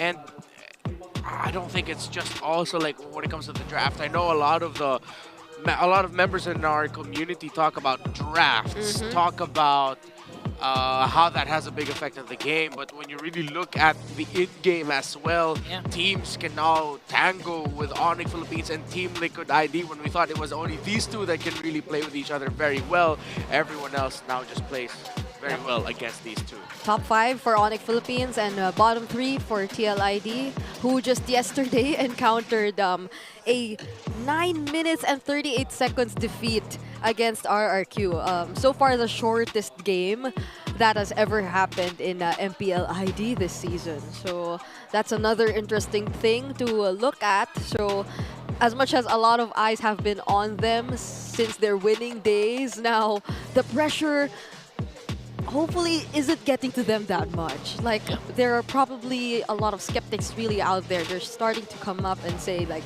what is happening to them, right? It's a very unfortunate scenario for them, but I like to think that, especially for Onic Philippines, they've been very vocal about it too. I think in a recent interview as well, Coach Why Not has mentioned that what he's observed from Onic Philippines is that they're somewhat playing not to lose. And it's not something you would usually expect from Onic Philippines. For the longest time, they've been this very decisive, setting the tempo type of team. So now we leave it to you guys to decide on whether or not this entire discussion about the Champions Curse is real. Is it a yes for you? Is it a no? Do you think that the PH is just different, it's just so competitive, or are you believers that they'll come back? If I were to ask you, Inga, what do you think is the answer here? C. And they're gonna prove it once we reach one of the international tournaments that's upcoming. If Onic Philippines dominate that, I mean, for sure the answer is C. Yeah, honestly for me, I think it really is real. The Champions Curse is just so many eyes on you, learning from you, taking notes from you, just so that they can beat you. It's the rest of the world adjusting to these top teams, the former champions, and it just goes to show how volatile wouldn't be the word I'd want to use here. It's just how quickly teams are able to adapt to a certain bar that's set, that they can quickly reach that bar. Yeah, and if it were indeed to be the case, Onic Philippines, they really have to step up to get out of this, to deny that curse from happening, because it's looking like it is really affecting them, especially as we're about to close week 3 and they're yet to get their wins. But it's an equally important responsibility for AP.Bren to do the same. I think I'd like to put a lot of focus on our junglers as well. King Kong and James Panks, they are two of the standout players from both of these teams. Mechanically promising players, or if not proven, have already proven themselves, right? So these two players are definitely people you would want to look out for in this upcoming match. I mean, they do know each other a lot, but it's different now that they haven't been together for a while, and that they are actually looking to get that win after such a long time. Yeah, it could all boil down to what happened a while ago between Renjay and Yawi, where they know their tendencies. And at the same time, what baffles me is that in 3 weeks of MPL, King Kong is actually the least has the least amount of kills when it comes to kills in the jungle role. So that's so scary. Oh, there has been something going on, definitely, and it's those multiple eyes watching out of Onic Philippines and finally finding out how to respond to them. But for now, I'd like to hear what these players have in mind, have to say about this upcoming match. So let's head on over to our All Access segment. Welcome to All Access segment. Nandito ako ngayon sa AP.Bren holding area kasama ang a man with a million moves, James Panks. Hello! Kumusta naman? So, yung mga weeks before ay hindi naging maganda or naging mahirap para sa inyo yung mga matches nyo. Paano nyo continuously minomotivate yung sarili nyo coming into this match? Sa amin po, kinakausap lang kami ng mga coaches, tas ng boss namin, hindi pa, sinasabi nila na hindi pa naman tapos yung season eh. Hanggat may chance, babawi kami ng babawi. Yun lang. And that's right. Before tayo mag-ere, alam ko na may tinuturo kayo kung sino nagmamotivate sa'yo. May matuturo ka ba ngayon? Ito si Coach Pacbet, oh. Ayun, nagtatago pa si Coach Pacbet. Bakit si Coach Pacbet? Pag nakikita ko kasi yung mukha niya, motivate ako eh. Okay. Okay. Pero ngayon, motivated kayong papasok dito sa match. Makakaharap mo ngayon sina King Kong. And before, alam namin na may pinagsamahan kayo. Pwede mo bang ikwento sa amin kung ano yung background nyo? Yun lang po, magka-same kami ng bootcamp. Tapos yun, parang magkakapatid lang. Tapos yun, nag-i-scrim, tapos banding. Ayun po, ganun lang. So talagang may pinagsamahan na kayong dalawa bago pa kayo maging magkalaban ngayon. Kung may tatanong ka kay King Kong na payo ngayon, ano yun? Payo? Payo, oo. Tips. Tips? Nanonood siya. Nakikinig ngayon si King Kong sa kabilang room. Nakikinig kami. Paano mag-diet? Paano mag-diet? King. So, wala sa in-game. Talagang gusto mo na lang magbatak katulad ni King Kong. King, pakita mo yung muscle. Ayan na. Pakita mo yung muscle, King. Ayan o, yan Ayun ba gusto pala. mo matutunan? Pre, yan gusto mo matutunan. Tinatanong niya si King Kong kanina, hindi daw tungkol sa laro eh. Paano daw ba mag-diet? Yan ang gustong makakuha ni James Punk sa'yo. Ano daw ba ang strategy? Bigyan mo ako ng tatlo. Number 1, ano ba ang kailangan gawin para ma-achieve ang ganyang lifestyle? Discipline. Discipline. Number 2, Self-love. self-love. So may discipline, self-love. Ano ang pangatlo? Patience. Patience. Okay, nakuha mo ba yun, James nakuha mo. Punks? Nakuha mo. Ulitin mo, James Punks. Ay, may mic ka. Ayan. Ano sasabihin ko? Ulitin mo. Ulitin mo lahat na sinabi niya. Self-love, discipline, patience. Doon sa tatlong yon, alin yung wala ka? Lahat eh. Yun lang. Paano tayo yun kakaharapin si King Kong? So, doon sa tatlong yon, kung wala ka nun, ano naman ang panapat mo kay King Kong? Saan ka lumamang? Mas gigil ako dyan, tas mas pogi ako. Yun lang! Okay.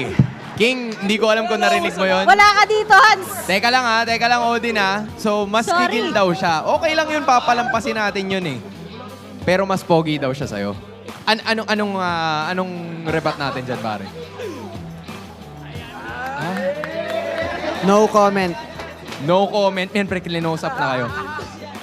Clinose up na silang dalawa. Hindi na yata natin kaya to. Odin, walang comment. Wala muna kaming rebat. Oo. Bahala na muna si James Punk sa buhay niya. Alam ni King Kong kung anong carry, pre. Teka lang, Hans, may sinasabi sige, pa si ano James yan? Punk eh. Di ako nagsabi nun, King, nabulungan lang ako.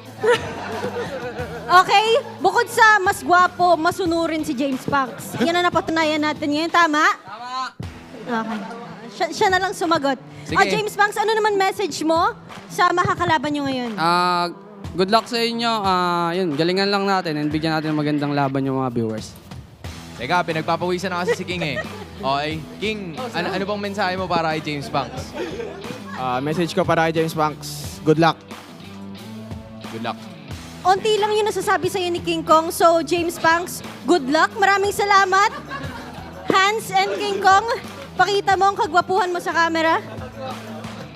Okay, good luck to all our players. We can't wait kung ano nga bang aabangan natin sa loob ng Land of Dawn. Kaya naman, casters, yun na to. Alright, I don't know if it was legitimately coming from his teammates, but James Punks made a very bold claim in that interview. Yeah. Would you mind translating to the audience what he just said? James Punk basically said, King Kong, you may be better, but I'm more good looking. James Punk's about to get destroyed, bro. Nah, say whatever you want to King Kong. Just don't claim you are more handsome than him. And he tried to say, "Oh no, I didn't mean to say that. They just told me to say it," pointing at his teammates. But nah, James Punks, bro, you gotta be careful, dog. I swear, the King Kong fans across the world, I could not count just how many King Kong fans have emerged after their championship. Yeah. And speaking of fans, I'm pretty sure the #1 buff of James Punks will be watching tonight. Oh. So James Punks doesn't care even if King Kong has thousands of fans. I have one fan, and that one fan is the love of his life. Wow. Is she in the arena today? I think so. Oh, okay. She probably is. Yeah. But Probably is, yeah. for those asking how to build muscle like King Kong, he also laid out the answers too. There were 3 important rules that you have to take into consideration. What's that? Self-love. Discipline. Discipline. And patience. Patience. But Renmar suggested protein. Yeah, because you cannot eat any of those. Can you eat self-love? I'm not going to make that joke here. Can you eat discipline? No. Can you eat patience? You cannot. Can you eat protein? Yes, you can. But you know what King Kong can do? Make James Banks eat his own words. Ah. Is that good enough, Renmar? Yeah, I like that. Thank you so much. Yeah, what's the macros value on words? Wait, I haven't thought of anything yet. Ah, come on. I'm just happy with what I said. My goodness. But I'm liking the personalities that are coming out of our players, especially from AP.Bren. Yeah. Even though we're just entering week 3 and I know they're yet to get their first win, I like the confidence that's showing up. It isn't that far from what we've seen from them in MDL. Do you recall this kind of aura coming in from Lazy Esports then too from MDL? Because I feel like this has been the same kind of personality they've been showing, right? It's a good sign. That's why we called James Banks the man with a million moves, because even under pressure, actually someone said that Onic AP.Bren actually liked it when their backs are against the wall because they perform better. And that aura needs to come out today up against, the real Sigma. No words needed. Yeah. Yeah. And when they shared a boot camp, these two teams had a sort of symbiotic relationship. When this roster of AP.Bren were then called as Onic Arsenals, they made each other better through scrims, through in-house scrims, and I think we're about to see a live competitive in-house scrim right now. I think in James Pang's words, he called their relationship similar to that of siblings. So let's see how that will turn out in this match. Let's head on over and introduce our players for this match. To oversee and uphold the tournament's integrity, guiding us through this match is our marshals, JJ, Chico, David, and Patrick. Down but not out, the Super Families back for their final match of the week. It's Onic time for Onic Philippines. In the EXP lane, the Kirk attack. Kirk! It's the Beast! King Kong! The Monster Mage, Super Frizz! The Bruiser, Brusco! And the Gold Standard, Calra!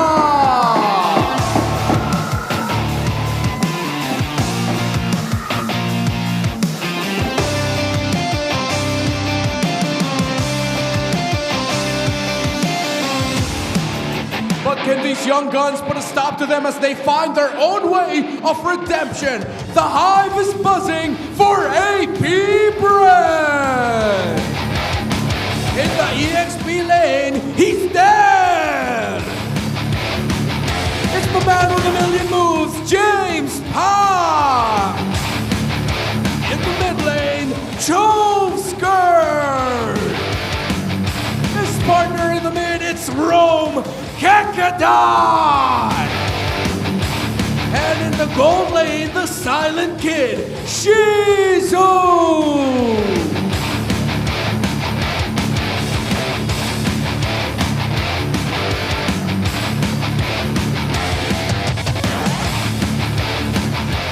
And their coaches. Please welcome to the stage, Coach Why Not and Coach Jeff.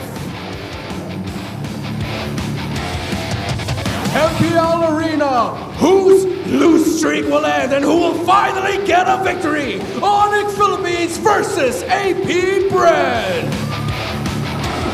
The battle of the Sonics versus the Bees. This is definitely a match to watch out for. Here's Onic Philippines, Kirk, King Kong, Super Prince, Brusco, and Kelra. Even if a lot are questioning what's happening with Onic Philippines, you cannot deny the fact that they are still the defending champions of the Philippines as well as the world champions. And they're just looking to continuously prove that this is just a small crack in their path towards greatness once again.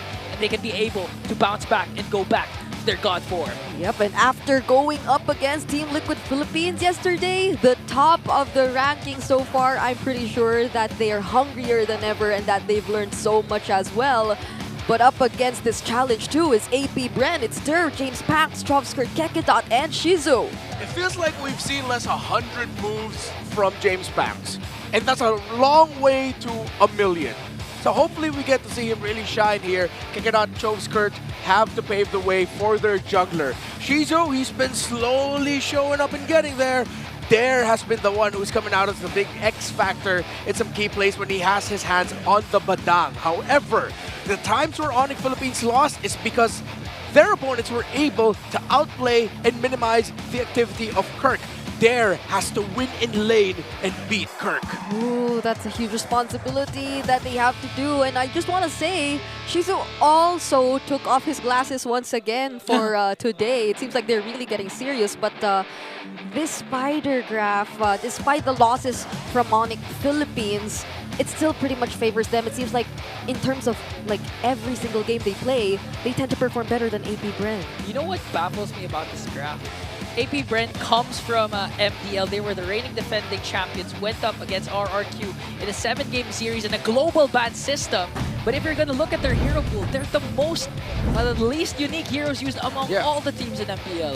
Yeah, I thought AP.Bren at this point would actually just try to juggle more heroes and attempt more strategies, similar to what Twisted Minds is doing with their own ability to try and make Alice in the jungle and healing roamers or mid laners work.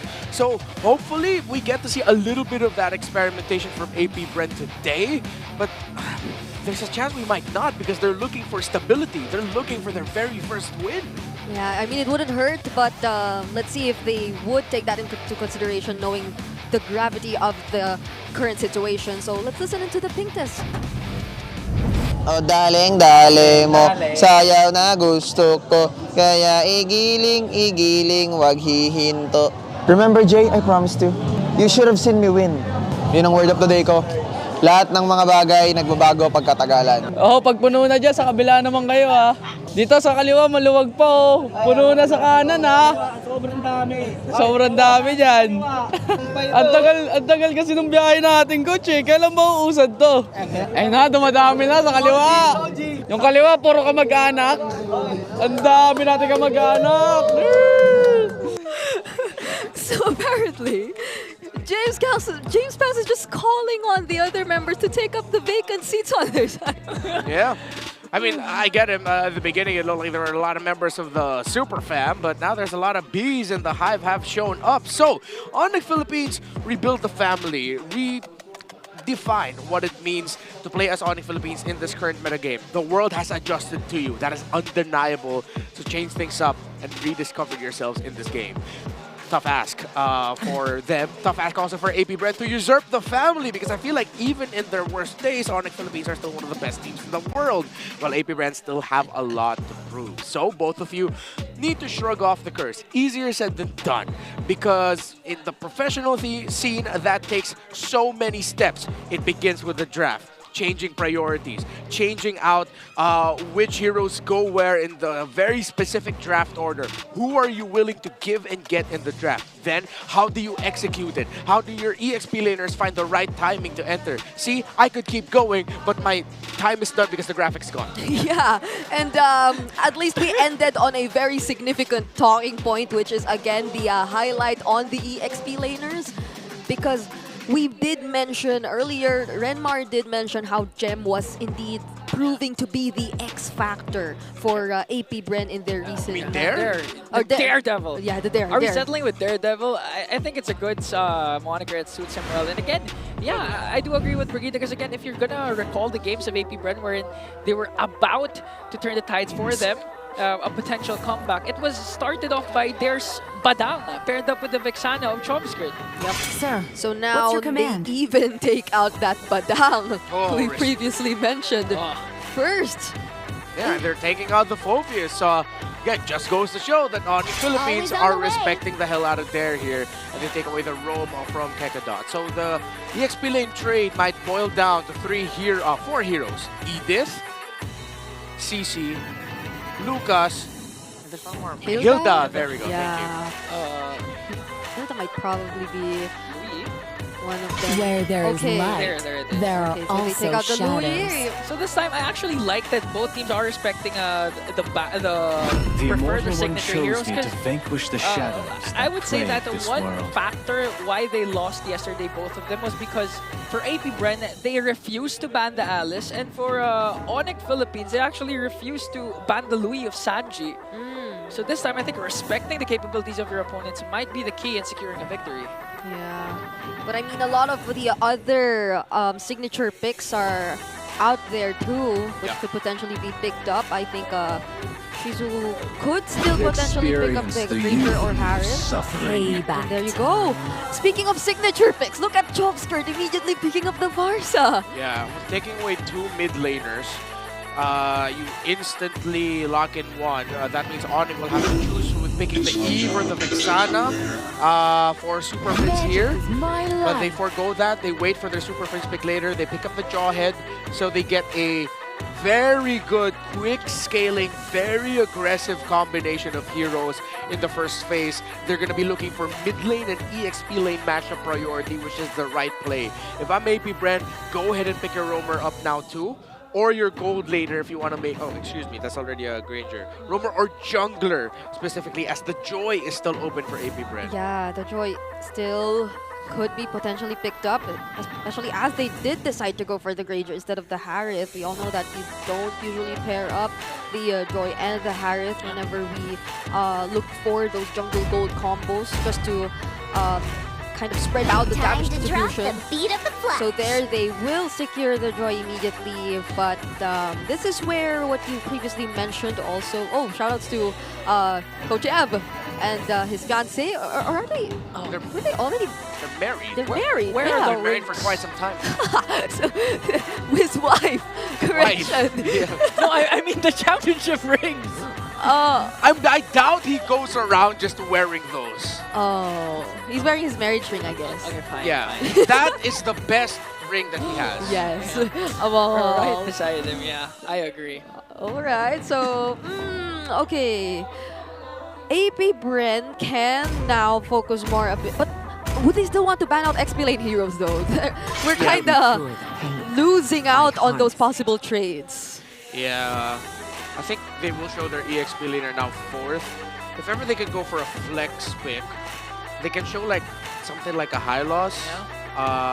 Because it's good. The high loss supplements very well. It's a good anti-invade, and it's also pro-invade if ever the Jawhead paired up with whoever is going to get paired up with doesn't actually succeed. Considering that there's a Joy, Valentina might be off the board. I think, Vexana. I think AP.Bren would actually want to commit the ban on the Eve instead. Oh, and yeah. then force the Vexana to go on it. Eve is still actually open. Or the other way around. For Onic, but... Oh. Wipe out all the injustice in the world. Take out the Cho, which is a common matchup too, the Jawhead and the Cho, but what else is... Will they really take out the Eve? Or at least one, since I think 3 of the XP laners we previously mentioned are still there anyway. It's either the Eve or the Vexana that they're going to take out, I guess. There's still a big trade around the EXP lane. Again, we mentioned the Lucas, the Hilda, and the CC. Yeah. I think AP.Bren would want one very solid, stable option. Actually, I'm okay with them rushing the Hilda 4th pick. Hope will find So they a ban way. out the Vexana. There you even when go. all is Eve is forlorn. available for Onic Philippines. But if they do get to secure that XP laner, which would be just really disruptive, Eve wouldn't have such a great time either. Yep, exactly. That's why the ball's on the court of AP.Bren. So, because if this isn't an Eve, we've seen Aurora fall out considerably so. Oh, that flew under my radar. That's actually a very good ban by Onic. And I think this actually goes to show that we might see an Eve pick up there for Super Friends. That might just increase the chances. So there, knowing this huge task he has to fulfill, will they be revealing his hero now?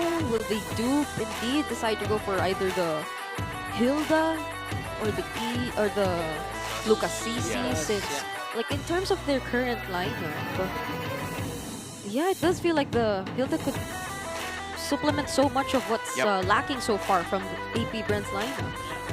Let's make sure that James Banks isn't alone with the Let's hear diving. from the crowd.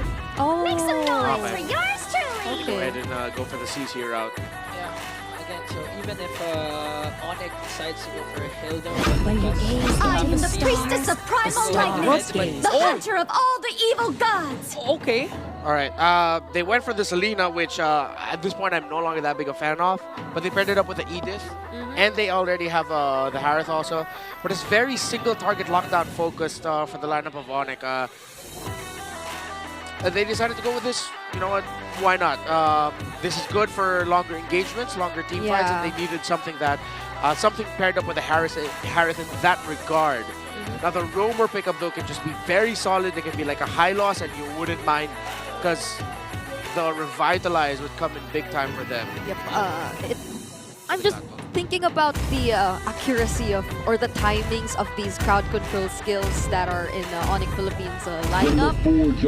Since look at the high mobility heroes currently in AP.Bren, especially talking about James Panks. I think even yesterday between Onic and Team Liquid, there were times where a Joy was just able to escape away from Onic Philippines with this very similar lineup too. So I hope they get to be more coordinated at least whenever they do decide to go for those kinds of attempts. But AP.Bren wraps up their lineup with the Gatot. I get the Selena because it ensures that Shovskirt's not going to have an easy time trying to go for vision or pop the feathered airstrike. But at the same time, it's all going to boil down to if the Abyssal Arrow is going to hit. Because we've seen a lot of Selenas not doing a good job because if the arrows don't hit, what are you doing? Like, what are you contributing to the team? And as much as the Farsa is stationary, just look at the heroes in AP.Bren's lineup ready to block off all those Abyssal Arrows. Just even with the Gatot, we'd be willing to do that. Yeah, I've acknowledged though a lot of crowd control on the side of Onic, significantly more compared to AP.Bren, and that's where the kicker might be. The fact that Onic can control AP.Bren more and for longer periods of time. Okay, but before we dive into game number 1, let us first ensure that everything is settled for our players. And again, going back to the idea, yeah, I mean the presence of an Edith would really somehow ensure that they could fight longer up against AP.Bren. Just wondering if the execution of the early game 2 for AP.Bren would be as good since they have a lot of early burst damage that could potentially come out from their lineup. Apart from the prolonged team fights that will for surely go in favor of Onic, alongside the Abyssal Arrow, the Earth Shatter Flicker combination or onward has to connect as well because we've been seeing some missed timed or missed connection plays coming in from Kirk when he's rocking the Edith. So a lot of pressure will also boil down to Onic's XP laner. Yeah, it can go as little as whether or not he should use the first skill or the second skill, I think. Like, those are the smallest decisions even that could make a huge difference despite the chaotic fights that could happen later on. But yeah, it's a new day for Onic Philippines, and just look at all the Sonics out there ready to support them too. They definitely want to see their favorites finally securing the win. Yeah, and they definitely don't agree with James Banks' comments a while ago.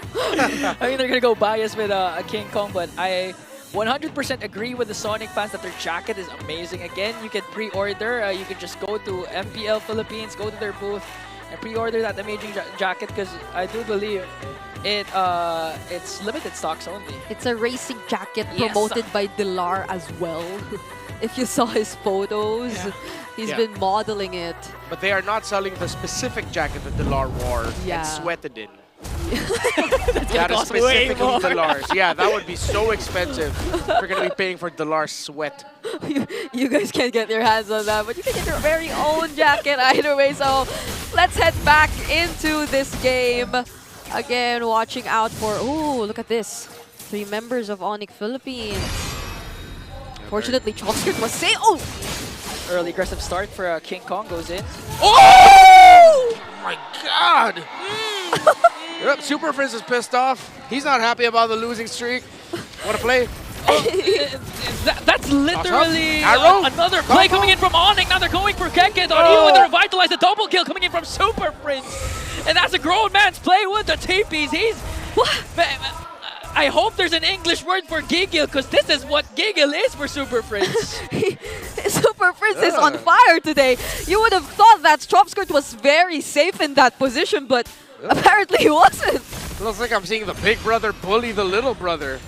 That was classic Onic, how they juggled that sequence of crowd control and burst in the center of the map, and now this puts Onic in a relatively comfortable spot to control the rotations. Yeah, this is an early 2-0 for a Selena who we usually tend to consider as a hit or miss, but this is one of the instances where clearly they've capitalized on the early game potential of a Selena that almost hit again. Yeah, you know what? James Pang said, King Kong, I am more handsomer than you. And Super Prince took it personally. He got offended now. They're trying to engage on the Chopskirt. You're bringing him down once again. Here comes Super Prince dashing in onto Kekidon. Might be able to out-sustain it, but Kirk, one more hit. Right on the mark. It's not going to connect. A sidestep from Kekidon. And he's going to evade that. If only Super Hands had the flicker again. I'm pretty sure he would have flickered in and gotten the kill. Look at this aggressive control in the mid lane of a Selena and the Jawhead.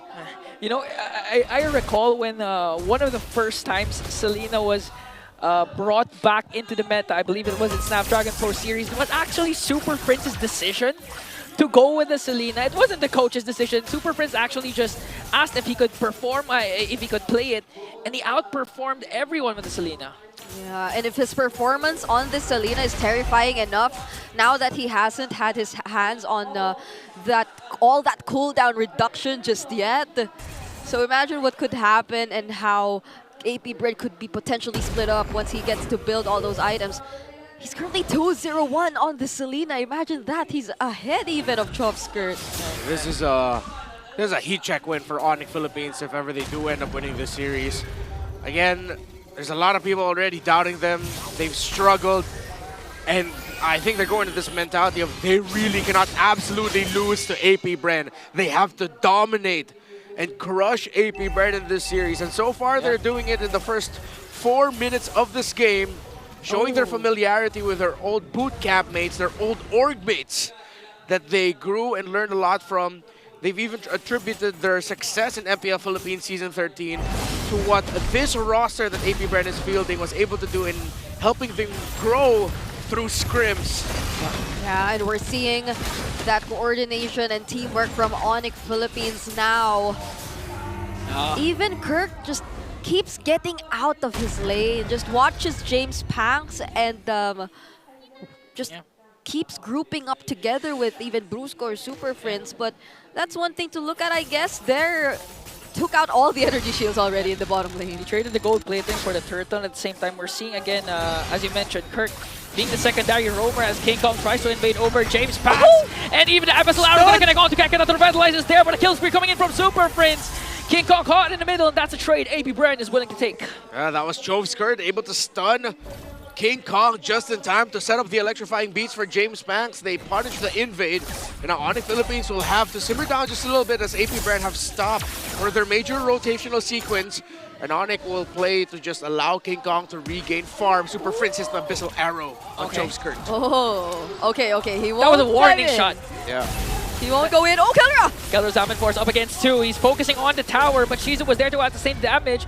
And now you have to look at Super Prince once again, because it's going to connect onto Keket. There's no revitalize, and there's a follow-up coming in from Brusco. The Bruiser picks up, and Super Prince gets the kill. I don't think Brusco had to use his flicker yet. It's always Super Prince getting the stun, using the Abyssal Arrows, and him just walking towards the targets and using the ejectors, tossing them towards Super Prince. This feels like a redemption game for Super Prince on the Selena pickup. Has struggled earlier in the week, or yesterday rather. He's coming back with a vengeance here. Great line that Brusco and Super Prince set up, and I think that's the line that they've been playing around. So Brusco get vision and Super Prince just always be lined up perfectly so that the Abyssal Arrow will land. It'll be Brusco tosses first and then Super Prince with the Abyssal Arrow. Conceal down bot. Okay, Conceal. They're going to focus their target onto James Pax. There's the ejector. Almost. But Onic was able to finish the job and bring down James Pax. Yeah, and despite all the attention we put onto Super Prince and the connections alongside King Kong and Brusco, Kellra silently is leading the gold leaderboard. So he's just farming up so well. I can imagine how big of a threat he can be in the team fights that will happen later. Look at him just taking down turrets one by one. Okay, even up against 3. Will Kellra be able to outplay? Even goes in with his Zaman. No way! Brusco is there, but Kellra doesn't need him. He's going 1-on-3. Brusco with the throw. Kakedot in trouble. And a double kill for the god in a gold lane. Kellra with no regard for human life under their tower. A double kill for Kellra. He wasn't afraid to do that! James Banks trying to look for the trade, but still, there's a flicker for Super Prince to survive. And with that, a total of 3 turrets are about to get taken down by Onic Philippines. Once again, we're seeing the Sonics in their nature. King Kong back to his usual rotations of taking away jungle creeps up against James Banks. That's a 2-level gap already for the junglers. And looking at the replay, oh my gosh. Tell me another gold laner all around the world who's gonna commit the Zaman Force up against 3. I cannot tell you one. It's just Kellra I can think of. Okay, now Brusco soaking up damage. He does, however, use the flicker curtain to call? disengage. The curtain call is there, but the Zaman Force as well. Chop Skirt used the feathered airstrike, and it looks like a clapback coming in from AP.Bren as they bring down Brusco. But Kakedot as well is in trouble. Kirk still going in. Here comes the Abyssal Arrow. It's not going to connect. And a shutdown onto Shizu and a double kill for the Beast Incarnate, King Kong. That was close, even for Kellra, but he still was able to flicker away from a potential kill by James Pax, and James Pax just had to get away. He didn't pursue the fights any longer. That resulted in a 3-4-2 trade, clearly in favor of Onic Philippines. As you look at the Infinix hand cam featuring Super Prince and his Selena. Wow. Really got to see there the big value brought about by the Primal Wrath that Kirk brought down. It looked like AP.Bren found the perfect opportunity to counter. Darren got a beautiful curtain call in, and it was also a great entry by Kakedot with the avatar of Guardian. However, Kirk had a full stack Primal Wrath ready, and the slow front-to-back re-engage that AP.Bren wanted to do didn't go their way. Abyssal Arrow gonna connect onto Kakedot once again, but Revitalizes there was to out to say the damage. Brusco is the first man down. Kellra uses Zaman Force to zone out AP.Bren. Another Abyssal Arrow gonna connect onto Kakedot, but they're gonna focus instead on the Lord, and they will do so successfully. Kakedot jumps in, catches Kellra, and a shutdown for the Silent Kid. AP.Bren must be really happy with that. I mean, Kellra was on the way to being unstoppable, getting 5 kills in the game, but they just shut him down early on. But even with that, looking at the current gold and the items, Kellra's on his way to the Holy Crystal. So with this Lord in their hands, they're just about to gain much more map control against AP.Bren. Let's see if AP.Bren can hold to the center of the map, as that will be the focus of Onic, as minion waves are crashing in through the top and the bottom. And AP.Bren have decided to forgo defending the tower in the mid, and they will back off and focus on the Lord instead. Still, Super Prince checking so many things. Brusco with the conceal. Kirk were here as well, but they will not commit it. Okay, Kirk uses the Earth Shatter. They do have flickers for the side of Brusco. Now the Abyssal Arrow again is going to connect onto there. Meanwhile, Kellra and King Kong, the KK connection, just making quick work of the turrets of AP.Bren as AP.Bren clears out the Lord.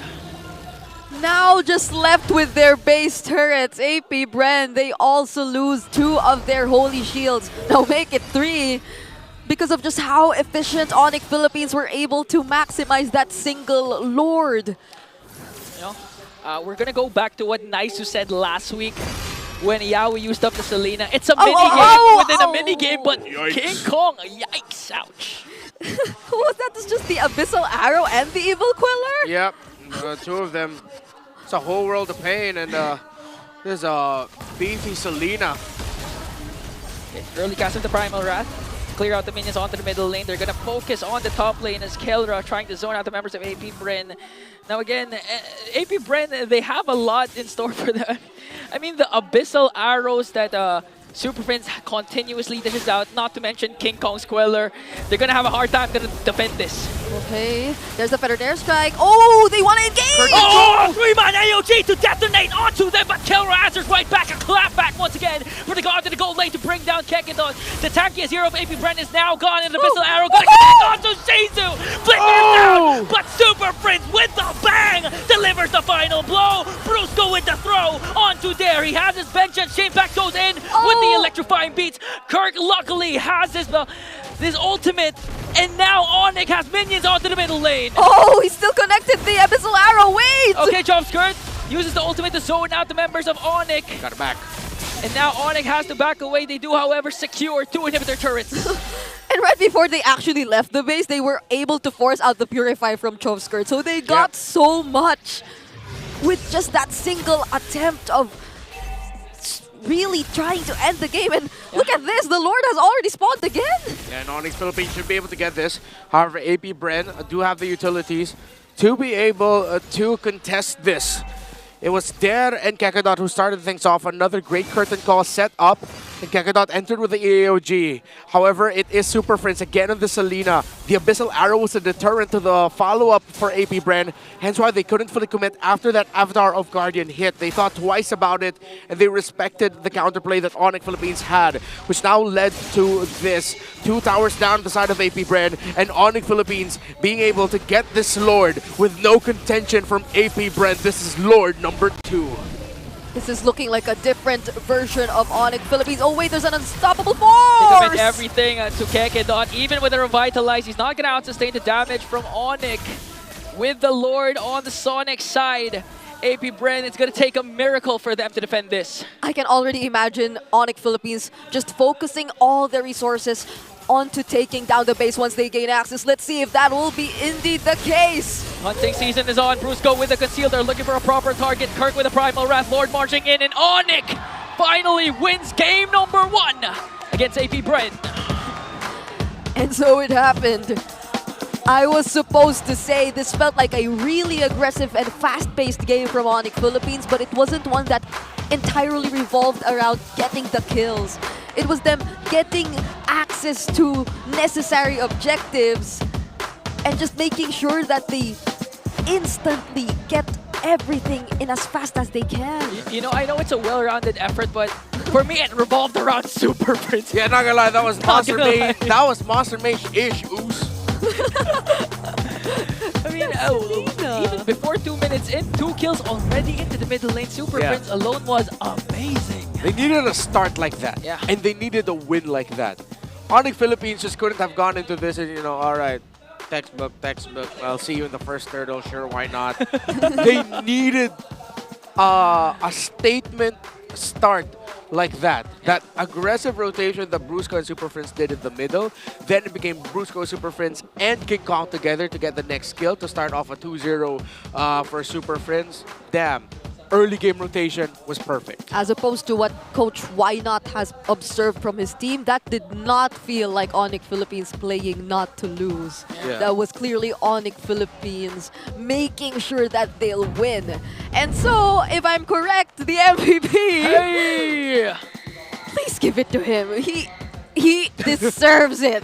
Oh my goodness. Monster Mage, baby! How come whenever it's mages who get MVPs, I always hear one girl screaming at the top of her lungs every single time. For Aurora, it's you. For Onic, it's Super. I don't know about you, man. I always have voices screaming in my head. Are you Randy Orton? So all the time. Super Prince, I felt like he was playing like Randy Orton in this one. He was hearing voices in his head. It's like, they're telling you you're washed. They're telling you you suck. That your Selena is nothing. And Super Prince came out of the gate with an MVP game like that. Yo, if anyone else doubted the Monster Mage moniker that I gave him, just look at this and shut up. Oh, look at this, look at this. That was wild. Just watch the replay. Just watch the replay.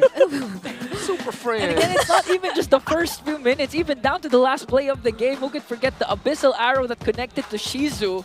Even with the flicker, he couldn't escape.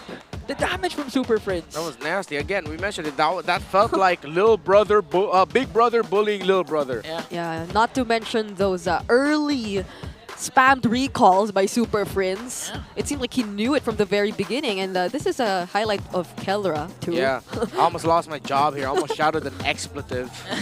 I kind of wish I did, because that would have been the perfect time. I would pay for your penalty if you did, because that was an amazing play, Renmo. We know you would not. You spend too much on protein. Oh, I know you're very conscious about your health, and I don't want you to sacrifice that for me. Hair. No, about your That's health. why they're friends. King Kong and Ingan are Yeah, don't friends. sacrifice that for me. It's okay, I'll take it. Okay, here comes Brusco. Why am I play-by-play? Yeah, why were you playing by play? Why were you playing by playing the highlight?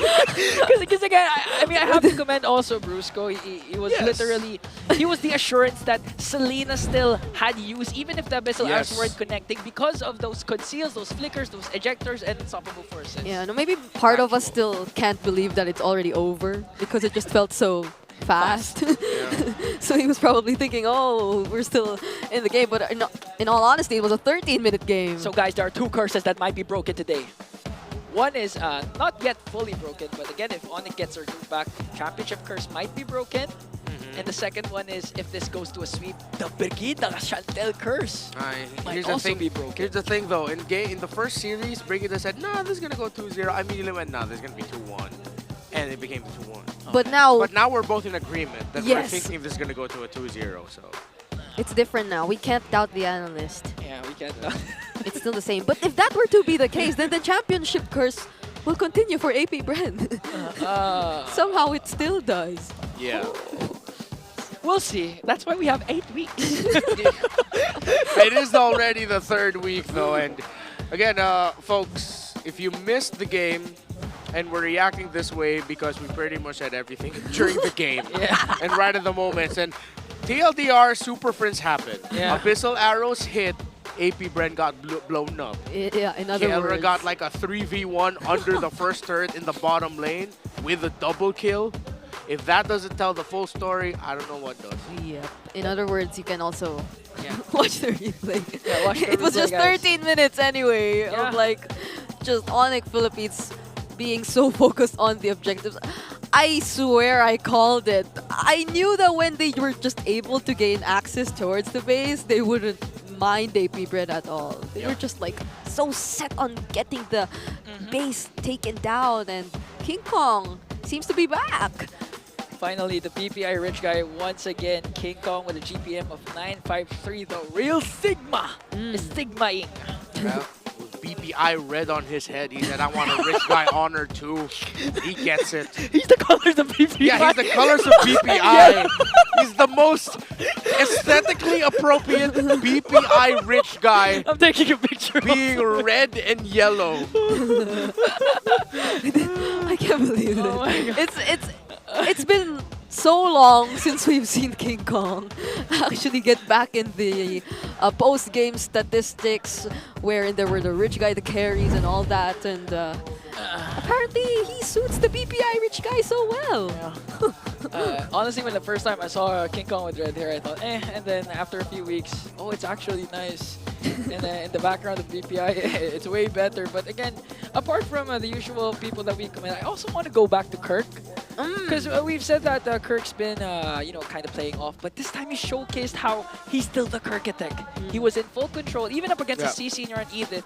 He was always out of his XP lane because he was being the secondary roamer for Onic Philippines. Yeah, I like how he sacrificed a lot, I'd say. I think the early energy shields which went into Dare's hands gave him the early war axe and the early damage output too. I think we saw it once when they were able to punish King Kong, but fortunately after that it didn't happen again for Onic Philippines, and they were just so dominating in that entire game. So I think just the same. It was indeed a fast game, but we still need somewhat of a breather. So for now, let's head on over to our hosts and check what they have for us in this All Access segment.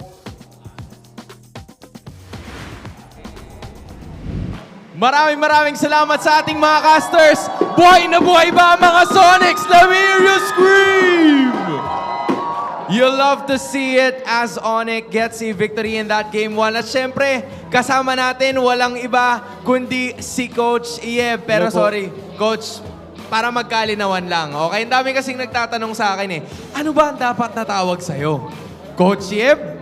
Boss Yeb, Raha Yeba, o Haring Yeba? Kasi parang ang dami na Ang dami nang nangyayari. Ano ba dapat tawag sa'yo? Coach Yeb lang. Coach Yeb. Okay, mabuti ng malinaw. Coach Yeb, kamusta? Welcome back to the MPL Arena. Parang ang tagal ka namin hindi nakita dito, no?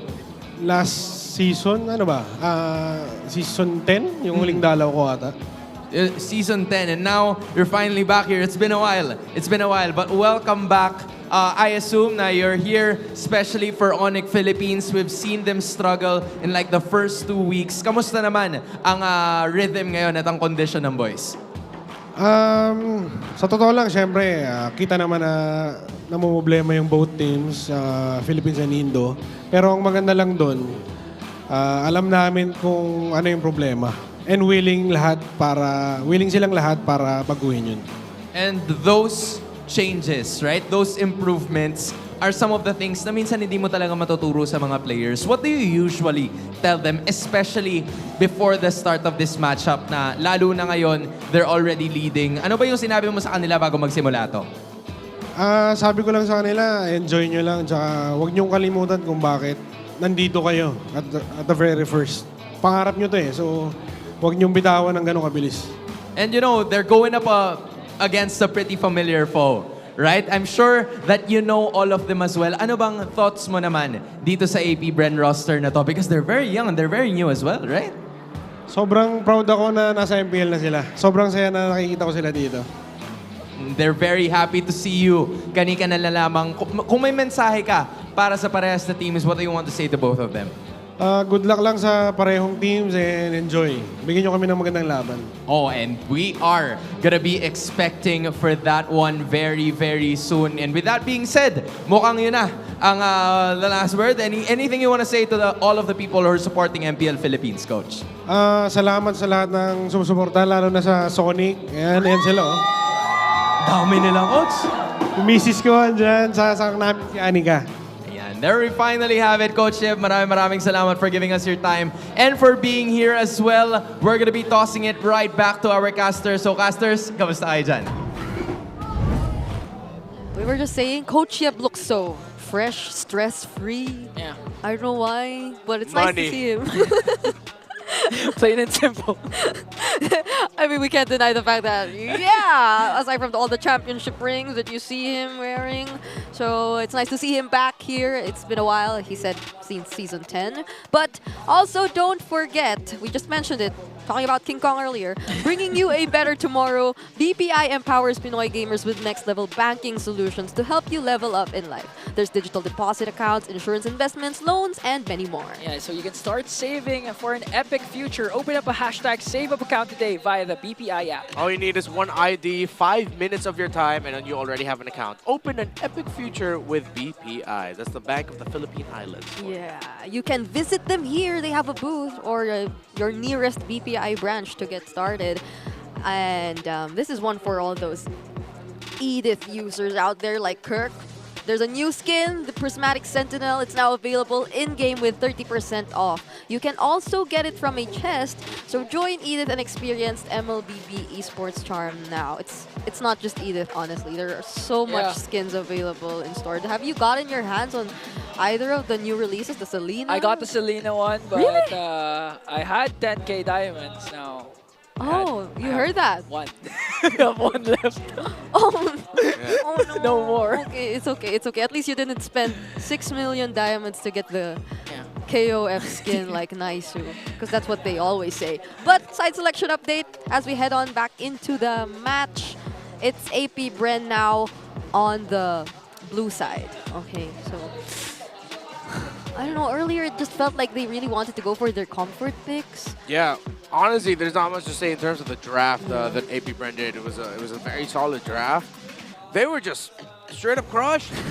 I'm sorry, no sugarcoating. They were decimated in that game. Yeah, literally blindsided. I mean, if you're AP.Bren, you wouldn't expect Selena to be showing up again, especially it's in the track last pick. record, right? Exactly. If you don't want to get blindsided, don't pick a hero that in the canon is blind. Wow. So don't pick Farsa. No, but I'm kidding. The Farsa wasn't the problem. There was no problem with the Farsa, no problem with their drafts.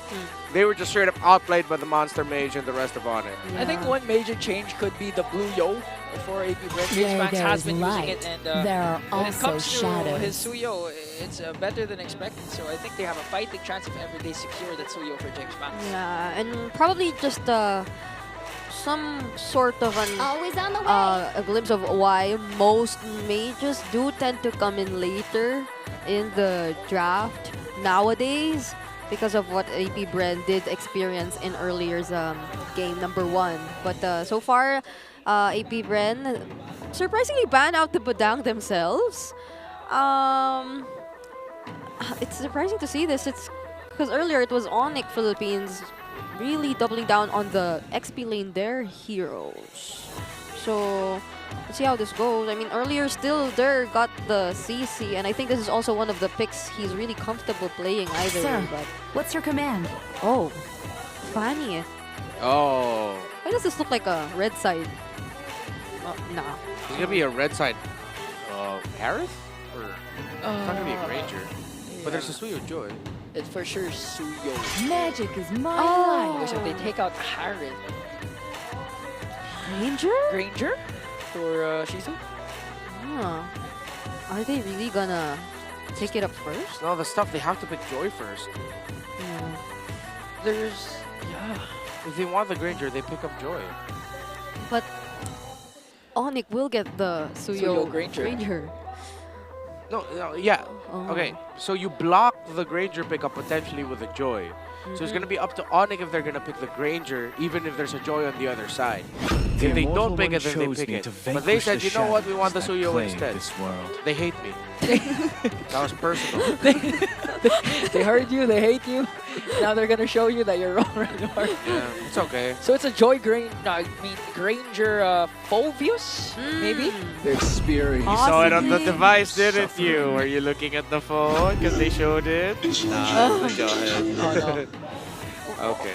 Oh. Well, at least there's no Suyo. Oh, there's no Suyo Jawhead for AP.Bren. But okay. I don't think AP.Bren will Phobius. Oh. I think they'll pick Flex, Roam EXP, and then their mid. Oh, no, they have to pick their gold laner as well. Eerie, Kari, Moskov. Yeah. I would like an Irithel, please. Irithel and the flex pick. Yeah. Oh, that's the flex pick. Yep. Okay. Very flexible, although it, I think history shows that's more of a Kekadot hero. Moscow! They hate me. I agreed with you, so they hate you guys. No, I just didn't say it, but I also would have preferred the Irithel. There's a trend. They hate people like us. What do we have in common, Redmar? Devilishly handsome. That's why they hate King Kong. Yeah. Well, they still get their hands on the Joy too, so now it feels like a more usual drafting pattern for both sides. We're yet to reveal the mid laners, and we're seeing at least a roam or a flex pick in the first phase. Yeah, and I think they locked in the Moskov because they were thinking about the Joy. If you know there's a Joy coming up on the opponent's side, then you pick up the Moskov as like the absolute safest gold laner pickup.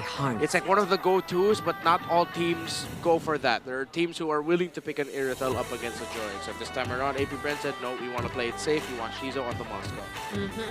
At least they have one less thing to think about. With the Selena ban, they get to take away a lot more possibilities for Onic. But I'm not sure if I'd be considering the Selena for Onic Philippines again, since they banned out the Valentina too. So there could be a possibility that Onic Philippines are looking to secure a mid laner that has a reliable ultimate, maybe. It could be an Eve or a Faramis. I think I'd be okay with a Faramis on the side of Onic. The Joy Jawhead Granger. It's very aggressive, very in your face.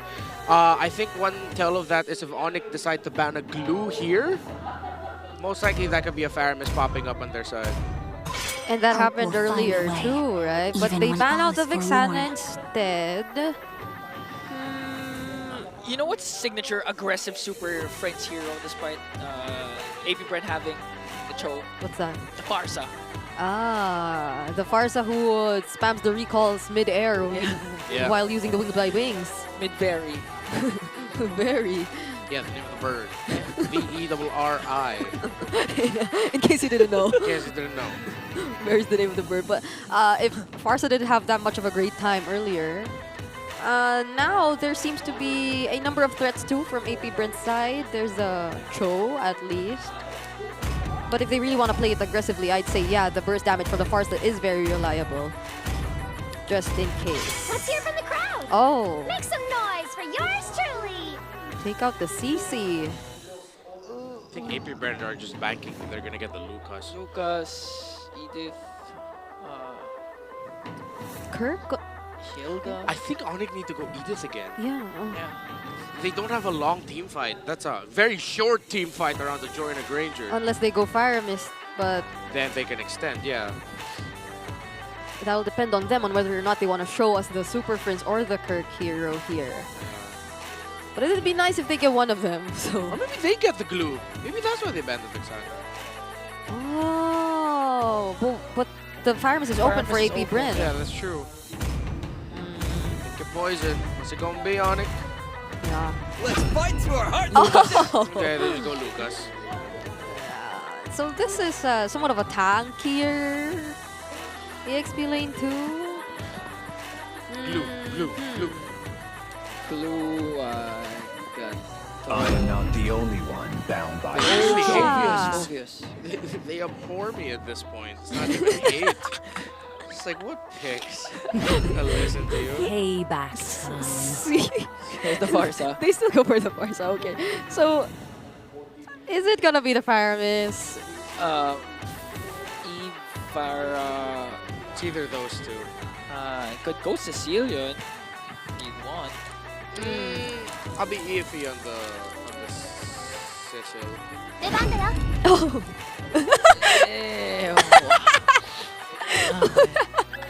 Compared to Super Friends Abyssal Arrows, he did not hit the mark. Yep. They just hate I mean, this was the part of your keys to victory a while ago. You said you need to blindside them. That's true. We all got That's true. blindsided. So they listened to my keys to victory. That's why the draft went that way, and I absolutely only got the joy pick right. So that's called self-gaslight. Yeah. No. I agree. No, that's just called self-belief at that point. Okay, fine. I'm liking it though, the unpredictability that they're showing us here. And one, I like how you've been laughing at me a lot this season. It's like the common theme this season, just laugh at me. By the way, the lineup rating all favoring Onic Philippines. Their crowd control, a lot of it, push potential as well. They both have good synergies. Wow. But the potential for early to late game goes in favor of Onic Philippines. Yellow is the theme of the day. All flickers. Welcome to Mobile Legends. BBI. No, but seriously, they're all on flickers. So you could already imagine the outcome of the team fights that'll happen later on. But early leashing, I think, is the focus and priority for Onic right now. That's Brusco, making sure that King Kong gets to fire fast. Oh, that's really fast. You know, luckily for AP.Bren, Super Friends doesn't have a much aggressive mid laner compared to the Selena, so they can, however, try to go for the control over the mid river. But if King Kong continues this aggression alongside Brusco, they're just gonna get pushed back. Looking at the emblems real quick. Is there something we need to take note of here in Mar? Nothing too crazy. Might go for an early first blood onto Brusco, but he was able to flicker out. Here comes Keketot also. Still, look at the aggression of Onic, just really forcing AP.Bren back to their backs. Yeah. And I'm liking the constant 3-man early rotations too. That's adorable. That sticker was so cute. He said, bye. At least he survived. Yeah. You know what? This Aurora pick was actually very good. The Onic Philippines without an Aurora are lacking crowd control. They needed that big source of crowd control, and I think to them, the Faramis would not have been enough. Oh, Kekedot doesn't have the... Oh, he still has the flicker. But he's being brought down very low constantly by Onic Philippines whenever he spots. Good hail blast forcing out the delay onto Kekedot's recall. And now that's bad news because again, Turtle has spawned and they're out of position for this first Turtle. Yeah. Onic will just get this without a problem. Good invade by Brusco. Okay. Gonna zone out James Banks once again. Gonna keep them at bay. Make sure that no trade will be made for AP.Bren as King Kong gets the Turtle. Yep, no retribution needed. And we're just going to be waiting for the next aggressive sequence, which will look like it's initiated right now by Brusco and Super Friends. Brusco trying to look at the purple buff to see if he'll catch out James Banks. He decides to let it go as Kekedot and Choveskirt show themselves in the center of the map. Brusco with a toss. Another throw paired up by the ultimate, but Kekedot was sneaky enough to walk away. Here comes a blast! And Kekedot got erased. And that's the Onic we know, the out of nowhere backup rotation by Kirk. Great shockwave blast. Seems like Onic have found their timing again. Yeah, that was a full commit too, but wait. Shockwave. Almost one more Death Sonata, but here comes the counterattack from there. Gonna pick up King Kong, make it two. Brusco is also down for the side of Onic, so AP.Bren was happy with that trade. Yeah, they finally found some answers. Both junglers actually were traded right there. Keldra versus Kekedot though. Oh, the Rhapsodies are connecting to Kekedot. One more Death Sonata can't do the job. And the Rhapsody was able to finish the job and bring down Kekedot. Never bring your fists to a gunfight without your own gun. Keldra was just predicting the movement so well. Super Friends with a flicker and a freeze. Let it go, Super Friends, but he won't. I was wrong. I thought I wouldn't expect any aggressive play from the Aurora of Super Friends. Super Friends says, think again. He has the flicker. He is just so confident in not just this game, but the entire series so far. Super Friends has just been constantly on the lookout for kills and people who they can potentially take down from AP.Bren. You mentioned earlier, you mentioned something earlier, Brigida, that Coach Why Not brought up something, an old quote, maybe that Onic, but Onic playing not to lose. This is clearly Onic playing to win. The aggressive, instinctual Onic that led to them to becoming M6 and SPS champions. Look at Kirk. There! Look at there from the backline, forcing out Super Friends. King Kong to walk away. Here comes the kick coming in from Kekedot. And there's the feathered airstrike from Choveskirt. There is the first man down. Onic with the counter respawn. Shockwave blast coming in from Kirk. And they zone out AP.Bren for a clean turtle take. Yeah, two members were zoning out AP.Bren, whereas there was alone. And now Onic Philippines can just peacefully take this turtle for themselves. So far, everything is going really well. Also, already establishing an almost 3K gold lead for Onic Philippines. Felt like Dare said, hey guys, look what I can do. And AP.Bren couldn't because Kirk showed up at the right time. James Banks in the middle. Oh, now, okay, a beautiful cast of the Frigid Glacier for Super Friends to stop the aggression of AP.Bren. And now Brusco providing enough vision for King Kong to make a move and just literally take away the jungle creeps off top. Brusco goes in, Kekedot as well with a kick. But he's up against three and the Kelra picks up another kill. Yo, Brusco used the unstoppable force like a purify, knowing that he would be CC immune, so that the kick angle of Kekedot won't be right. That was an interesting interaction. Not one you'd usually see, but we learned something new again today just because of Brusco. Oh, mid lane! Okay, Brusco keeping there and Choveskirt at bay. Here comes the feathered airstrike as Onic focuses their target on the mid lane turret. Now Terrera gonna feel the wrath of the god in the gold lane. Kelra once again picks up a kill. It's not just Super Friends who's mad this game, it's Kelra too. It's Brusco, everyone. Everyone is actually I'm mad. also mad. Not because Onic Philippines is winning, it's just, where was this Onic? The beast woke up finally. Maybe took them 3 weeks. Yeah, exactly. Maybe it just does take time. Maybe it just needs a familiar matchup to remind yourself why you dominated. Yeah. And AP.Bren is just unfortunate that they're on the receiving end of Onic at their absolute angriest. Yeah. Look at the gold lead of Kelra. Massive. Almost double, actually. Yeah. Malefic Roar, Skypiercer, Hunter Strike already built up for the Granger. And only a Corrosion Scythe, still waiting for the second item of the Moskov. And as soon as he picked up the Skypiercer, already secured the 2 kills, so there's already 20 stacks for the Skypiercer of Kelra. And now Onic is just literally taking away everything AP.Bren can take for them to equalize the economy, and Onic is doing a good job at preventing that. Yeah. Don't think they can contest this. They're really just going to leave Shizo to pushing down the bottom lane. And they're providing space for him. You see how the Cho in the far side of the map are positioned. That's them providing space for their Moskov in the bottom. Giving up that turtle. And I think they'll have to give up this second tower in the top lane as well. As Brusco and Super Prince providing good backup for him if ever needed. And Onic will reset to the center of the map. That's the only thing they can do for now. Just to somehow minimize this massive lead in Onic Philippines' hands. And now AP.Bren, they can barely move out of the remaining areas where they can feel safe.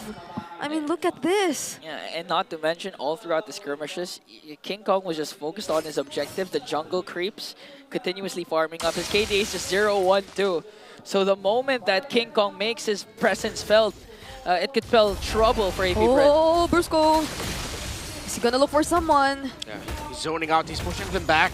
Okay. So he popped that. He knew it would be an obvious angle, but it forced AP.Bren back so that Onic Philippines will be able to get the tower in the mid. King Kong now has the Holy Crystal, and I think we might just be waiting for the inevitable victory here of Onic Philippines, as the lead has gone to the point where it would be difficult to come back. Very difficult to come back for AP.Bren, but they still can capitalize on Onic making a mistake. Yep. I mean, there are no purifies to be found. So Kekedot with possibly one great setup, but speaking of Kekedot! Okay, Kekedot was able to flicker up, but there comes the Unstoppable Force plus Ejector feeding off the kill to Kelra. King Kong goes in right after Chove Skirt. Unexpected play from the King of the Jungle, but 2 bodies will fall down for Bren. They didn't even wait for the Lord to spawn anymore. And look at Onic just knocking at the base of AP.Bren. You can expect Prince to cast that Flicker Frigid Glacier at any given moment once the minions spawn. Here comes Brusco. Goes out there!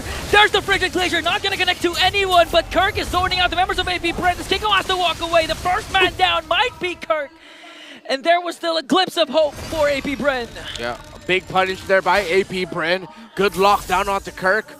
And even the Spirit of Destruction by Shizo forced Onic Philippines to focus on repositioning instead, making sure that they don't get hit. Onic still have the lead, yes, but now a glimmer of hope for AP.Bren as they have just a slightly bit more space to work with Kirk down, but he will come back.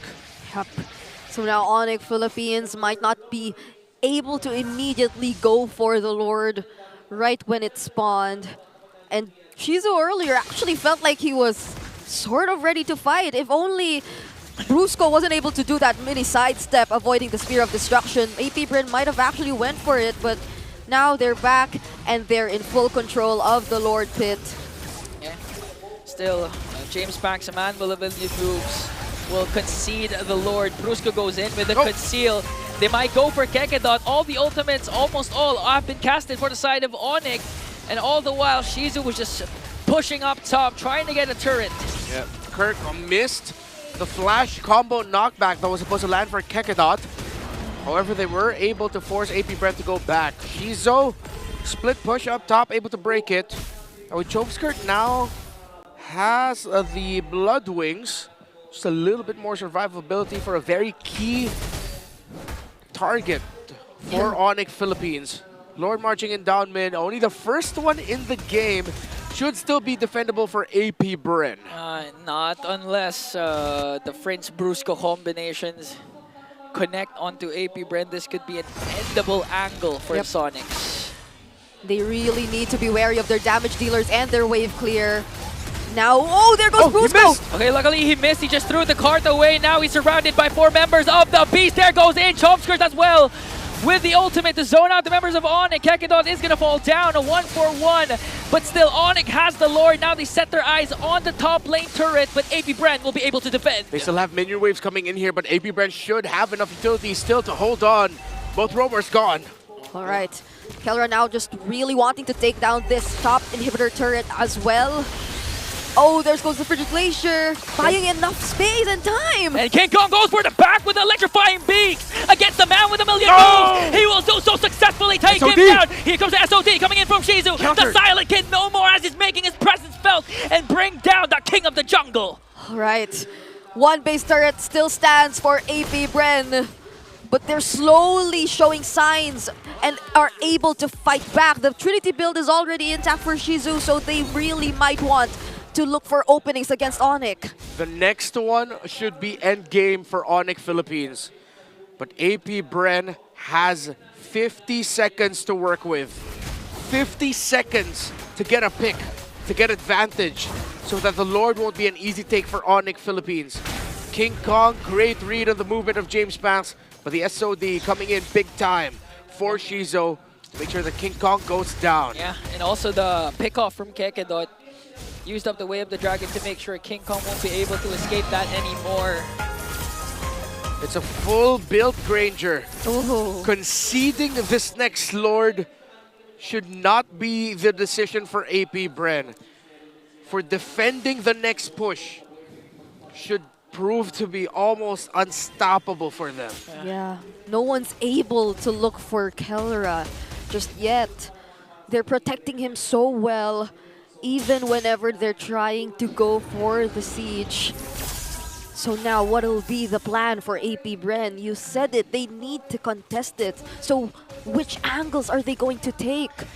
The Kelra route might be the way right now because Keller has no defensive items, no Wind of Natures or Winter Crowns. So a beautiful pickup from Kekedot can't do the job as he goes in for the conceal, but gets stopped up by Super Friends in a dodge from Kelra. Point blank shot right in the face, but Shizu answers back, bringing down the God in the gold lane. Kirk working on Shizu. He pops his Wind of Nature, and it looks like a green light for AP.Bren, but Kirk will fall down in the hands of Chomskirt. Look at the positioning of King Kong. This might be an angle for King Kong to wreak havoc against Chomskirt. Electrifying beam to bring down the mid lane. James Max is the next one. Open back up! But Shizu brings down the Beast Incarnate. He was silent for a long time, but he finally comes up big time. Divine intervention, a knock-up from the Lord, and Shizu and Kekedot secure the Lord. A miracle for the Bees.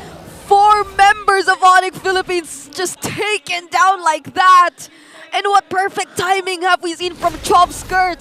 That setup using the feathered airstrike even when they thought, or even when we thought that no one could have potentially provided follow-up to Kekedot. He had the feathered airstrike and the damage, the passive from Shizu, just reaching Kelra even though we thought he was in a very safe position. Yeah, and we were saying this a while ago that Kelra didn't have any single defensive item, no Rose Gold, Winter Crown, or Immortality.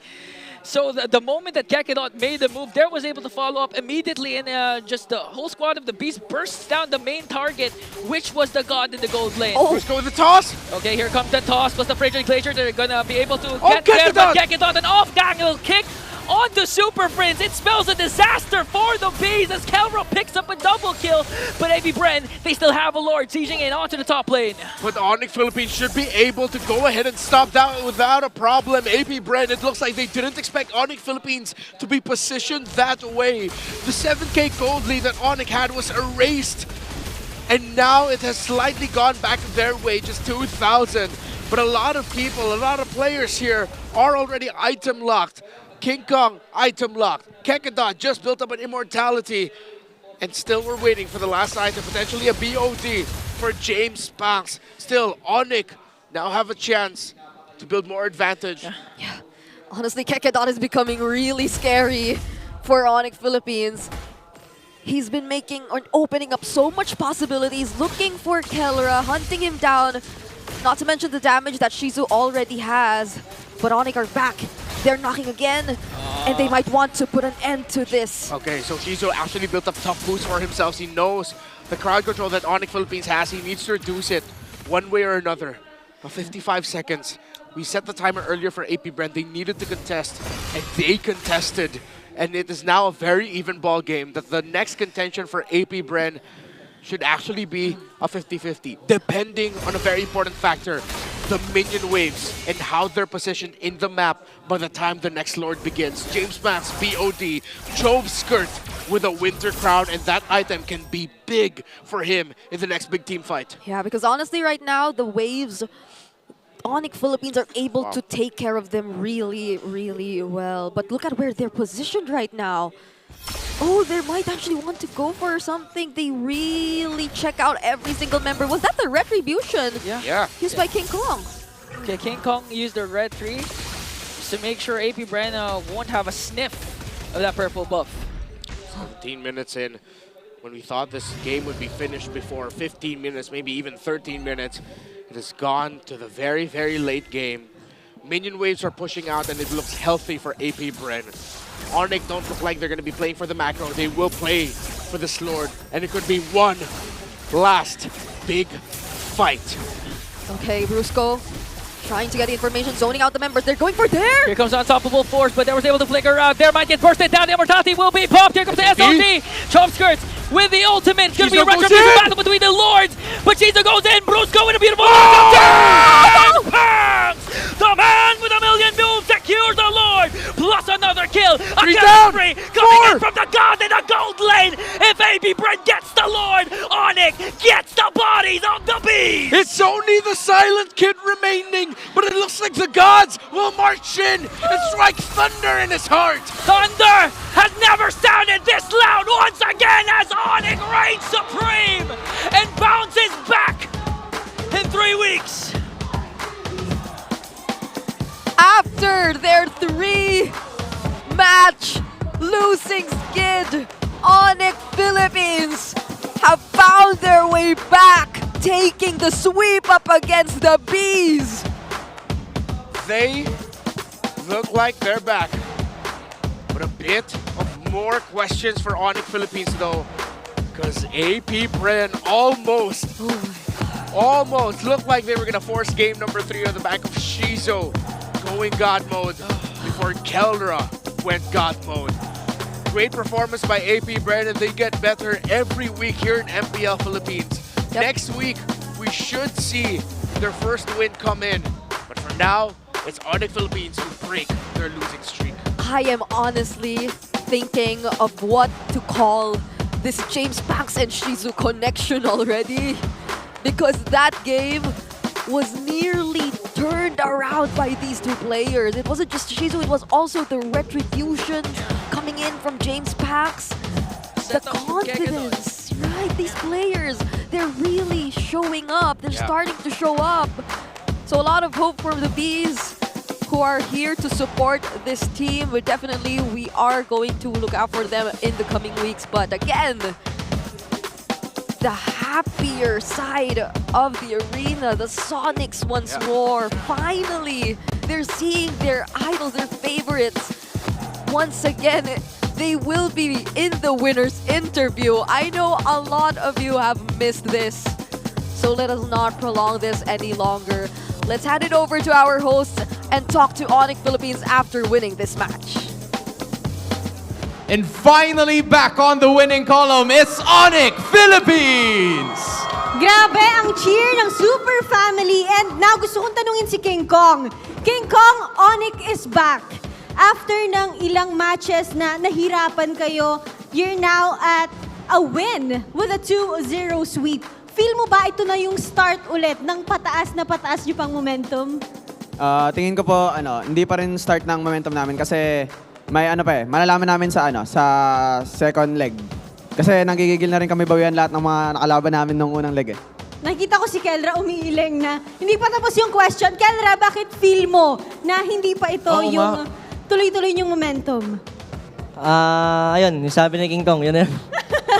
Oo, ayaw nyo magpakakumpiyansa for now. You have to see it. King Kong, I actually have another question. Kasi, dati yung naging housemates, if I would say, yung mga manlalaro ng AP.Bren na ngayon nakalaban nyo na. How does it feel that you're going up against a familiar foe at ano yung masasabi mo sa kanila? Anong pakiramdam na kalaban mo na sila ulit? Or May payo ka magkaapi kayo ba? dati tapos magkalaban kayo ngayon sa MPL stage pa? Siyempre nung una nakaka-excite. Tapos nag-relapse ako. Nag-relapse ng season 13. Kasi lagi namin sila nakalaban nun. Nag-relapse siya ng konti. konti But at lang least, naman.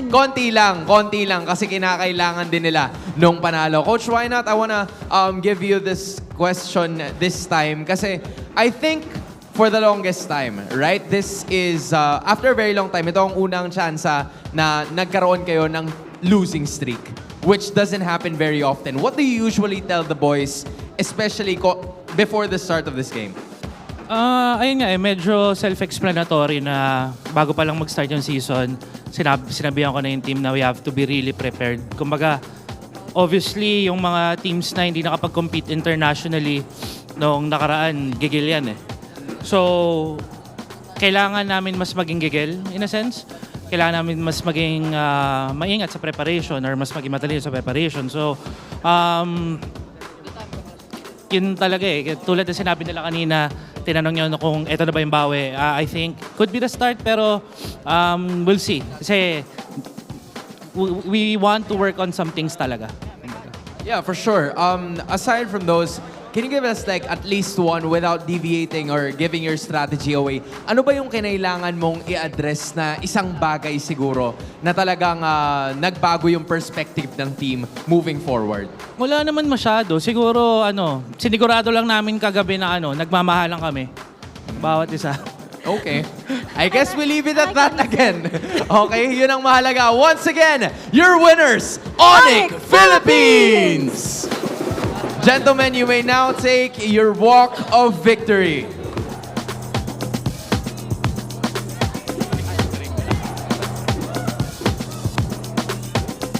Finally back on the winning column are the Sonics. And with that win, gentlemen, you may now take your bow. After a long while, the taste of victory talagang mas matamis, especially when the defending champions have claimed it. And even so, hindi pa rin sila complacent sa pinakita nila. And we're excited kung ano pa nga bang makikita natin ipapakita ng Super Family. There's no way to go but up para sa Onic Philippines. But where do we go next? It's back to the casters. This could be the start, but for them, it isn't completely being back just yet. Onic Philippines are still looking to fully redeem themselves, but still, this was a clear victory that they secured up against AP.Bren. Even if it's not complete, it's the start that the fans, the Sonics even, are hoping for the reigning defending champions, and they put on an amazing show. A lot of credit also goes to this young man, the MVP of our game number 2. And who will that be? Because, King Kong! Sigma on the Joy once again. How long has it been since we've seen King Kong perform on the Joy and be this successful once more? Yeah, Coach Why Not mentioned it himself that the teams that didn't get to compete in the international tournaments are going to be more eager to win and are going to be more aggressive in that regard. And they really have to prepare. And teams have prepared for King Kong's Joy. It struggled in previous times, but now it showed up. And again, this just felt like good old classic Onic that we're used to seeing yet again. And it did get shaky at one point, especially in that defense and the final team fight when Shizo finally showed up. But King Kong was very dependable and on this one. His late game entries coming in big time. Yeah, and the amount of space created, the protection that they were able to just make sure was there for Kelra. It just really felt like Onic being back once more. But for AP.Bren, I really would like to acknowledge the potential they really showed up against the world champions in this game. I think this was the moment wherein things began to become really shaky for Onic Philippines. King Kong didn't even get to show himself anymore right after that, and it was during this moment that things nearly went into the hands of AP.Bren, but in the end, really, the way Onic Philippines just all together, all at once, were able to shift their priorities. I think that's one thing we miss to see when it comes to this team as well. It feels like we're back to seeing the aggression that Super Friends mainly has been showing. And not to mention, all their plays seems like they're more confident, they're more determined on what they want to do. Again, Renmar mentioned this during the interview actually, that Onic wasn't actually eyeing for the Lord anymore. They wanted to go for the kills, right? Yep. Yeah, they had to readjust at that very last moment. And again, that's one of the best qualities that Onic showed in the past, that they know when to trade and they know when to let go of certain things so that they can refocus and eventually get the win in the long run. And that's exactly what we saw. Majority of the game was really set by the tempo, set in the mid lane. King Kong, Super Friends, and Brusco, and the first blood early exit out of EXP using the ultimate of the Lucas, to the Shockwave Blast, to make sure that he would start things off. That was Kirk.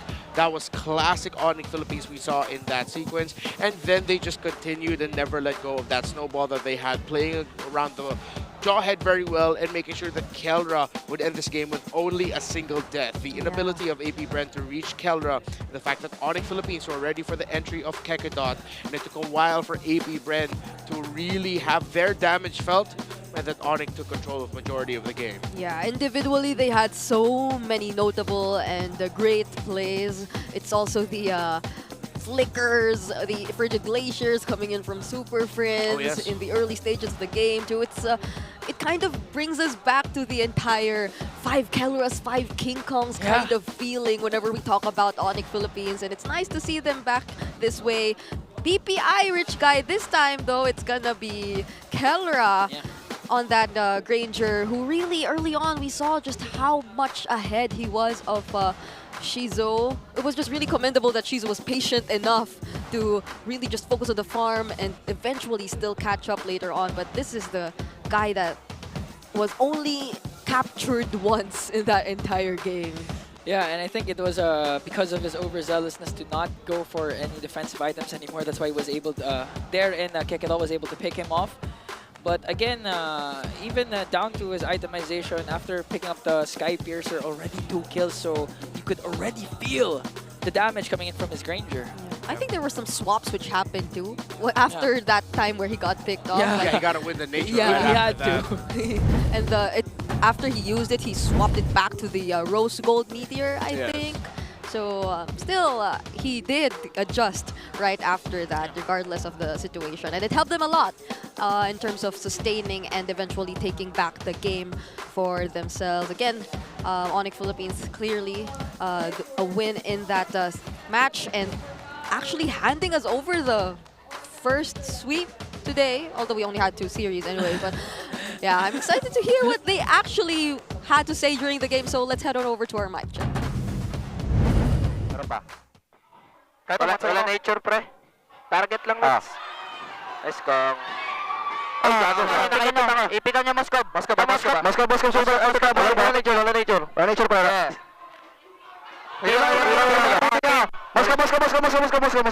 pa 11 seconds. Endable, pre. Wala pang Lord. Endable. Lord niya na. Endable na.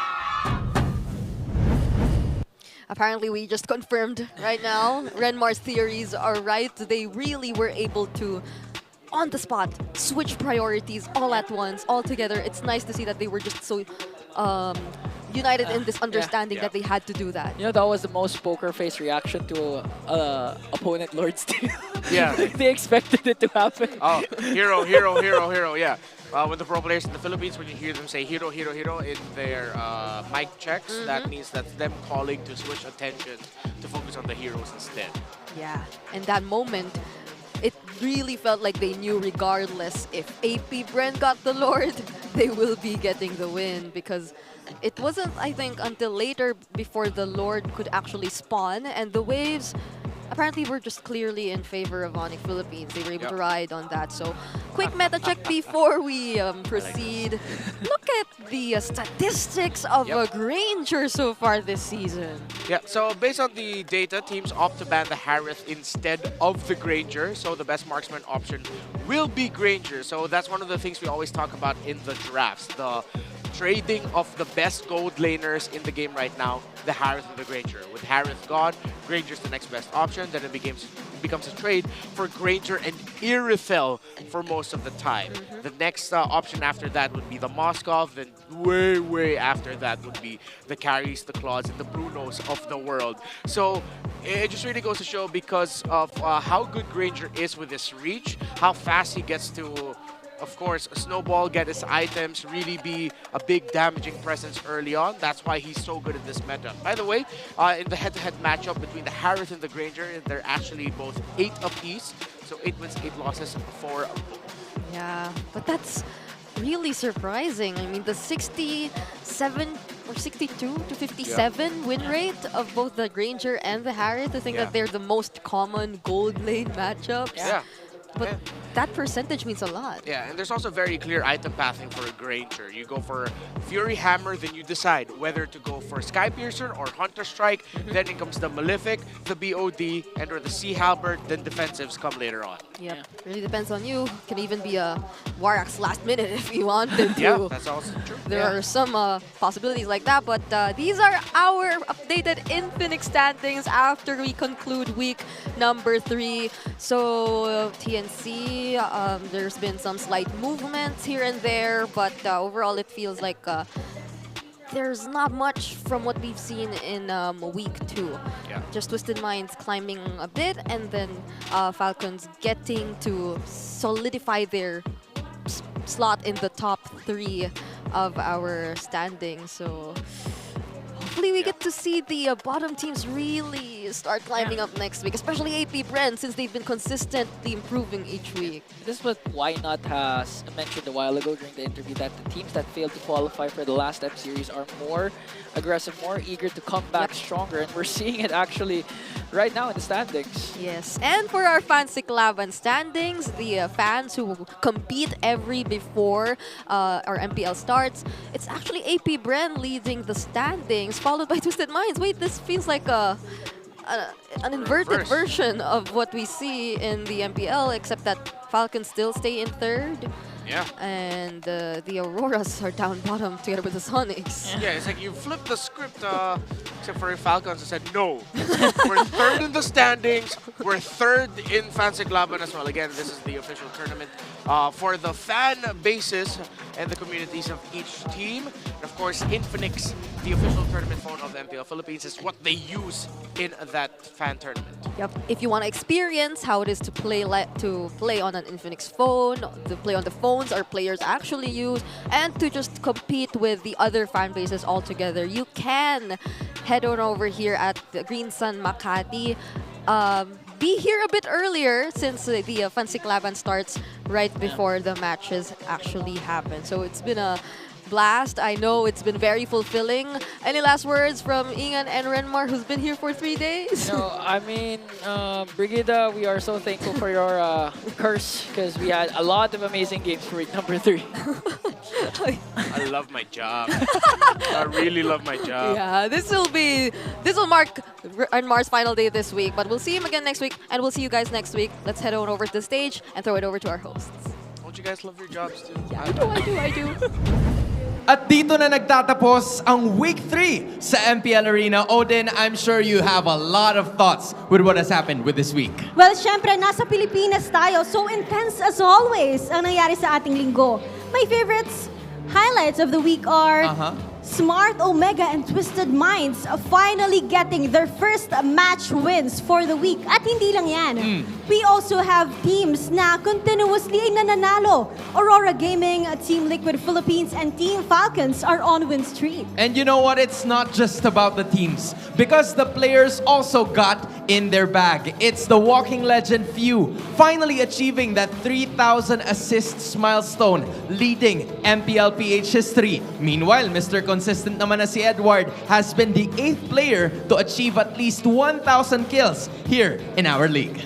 Wow, and let's not also forget ang iyong favorite part of the week, ang Golden Month celebration. Oh yeah, for sure. I do love the Golden Month celebration, and I'm sure we have a lot of prizes in store para sa atin sa susunod na linggo. But we also have a lot of things na nangyari din. Matches, events, yung mga palaro. I cannot wait to see what's about to happen next. Same here, Hans. And of course, next week, pag nakita-kita tayo, marks the end of the first half of Season 15. And you know what?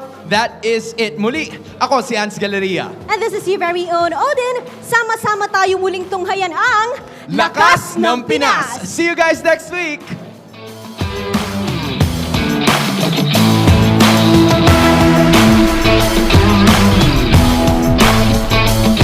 The 15th season of MPL Philippines is brought to you by the following sponsors. Infinix, the MPL official tournament phone. Lakas sa laro with Infinix. Smart, the official telco partner of MPL Philippines. BPI, the official bank partner of MPL Philippines. Mas magandang bukas, buksan sa BPI. Our partner in esports, Time Zone. Join the fun at Time Zone. TT Racing, for those who dream, work, and play. TT Racing has your back. Don't miss any MPL action by following our official Facebook and subscribing to our YouTube channel. Follow MPLPH on TikTok for more content. Experience the Lakas ng Pinas of MPLPH Season 15 action live at Green Sun Hotel. Grab your tickets now via official MPLPH website. All the regular season tickets are now available at 200 pesos. MPL Philippines is monitored and supervised by the Games and Amusement Board.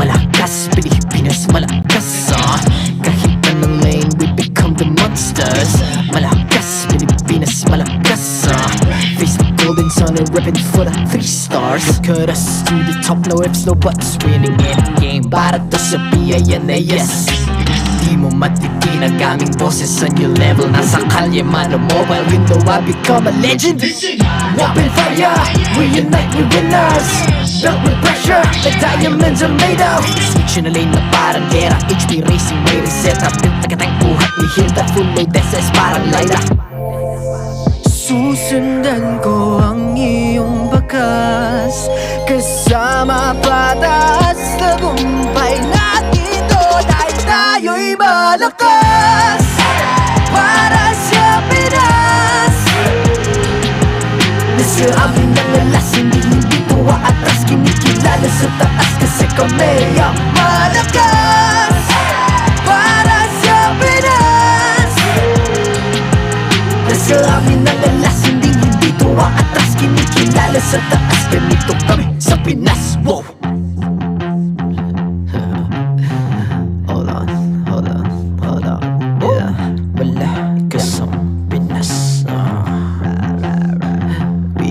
Laging every beat, no surrender, no retreat Pag nagsama-sama, just imagine what we can achieve Laging every beat, no surrender, no retreat Giving 100 all my all, cause we just cannot be defeated We are unstoppable, immune and invulnerable Ready ang equipment, lahat frozen, malang crowd control Pakita ko na jab like, pow! Beast of the southeast So matawag proud and loud, cause every enemy we devour Susundan ko ang iyong bakas Kasama pataas Tagumpay na